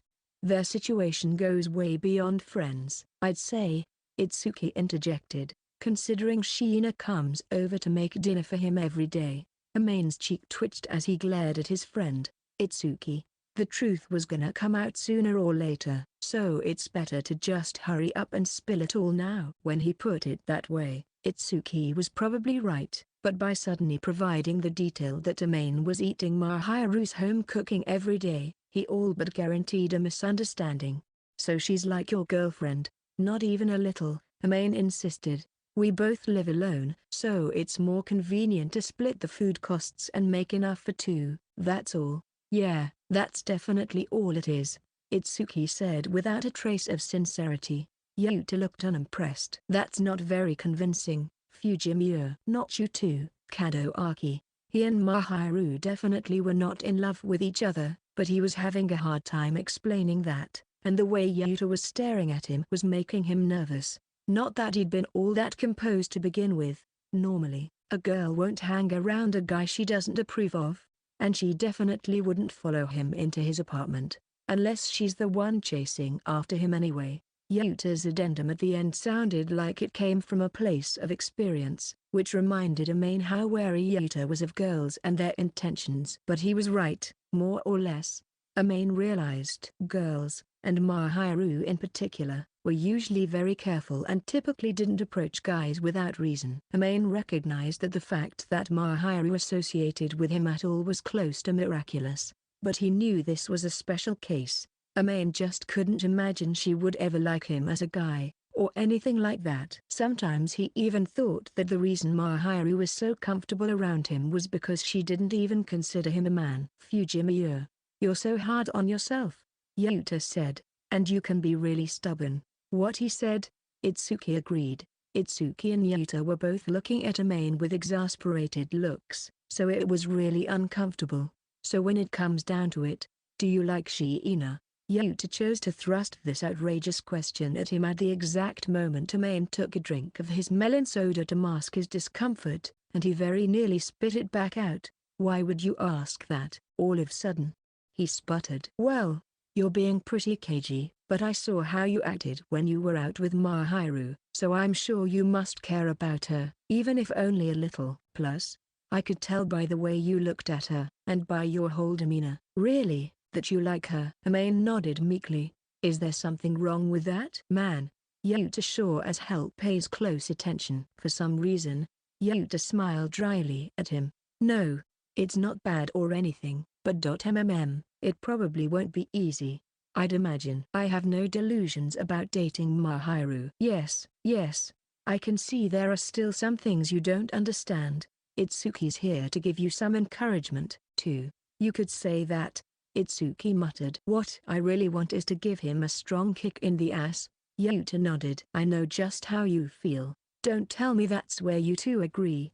Amain groaned. So now Yuta's ready to kick me in the butt, too? Look, man, the thing is, it's really frustrating to watch. Itsuki said. We want you to push the issue a little. Give it a rest already. Hold on, just listen for a second, alright? Itsuki continued. Sheena lets her guard down around you. If you put a little pressure on, she'll give in for sure. Okay, listen, I admit, Mahiru probably likes me. But she doesn't like me that way. You know what I mean? Itsuki made it all sound so easy, but Amain knew better. To begin with, he was incredibly self-conscious about the very fact of his deep affection for Mahiru. He did have to admit that she seemed to care about him more than any other guy, but he didn't think her feelings were romantic. Instead, he figured it was something akin to the way you might feel about a close and trusted confidant. How can you say that, when you've seen the way she looks at you? What would she find attractive about me? When Amain offered that rebuttal, Itsuki smacked him on the back as hard as he could. Ow! I feel bad for hitting you. But come on. Are you kidding me? You seriously have way too little confidence. You lose your nerve or run away at the most crucial moment. Yeah, well, so what? That's just how I am. I can't help it. We've got to break the habit, then. You're way too down on yourself. Mahiru tells me that a lot. So it's bothering Sheena as well? Yuta asked. It's bothering all of us who have to watch him. Itsuki clamored. This guy is so stubborn about things like that. Shut up, will you? Amain really hated it when people ganged up on him. This was just the way he was, and even if he did try to change, it certainly wouldn't be that easy. Traumatic memories didn't just go away because he wanted them to. Not enough time had passed yet for him to try to forget and move on. Amain was well aware of how pathetic and worthless he was. But there was nothing he could do. I mean, I can't force your hand if you tell me you've had enough, Itsuki said, but if you like Sheena, and you want to go out with her, you need to try harder. And you think I can do that? If you weren't such a wuss. Oh, shut up. Come on. That's enough. Yuta chided. But I do have to say I agree with Itsuki. You should have a little more faith in yourself, Fujimiya. Really? You'd get a lot of attention at school if you dressed up like you did the other day. Maybe you should give it some practice. Practice? Well, you didn't have any trouble getting dressed up for Sheena, and you didn't freak out when I saw you like that, either. So maybe practice your new look on people you know, so you can get used to it. A good way to enjoy this precious break, don't you think? Meaning what? Let's see, I've got some hair wax in here somewhere. Swiftly, Yuta pulled some men's grooming wax out of his bag. When their eyes met, Yuta was grinning boldly. Typical of the class prince, it was a lovely smile, but it sent a chill down Amain's spine. So how about it? He asked. I'll pass. Come on now, don't be shy. Hey, aren't we at a karaoke parlor? Shouldn't we be doing karaoke or something? Oh, you're right, Yuta replied. Okay, I'm gonna sing, so I'll entrust Amain to your capable care. Itsuki my friend, just leave it to me. You've got to be joking, Amain muttered. All he got in return was an enthusiastic grin. I mean, usually this isn't the kind of thing I do by force. But in your case, Amain, it's time you got used to being the center of a little bit of attention, so I've got to take drastic measures. Hey, you can't. What? Itsuki grinned and brandished the comb and hair wax, and though Amain tried to back away, there wasn't enough space for a proper retreat in the small karaoke room. Amain was forced to enjoy Yuta's joyful singing while Itsuki meddled with his hair. Welcome me. When Amain made it back to his apartment, Mahiru came out to greet him with a question in her voice. She was making stewed hamburger steaks for dinner and had let herself into Amain's apartment early to make the sauce. She had sent him a message saying the dinner was nearly done, so he knew that she would be at his place. But when he saw Mahiru's face again, he felt a rush of relief. I'm back. Why do you look so worn out? Itsuki had his way with me. Itsuki had never seen Amain's mystery man look, so he had styled Amain's hair in a way he thought looked cool, which of course didn't really fit what Amain was used to.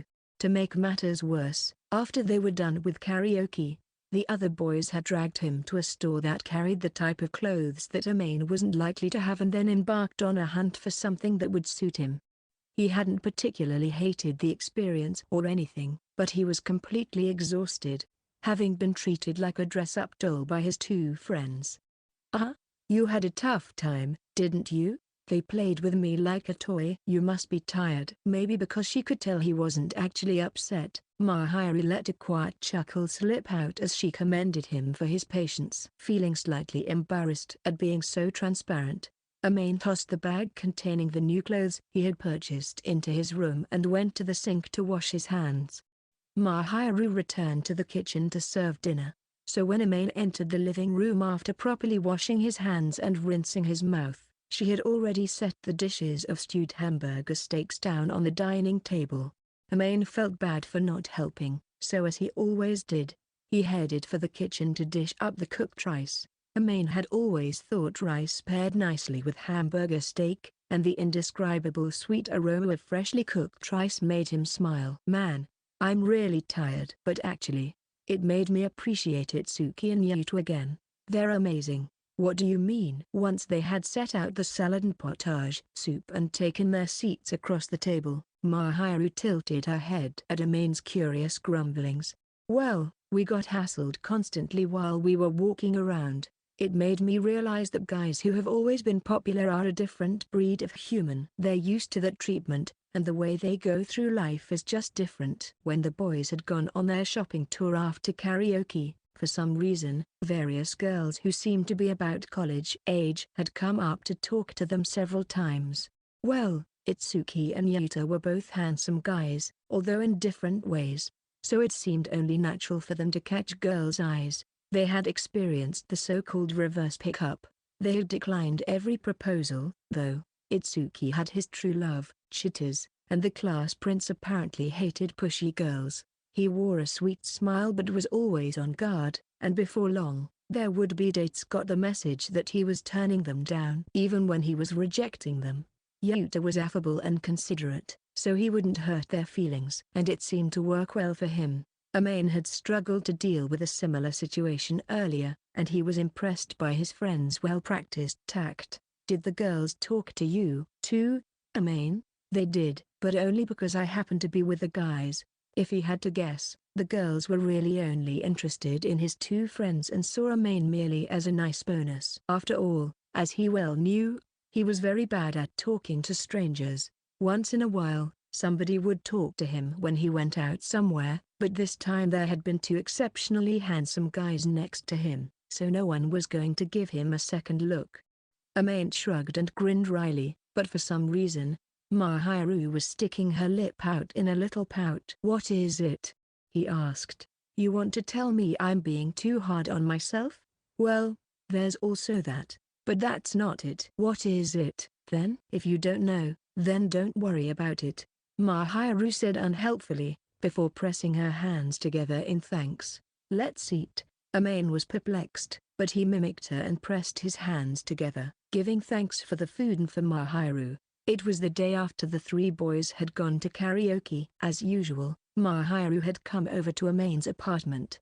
Recently, she had been spending a lot of time there when she wasn't at school. In fact, since the start of Golden Week, she had been at his place almost every day. Even if she wasn't there during the day, she would always come over to make dinner in the evening. Amain was of course quite happy to have the object of his affections close by, so he let Mahiru do whatever she liked. Today, she was next to him playing on her phone. Fiddling with her phone was a completely normal thing to do, of course, but she was staring at the screen with a bit more enthusiasm than usual.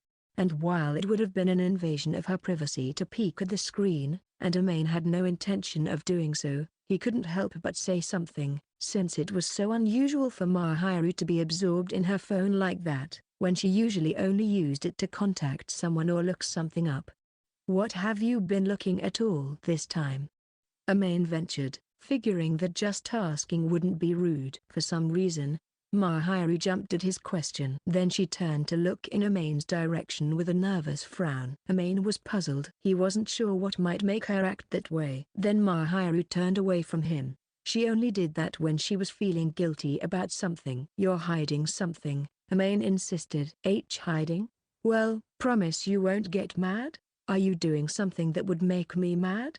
Amane had been told that his resting facial expression looked a bit sullen, but he very rarely got angry, and he had never before gotten truly upset with Mahiru. He didn't think she'd give him a reason to lose his temper.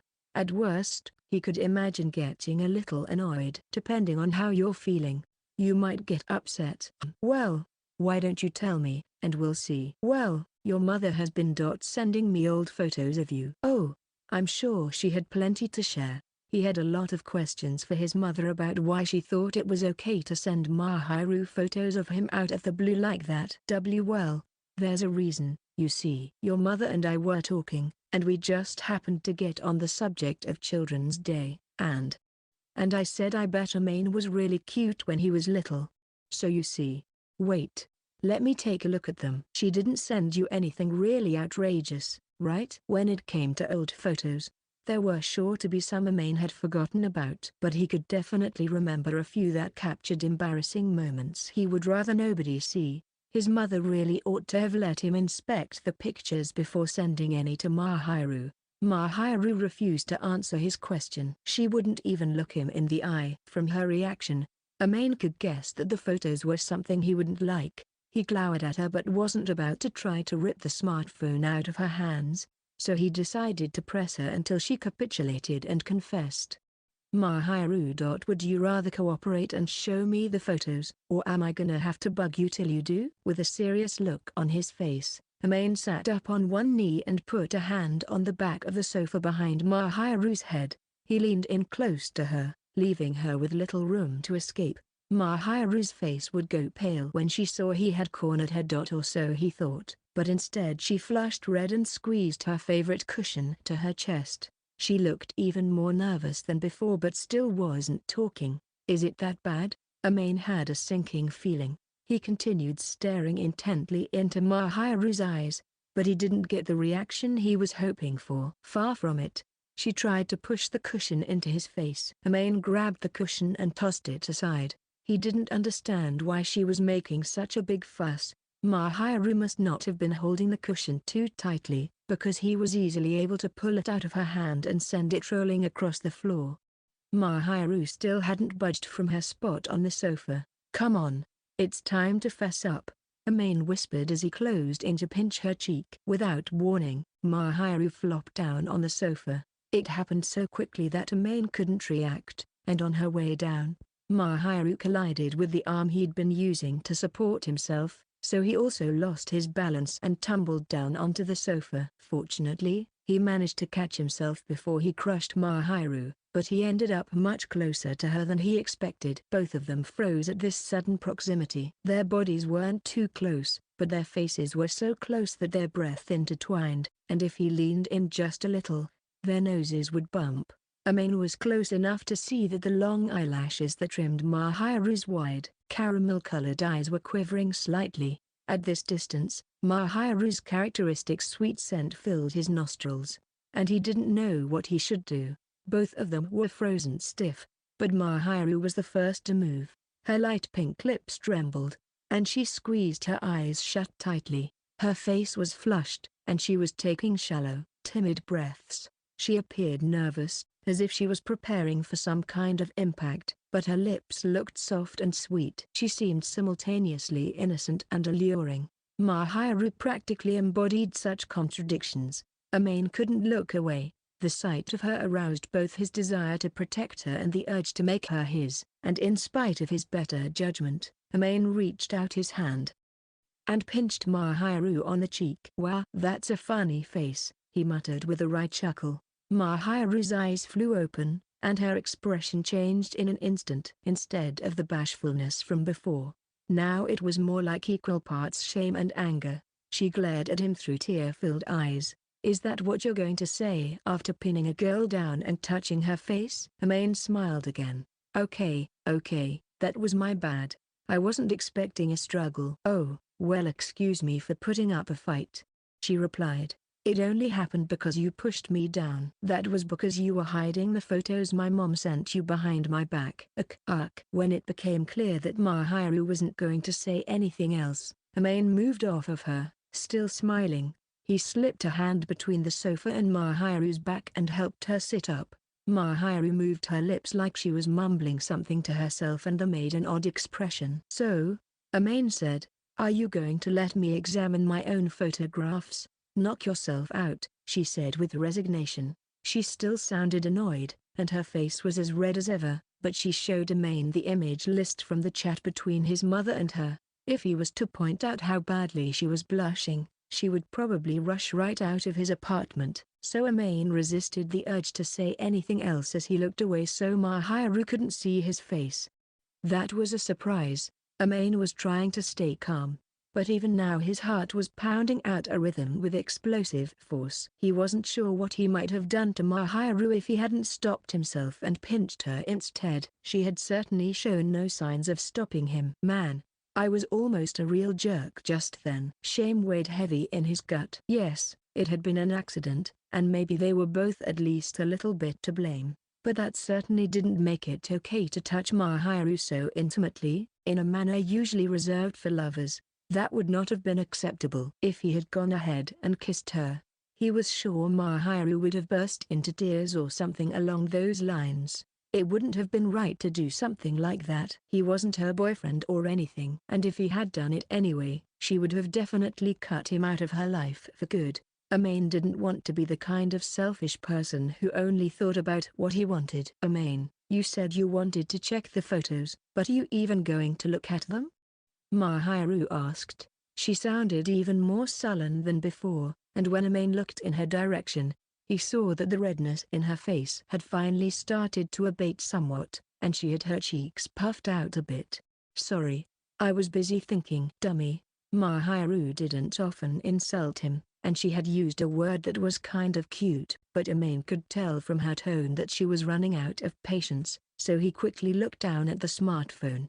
In the photo roll were pictures of Amain from preschool and elementary school. At a glance, he didn't see anything especially painful, so that was a relief, but there were images of him beaming with an innocent smile he couldn't even imagine emulating now, so he still felt awfully embarrassed. Amain's face was turning red for a different reason at this moment, and to distract himself from the shame welling up inside, he glanced over at Mahiru. She was no longer wearing a sullen expression. Instead, she was staring dreamily out into space with her hand over her mouth, looking dazed. Sensing that he wasn't supposed to see her like that, Amain quickly lowered his eyes back to the phone. His heart was pounding again, and he tried to focus his eyes and his mind on anything else. Chapter 11. None but you. Come to think of it, Amain, are you doing anything for Mother's Day? Mahiru asked quietly, as if she had just remembered the holiday. They were watching television together, and she'd noticed a listing for a program labeled as a Mother's Day special. Amain had tried to casually change the channel, figuring that Mahiru wouldn't like being reminded of her parents, but she didn't seem particularly bothered. He nodded, feeling a little relieved that she wasn't upset. Well, I guess I'll send a small present and a bouquet to the house. It was a little bit of a hassle, but she was his one and only mother, after all, and he figured as her son he ought to show his appreciation for everything she did for him. But since he was out of the house now, it wasn't like he could go say it in person. Well, since I'm far away, that's about all I can do. If we still lived together or close by, I would try to do a little more. But like help with the housework? Honestly, if I try to help, I just end up making more work for her. Thanks to Mahiru, Amain had learned how to do basic housework, or at least enough to get along okay on his own. But he didn't think he would be able to do everything to his parents' standards, so they would just end up redoing everything in the end. I guess you would. I don't know how I feel about you agreeing with that, but you have learned enough to keep up with the everyday chores. I mean, it's far from perfect, but you can get by now. That's a harsh appraisal, that said. You're not wrong. Hey, you've still got a ways to go, Amain. Yes, I'm no match for the marvelous Miss Mahiru. I'll say. Amain had a feeling that even if he spent his whole life working on it, he would never get as good at housework as Mahiru was now. Mahiru laughed, a little surprised by Amain's words, and slapped his upper arm, but there wasn't any malice behind it, so he didn't complain. I don't know how your parents could make you live alone when you couldn't even take care of yourself, Amain. She probably hadn't meant to say that out loud, but she'd obviously been thinking it. When they'd first met, Amain had been such a mess that even Itsuki had been worried about him. So it was no surprise Mahiru would doubt him now. She knew exactly how bad it could get. Amain pretended not to notice the shock of pain that went through his chest and shrugged. Actually, I don't think they ever wanted to let me out of their sight. I was a real loser with absolutely no life skills, after all.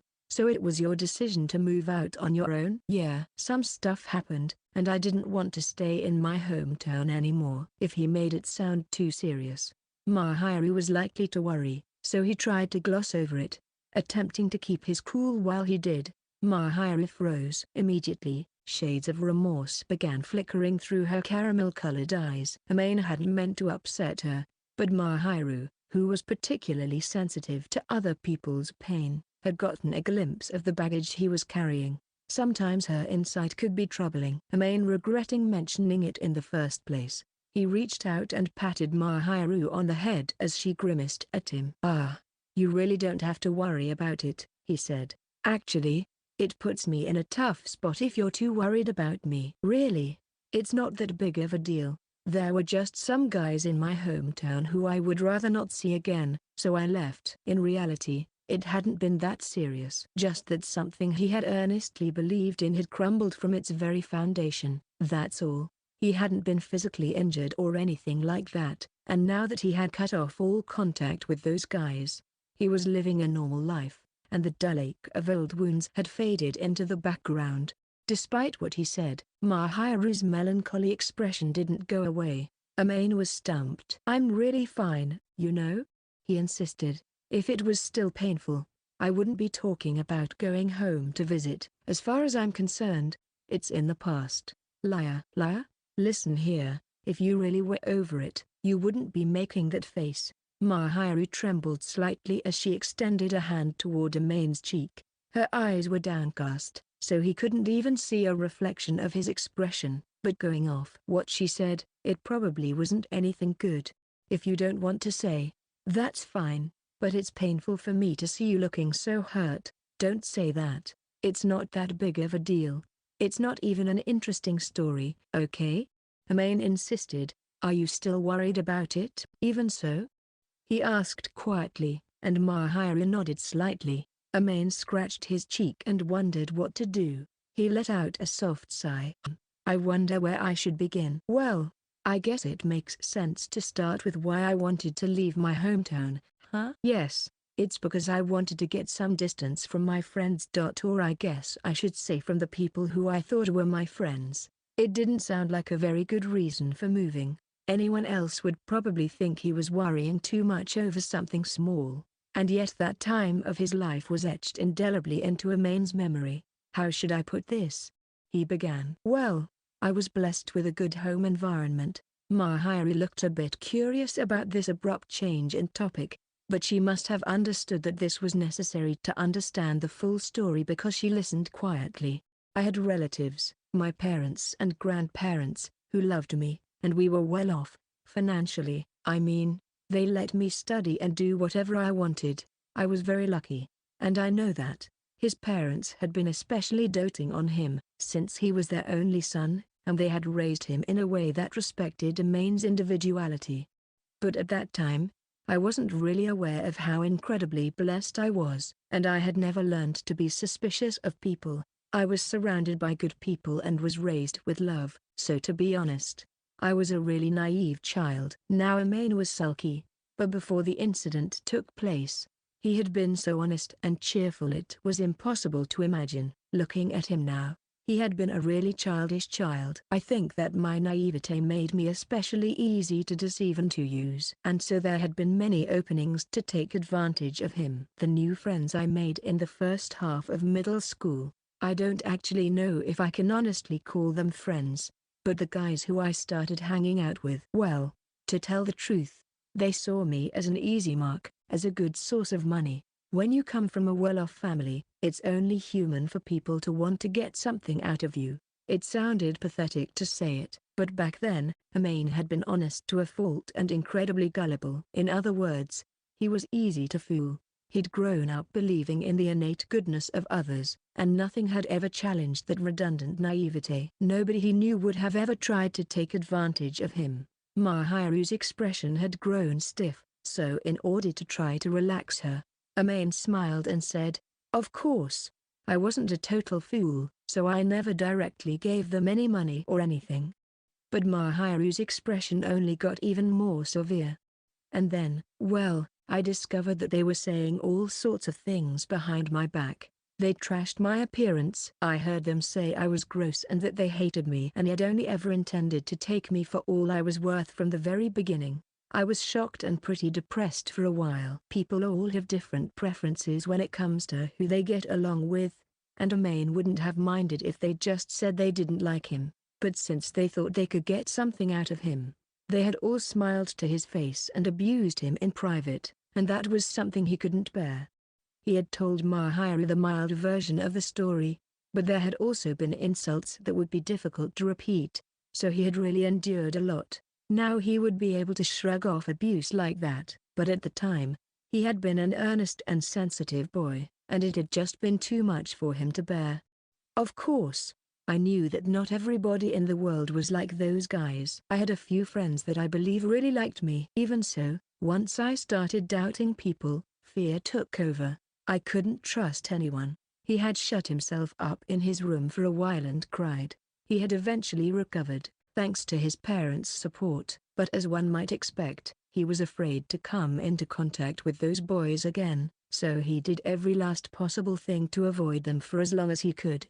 "And so I left my hometown. I left to get a fresh start in a place where no one knew me. I left so I wouldn't be bothered by those guys anymore." He hadn't known whether he could make it on his own, but he'd decided that his peace of mind was worth the risk. Thanks to everything that had happened, he could no longer easily trust people like he once had, and had grown into an introverted and skeptical young man who had just finally managed to make 2 friends after taking ages to warm up to them. Amain had to laugh at himself. For better or worse, he had become quite conservative, but at this point, that attitude was deeply ingrained, and there was no changing it now. Amain had finished talking, and Mahiru was trembling. Her hands were balled into fists, and the emotion flickering in her eyes was unmistakably anger. Amain was surprised to see the mild-mannered Mahiru get so enraged, and then he was even more baffled when he realized that she was angry on his behalf, and that brought him a little joy.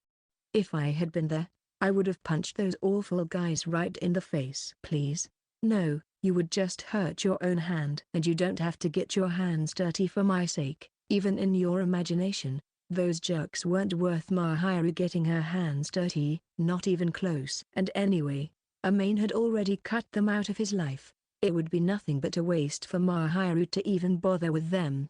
Mahiru relaxed a bit. She'd been squeezing her hands so hard they had started turning white. Some of the anger faded from her face, replaced by an even deeper look of sorrow. When it came to Amain, Mahiru could be so compassionate it almost hurt, but this incident was in the past, and Amain was embarrassed to have upset her over it. "Really, it wasn't as agonizing as your situation, so you don't have to be so sad." "Amain, it's not something that can be compared. I don't even want to try." She cut him off flatly, and Amain frowned when he realized that had been rude, but she looked at him and put on a calm expression. "Let me say this.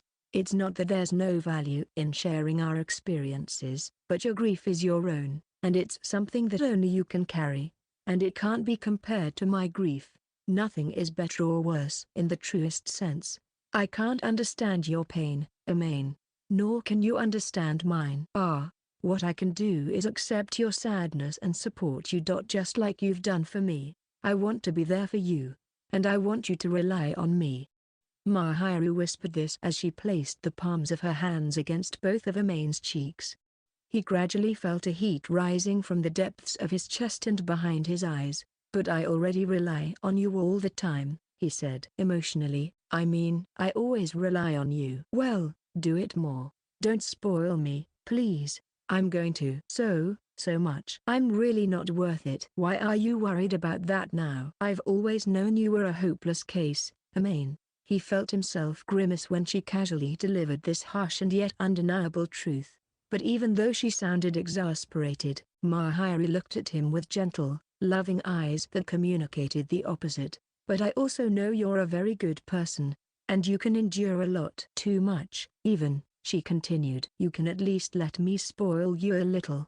Her sweet whispering voice, genuine and kind, threatened to obliterate what little resistance Amain had left. He could imagine himself letting her spoil him forever, and the thought struck a deep chord of fear within him, because he knew that if he let himself grow too dependent on the girl he deeply loved, nothing would ever seem as sweet. For the sake of preserving what little dignity he had left, Amain slowly shook his head. "Really? I'm fine," he insisted. Mahiru batted her eyes and sighed dramatically. "You're trying to act cool again," she said wearily. "You big dummy." Mahiru mocked him sweetly, then slipped her hands from Amain's cheeks around to the back of his head. And then she pulled him toward her with all her strength. Before he could react, Amain's face was pressed up against Mahiru's chest. He froze. He could feel the softness of her skin and hear the beating of her heart, and when he inhaled, his lungs were filled with her sweet scent, a mix of milk and some kind of flower, with a little note of something bright, like green apple, and his mind was utter chaos. "Please, just let me spoil you," she said. "You're really forward," was the best answer his addled brain could muster, but Mahiru's shoulders trembled with laughter. "Did you just realize that? Sometimes girls can be very pushy, you know," she whispered impishly. Fully aware of Main's bewilderment, Mahiru gently wrapped her arms around his back so he couldn't get away. Of course, she was still a slim young woman, so if Amain wanted to shake free, he probably could have. However, the sweet scent and Mahiru's warmth, plus her pleasant softness and the calming rhythm of her heartbeat, sapped all of Amain's willpower to defy her. "Besides, I'm the type of person who always repays a debt," she whispered. Amain had to fight to keep from losing himself in her warmth. "I relied on you before, Amain. You spoiled me, too, remember? And now it's my turn, alright? Let me spoil you back. It's the least I can do. It's more than enough." "Well then, someday, when I'm feeling down again, you can be there for me, and that will make us even." Her tone of voice was playful, and it was clear she had no intention of giving up. Amain surrendered at last and leaned into Mahiru. But this time, he put his arm around her back and made sure to lean against her shoulder, instead of her chest. It was the best he could do.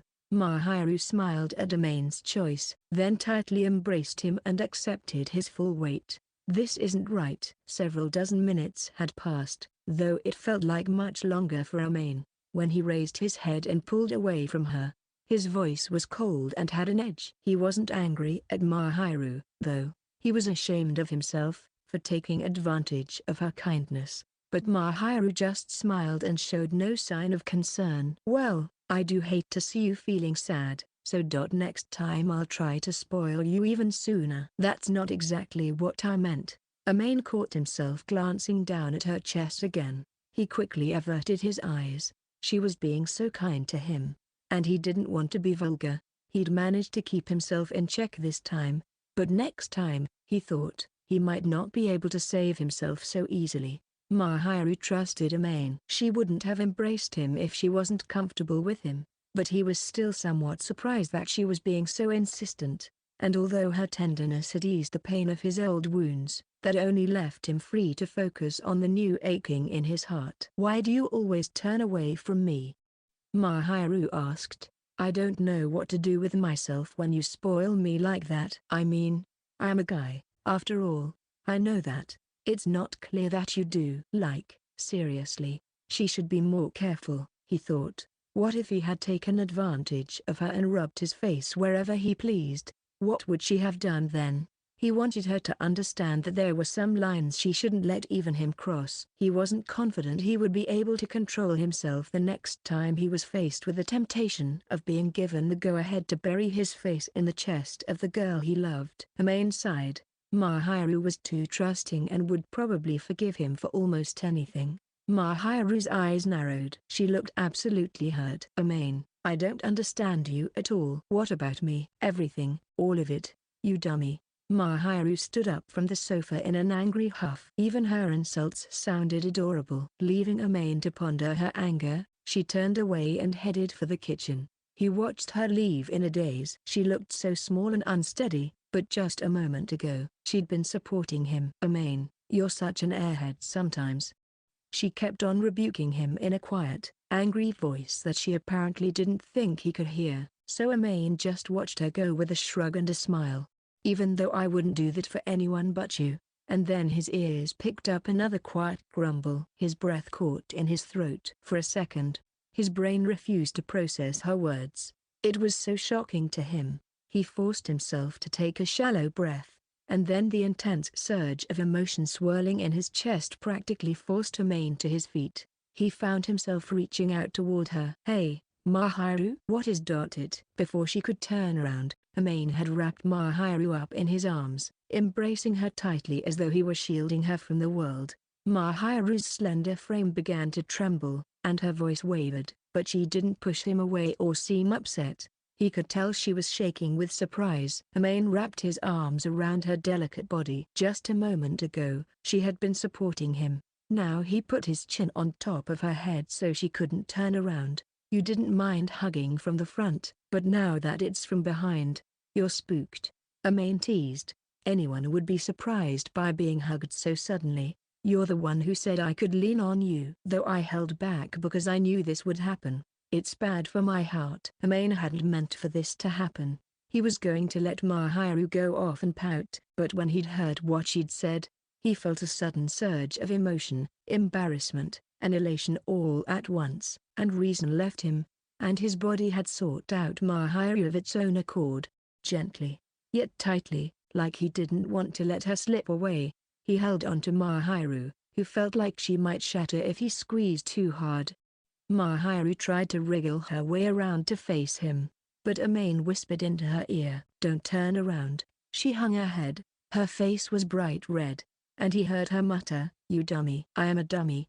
You're absolutely right." He couldn't deny it. Here he was, taking advantage of her kindness in a vulnerable moment. He was certainly a bad person, but Mahiru hadn't pulled away from his touch, and he was grateful for that at least. He enjoyed her warmth as he pressed his face into her hair, just as she had done to him earlier, when she was trying to get him to accept her generosity. The difference between then and now, Amain thought, was that he knew how she would respond. "Now do you understand how I was feeling before?" he asked. I do, but..." The shrillness in her voice told him she was upset. Her ears were red, and even though he couldn't actually tell from this angle, Amain had no doubt that her face had also turned the same intense color. Even Amain understood he had done something bad.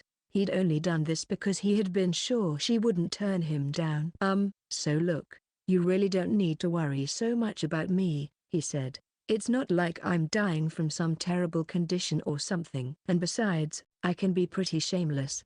So if you spoil me too much, I'll end up taking advantage of your kindness." Mahiru listened quietly to Amain's words, then let out a sigh. "If you find it satisfying, if it helps heal you, then I'm not going to refuse a hug." She reached up with one hand and gently touched him on the arm. She didn't brush him away or smack him, she simply placed her hand gently on his arm, as if to draw him closer. Amain warned himself not to get too carried away, but he still pressed his face into Mahiru's hair again. "I'm a crafty guy, you know. I knew you would accept the burden, so I started relying on you." "What are you talking about?" "I've always known your trouble." Amain knew his recent actions had stemmed from his own cowardice, but he wasn't quite sure what she meant by trouble. "I feel like there's something you want to say to me." "Yes, if you have any self-awareness at all, then it's time to shape up and fly right." "My heart really can't take any more of this." "I really don't have a clue what you're talking about.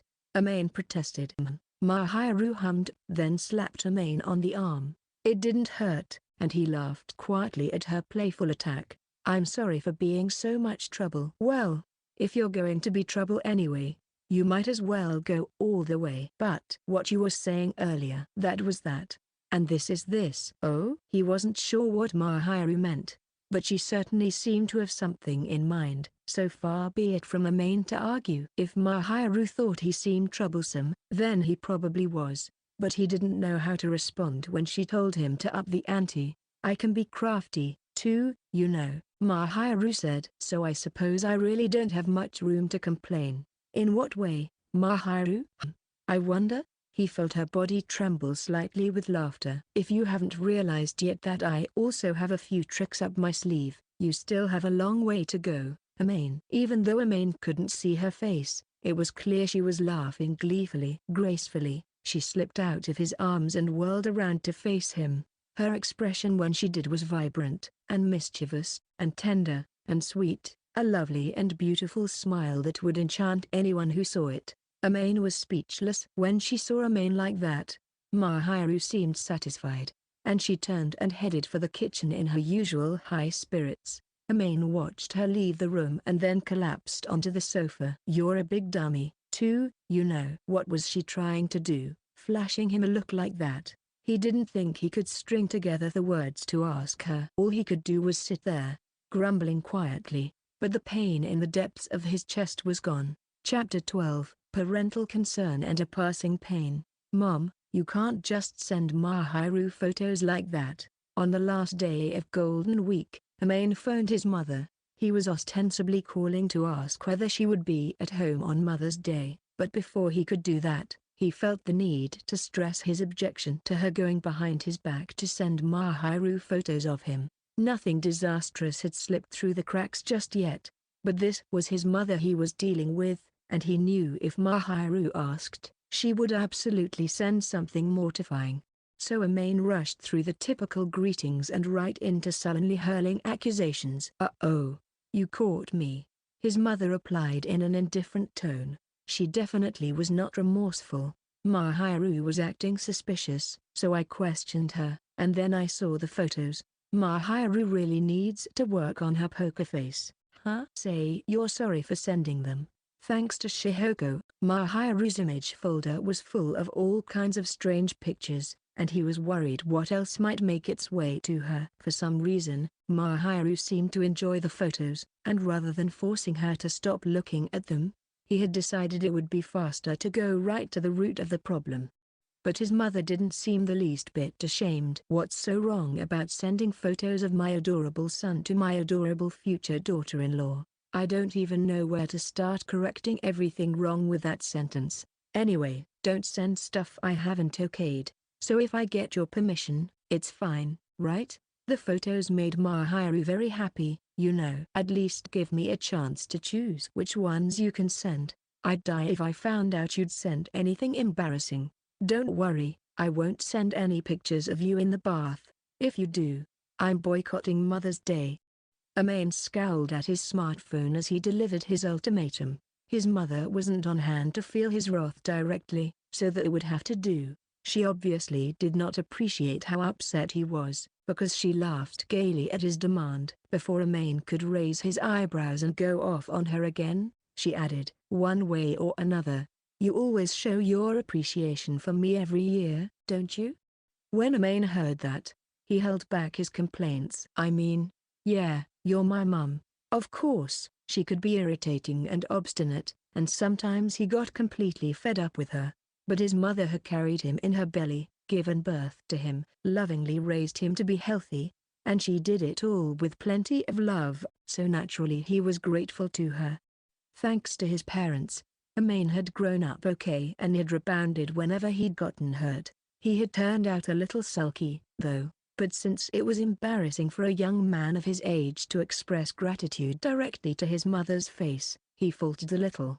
His mother laughed cheerfully, as if she could see straight through her son. "It makes a mother happy to see that she's raised a good child. I'm looking forward to this year's flowers." "Yeah. Also, make sure you invite sweet Mahiru here for the summer, okay?" I'm looking forward to it. His mother was obviously excited for his homecoming. Got it, Amain replied curtly, and he was treated to another laugh. Well, Mahiru wants to come anyway, he continued. It seems like she's looking forward to it as well. It sounds like you are, too, Amain. Oh, be quiet. He was excited about the prospect of spending the summer with Mahiru, but he didn't appreciate being teased about it by his own mother. Suddenly, Amain was in a bad mood, but Shihoko didn't seem to notice. On the other end of the line, he could hear the peals of her cheerful laughter. Hey, that's great. It sounds like you're okay with the idea of returning home. I guess so. She was probably thinking of the summer after his first year away, when he had resisted going home during the break. Now Amain was more positive about going home than he had once been.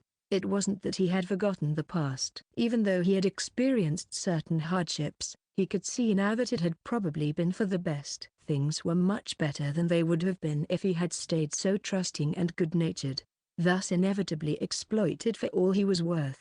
More importantly, if he hadn't escaped those guys, he never would have met Mahiru. If I let what happened derail my life any more than it already has, Mahiru would kill me. So yeah, it pretty much doesn't bother me anymore. You told Mahiru? Yeah. That's wonderful.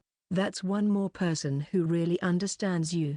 His mother sounded very happy, and Amain felt his chest grow just a little bit warm. Sure. So that must mean those photos of you from middle school I had held back on sending are fair game. I've got one from when you hit your growth spurt. You looked so smug because you'd gotten taller than me, and that's just the beginning. Hey, listen, I'm not kidding. Cut it out, alright? You've got some awful stuff in reserve. All the warm feelings he'd had toward his mother evaporated, but you were so cute. Damn it. This time, when I come home, I'm taking those out of the album. I've got that album hidden, Shihoko countered. So they'll be fine. I'm definitely going to find it, he insisted. He had to dispose of the photos before Mahiru saw them. He could just imagine Mahiru grinning as she told him what she thought of them after his mother smuggled them into her hands behind his back. He could hear Shihoko laughing at him on the other end of the line, and with a curt goodbye, he hung up on her, sighing angrily. What are you doing? A quiet voice asked. He turned to see Mahiru, peeking inquisitively at him from the living room door. It looked like she had heard him talking and tried not to make any noise as she entered the apartment. Amain averted his eyes. I was talking to my mum, telling her how I've decided to completely destroy her photo albums. Scorched earth. What do you mean? That'd be awful, she exclaimed. She sat down next to him in an angry huff and jabbed him in the shoulder. Amain grimaced. What are you even hoping to see, Mahiru? Photos of you from long ago?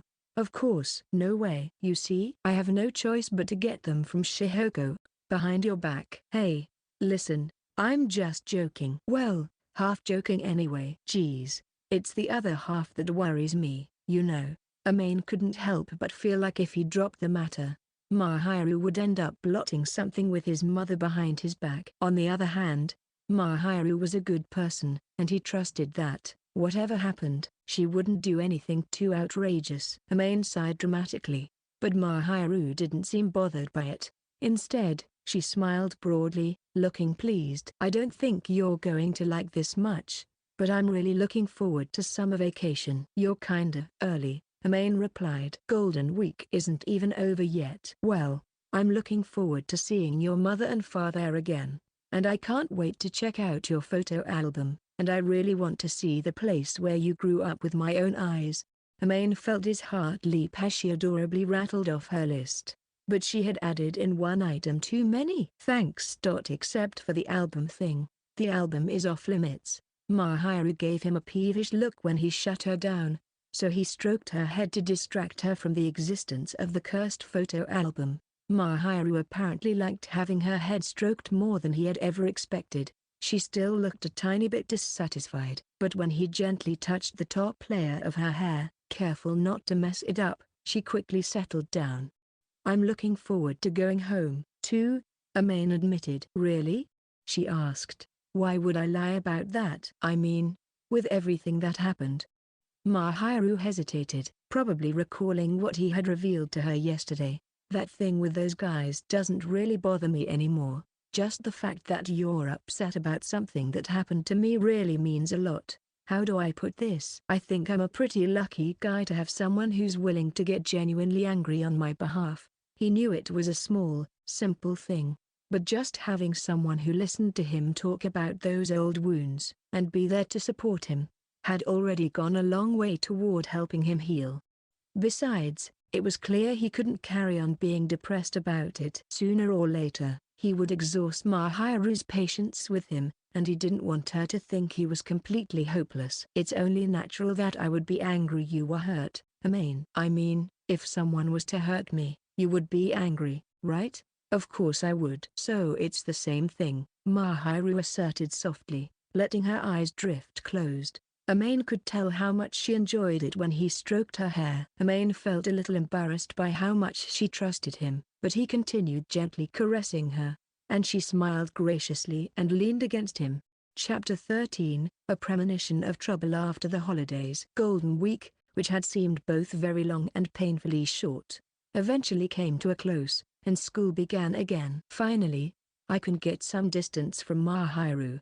Mahiru had spent nearly the entire Golden Week at Amain's apartment. He'd said it was okay, was grateful she had made their delicious meals, and was happy to spend time with the girl he loved. But ever since the day Amain had told Mahiru about his troubled past, his feelings for her had only grown, and now he found it almost impossible to calm his turbulent emotions.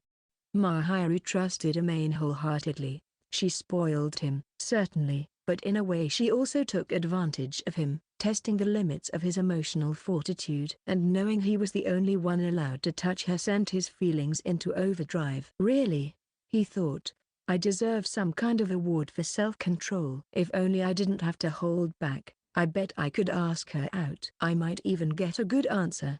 Mahiru had been so accepting of Amain, but he knew he didn't have the guts to tell her how he felt. Just the thought of her rejection made him want to curl up and die. He knew he was a coward, too afraid to make a move, but perhaps he was even more afraid of what might happen if she didn't reject him.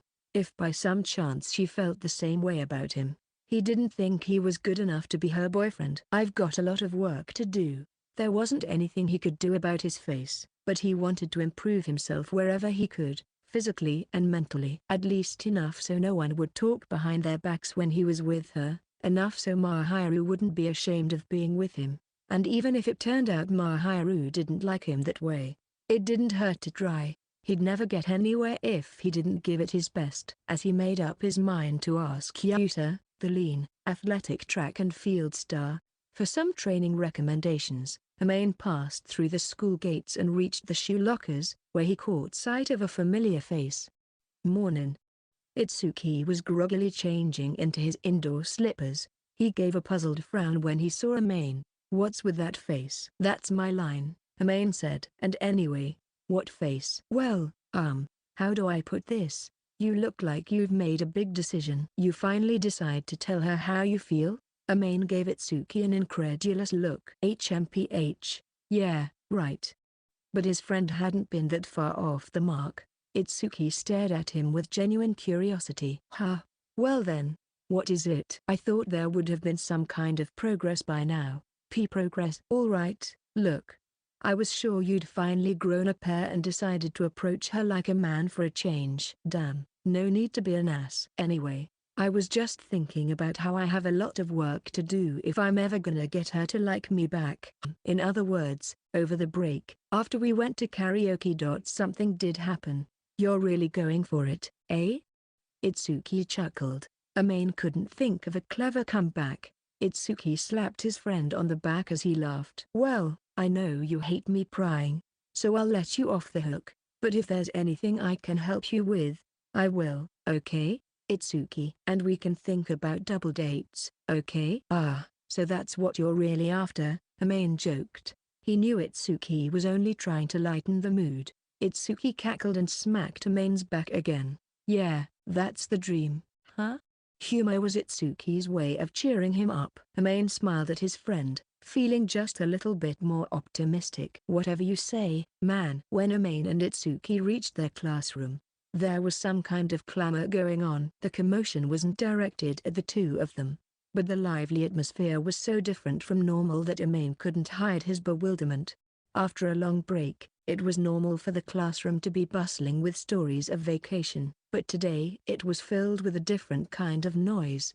The bustle of people passing rumors. Amain strained his ears to listen in as he unloaded his bags at his seat, and it seemed they were all discussing Mahiru. I heard that Shiina went on a date the other day with a cool-looking guy. What he overheard made Amain's cheek twitch violently. They'd gone to crowded places, so there had always been a possibility that someone would see them, but Amain had never imagined it would literally become the talk of the classroom. He didn't mind the part about looking cool, but the rest of it immediately set him on edge. Itsuki had obviously overheard the same thing and was sitting there doing a very bad job of not smiling. Amain would have liked to give him a good punch in the arm. As they whispered about the rumors, all the girls kept glancing over at Mahiru. I heard they were strolling around arm in arm, and she was wearing a smile no one's ever seen at school before. It must have been the guy everyone was talking about at the start of the year. She says she's not dating anyone, but there's no doubt now. Mahiru, who had come to school early, as always, was preparing for first period. She either didn't realize the rumors were about her, or more likely, she did realize and was trying to ignore them. She had to be used to the attention, thanks to her beauty and grace, but that day there were more than the usual number of eyes peering in her direction, filled with questions, and aside from the curious stares of the girls, she was getting looks of dead despair from the boys. If it bothered Mahiru, she certainly didn't show it. She stubbornly maintained her usual angelic demeanor. Eventually, a few of the girls in the class couldn't contain their curiosity any longer and gingerly approached her. "Hey, Shiina?" one of the girls asked timidly. Mahiru slowly batted her eyes. "Yes, did you need something?" She was acting like she had no idea what the girls wanted. "Well, the other day, I think I saw you walking through the shopping mall with a guy." "Yes, I did walk through the mall," Mahiru confirmed. A wave of murmuring went through the class. Obviously, everyone had been wondering if the rumors were true. Amain, at the center of the scandal, felt sick to his stomach. So that guy. What kind of relationship? What kind of relationship do we have?" Mahiru interrupted. "Well, if I had to say, I think calling us friends would describe it best." Amain was glad Mahiru had answered honestly, but his stomach still felt like it was tied in knots. His classmates continued to mutter among themselves.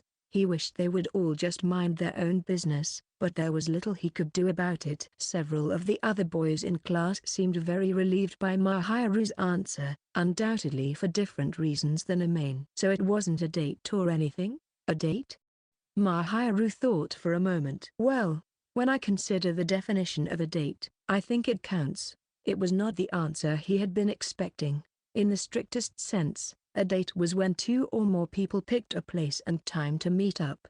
So she wasn't exactly wrong. But it was pretty obvious that was not what the girls had meant. The small crowd shrieked as their excitement peaked. From Amain's perspective, it seemed like since time immemorial, girls love getting excited about other people's love affairs. Normally he didn't concern himself with that kind of chatter, figuring it was just what girls did. But this time, he couldn't ignore their gossip, because he was at the center of it.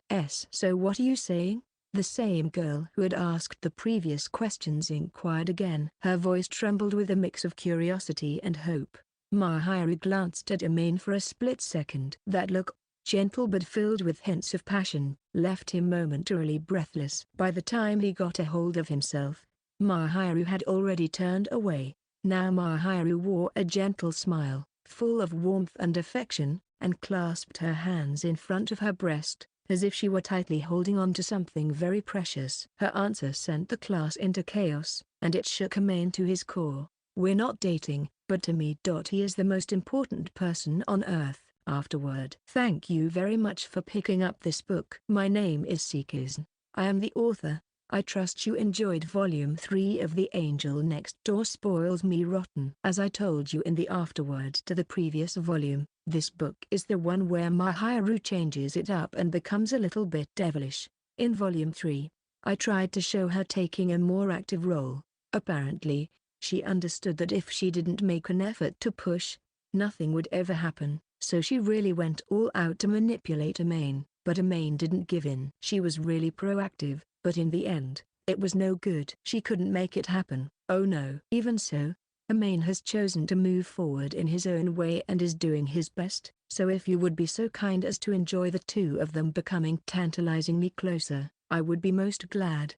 That's because I'm planning to have Amain take a more proactive role in the next volume as well. Come on, Amain, show us your manliness. Besides that, we once again have some very cute illustrations by Hankoto. What did you all think? Aren't they just too cute? Our angel really is angelic, that much is clear. All the illustrations are so cute I'm at a loss for words, but personally, I think the ones of Mahiri looking embarrassed are the cutest. Huh? She looks embarrassed in most of them? Must be because of Amain.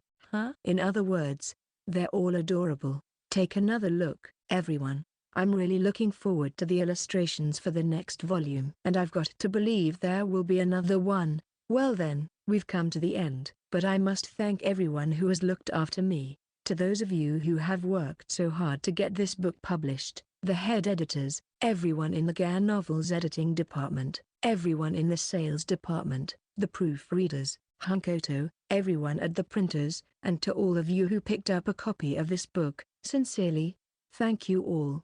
I shall lay down my pen here and pray we can meet again in the next volume. Thank you for enjoying my book to the very end.